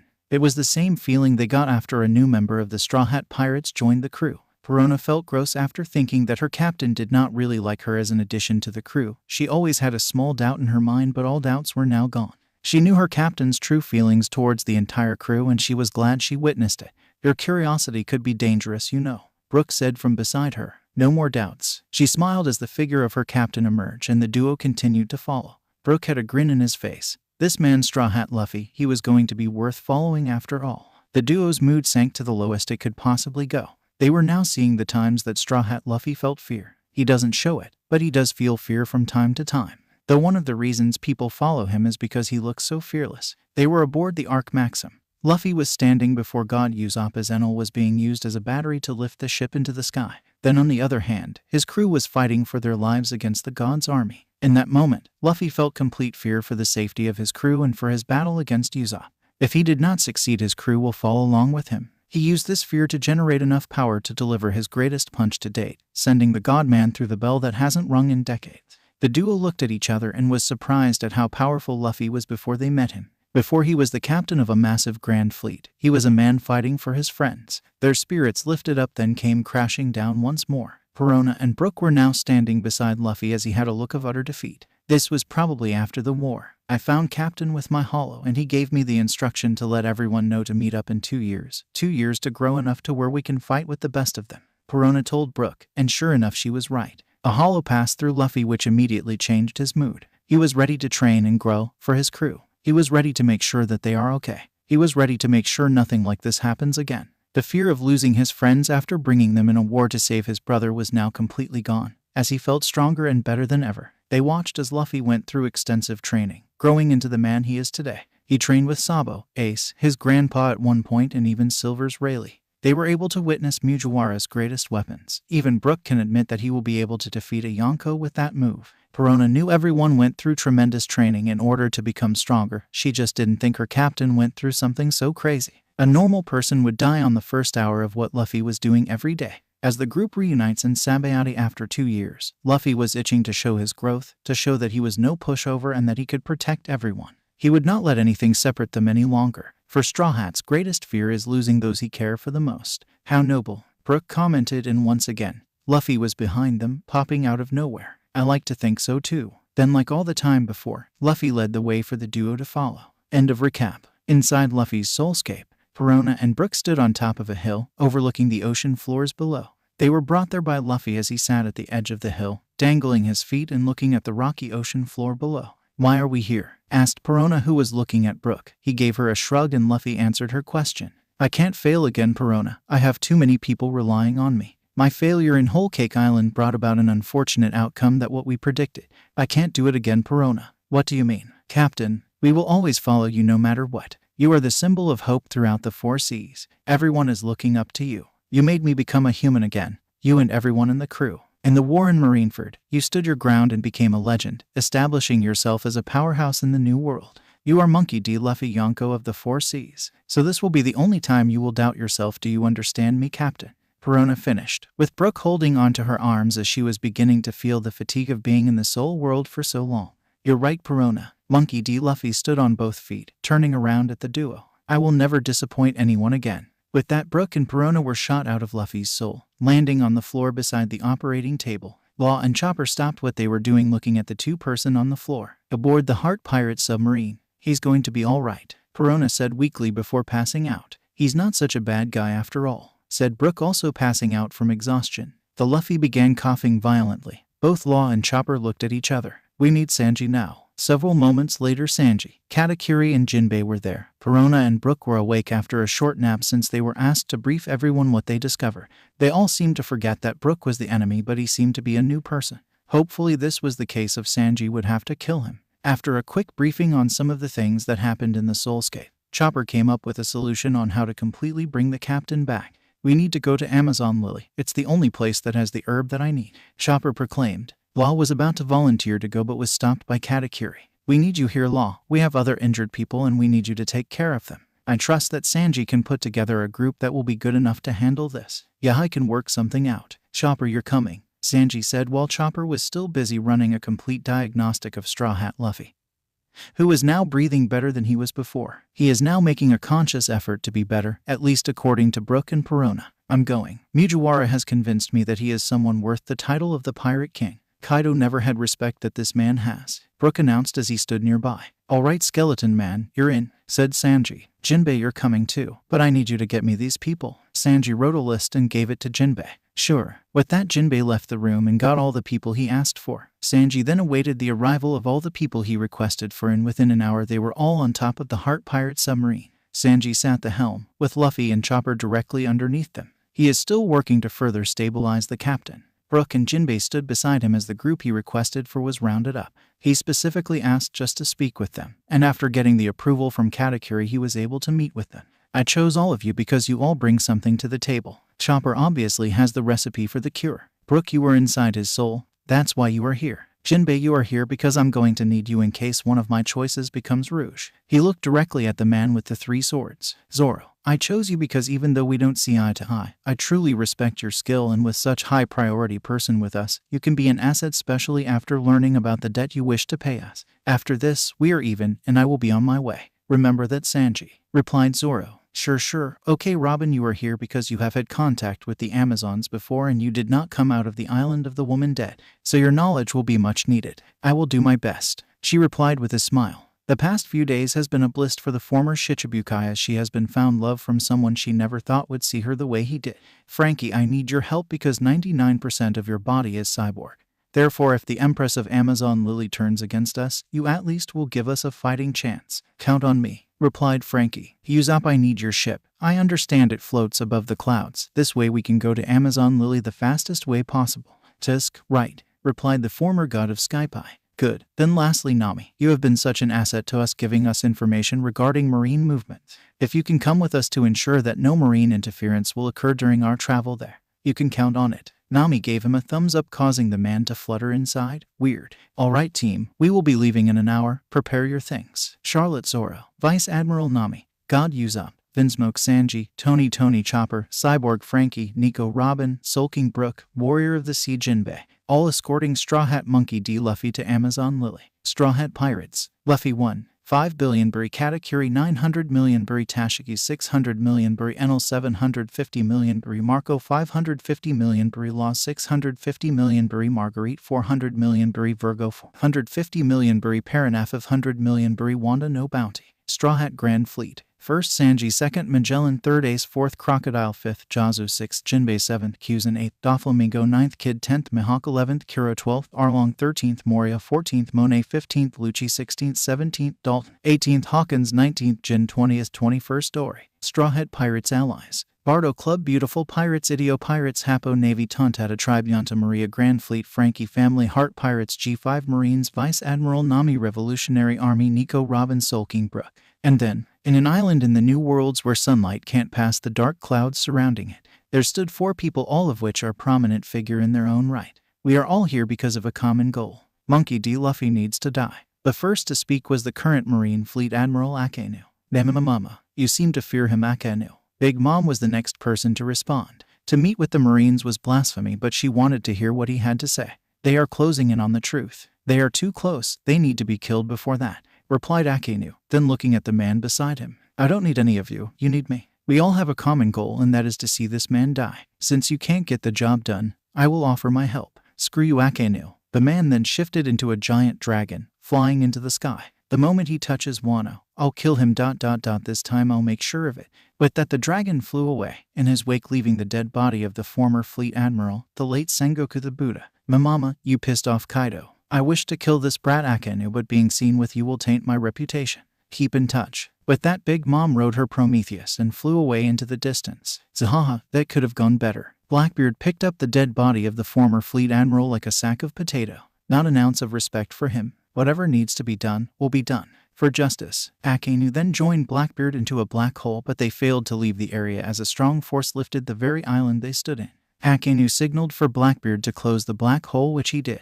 I know you. The man with a golden scarf looked down on the 2 Marines. Then he had a saddened look as he found the dead body of Sengoku the Buddha in the arms of Blackbeard. In this world there are losers and there are winners. Beside the man with the golden mane there was a large, muscular, tan-skinned man with short purple hair and a large mechanical right arm connected to the left hip with converted mast rigging. Underneath that mechanical arm is a regular-sized and pitch-black prosthetic arm. He dressed in a marine-like coat, baggy trousers tucked into his boots, and a pair of triangular sunglasses. And I know you as well. Akainu addressed the purple-haired man with the mechanical arm. We have colluded with one another in order to bring to an end the rise of Monkey D. Luffy, for the one true king will always be Gall D. Roger. There shall never be a replacement till the end of time. For this reason we offer our assistance to you. With it, the man with the golden mane and the man with the purple hair walked up to the Marine Fleet Admiral. Who the hell are these 2? Blackbeard asked Akainu. Shiki the Golden Lion and Black Arm Zephyr, proclaimed Akainu. Respect your elders, boy. In one quick motion, Zephyr caught Teach's head and slammed him to the ground.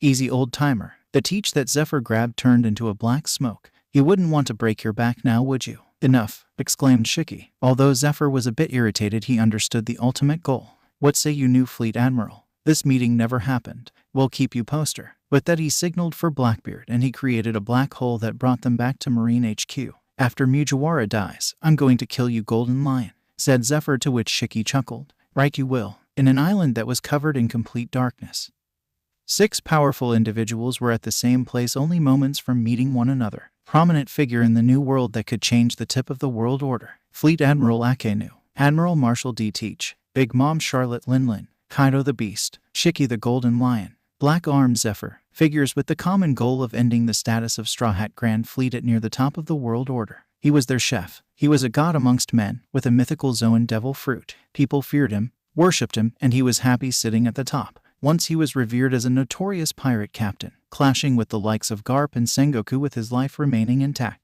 But then it all changed when his entire crew was wiped out by a monster. He was venturing throughout the new world when Whitebeard attempted to recruit him. He blatantly refused and escaped from the grasp of the Emperor. He then made it deep into the new world with aspirations of the One Piece treasure. On his adventures he met Mihawk and clashed a few times with the world-renowned swordsman, although neither people coming out on top. Then he met a wall, a man who was hell-bent into stopping piracy, that he killed Marco's entire crew within minutes. Marco's blue flame burned low as the sea crashed on the platform that once represented his ship. He was on both knees, tears filling up his eyes as everyone he loved was killed before his eyes. In front of him was a single man with a metal arm. His purple hair and menacing demeanor would stick with Marco for the rest of his life. What makes you think I will let you continue your ways, Marco the Phoenix? Your blatant disregard for the law will be punished with your life. The man pulled back his metal arm, aiming for the heart of the defeated pirate. What's your name? He said weakly. His hands curled into a fist as his flame was beginning to fade away. Marine Admiral Zephyr, remember my name. Pirate is the man who killed you today.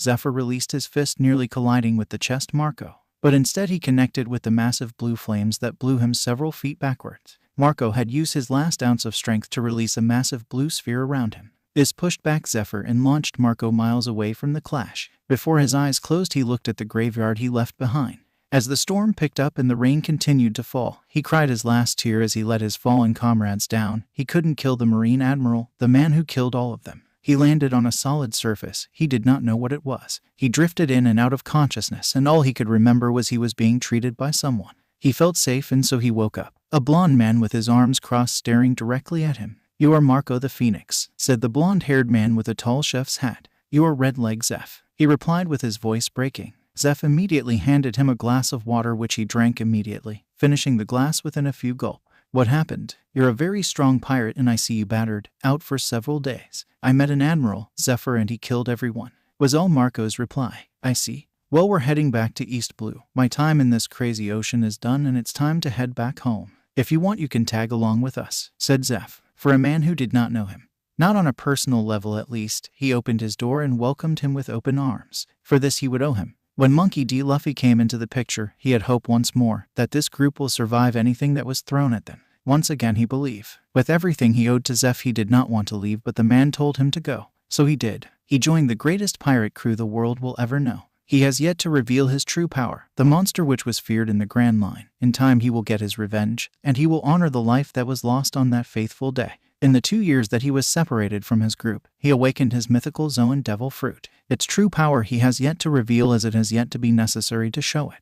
Thanks to Kaido's commander, he was able to harness his full potential. You have to be one with your ability, Marco, not just use it as an external force. Brook is a commander of Kaido, but not by choice. I don't know what you mean. He had been training endlessly for several weeks, only stopping to sleep and eat. He had to grow, he had to be better. Become the Phoenix. Be the Phoenix. Don't let the Phoenix become you. Understand? Brook drilled it in his head until he finally understood what it meant. Brook was shocked at how powerful Marco truly was. Marco exclaimed out loud, finally reaching his goal. It was several days before he had to meet up with his friends, and Brook tested him once more. Brook would not admit it, and neither would Marco. The outcome of their battle remained between the two of them. So who won? In Dressrosa, Marco found something in Rebecca, who was fighting in the Colosseum. The aloof chef of the Straw Hat Pirates found something in the warrior, who turned out to be the princess of an entire country. He found something interesting about her, and she found something in him. At first, Marco refused her obvious approach, knowing that they would have to fight in the tournament.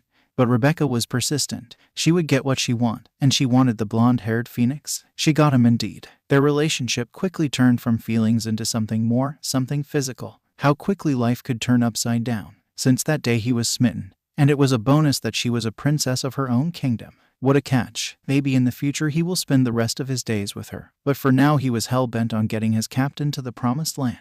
Okay, sadly the chapter is over. And if you enjoyed the video, just leave a like and subscribe with post notification, so when the next chapter is ready, you will be notified. Okay, see you in the next video. Bye.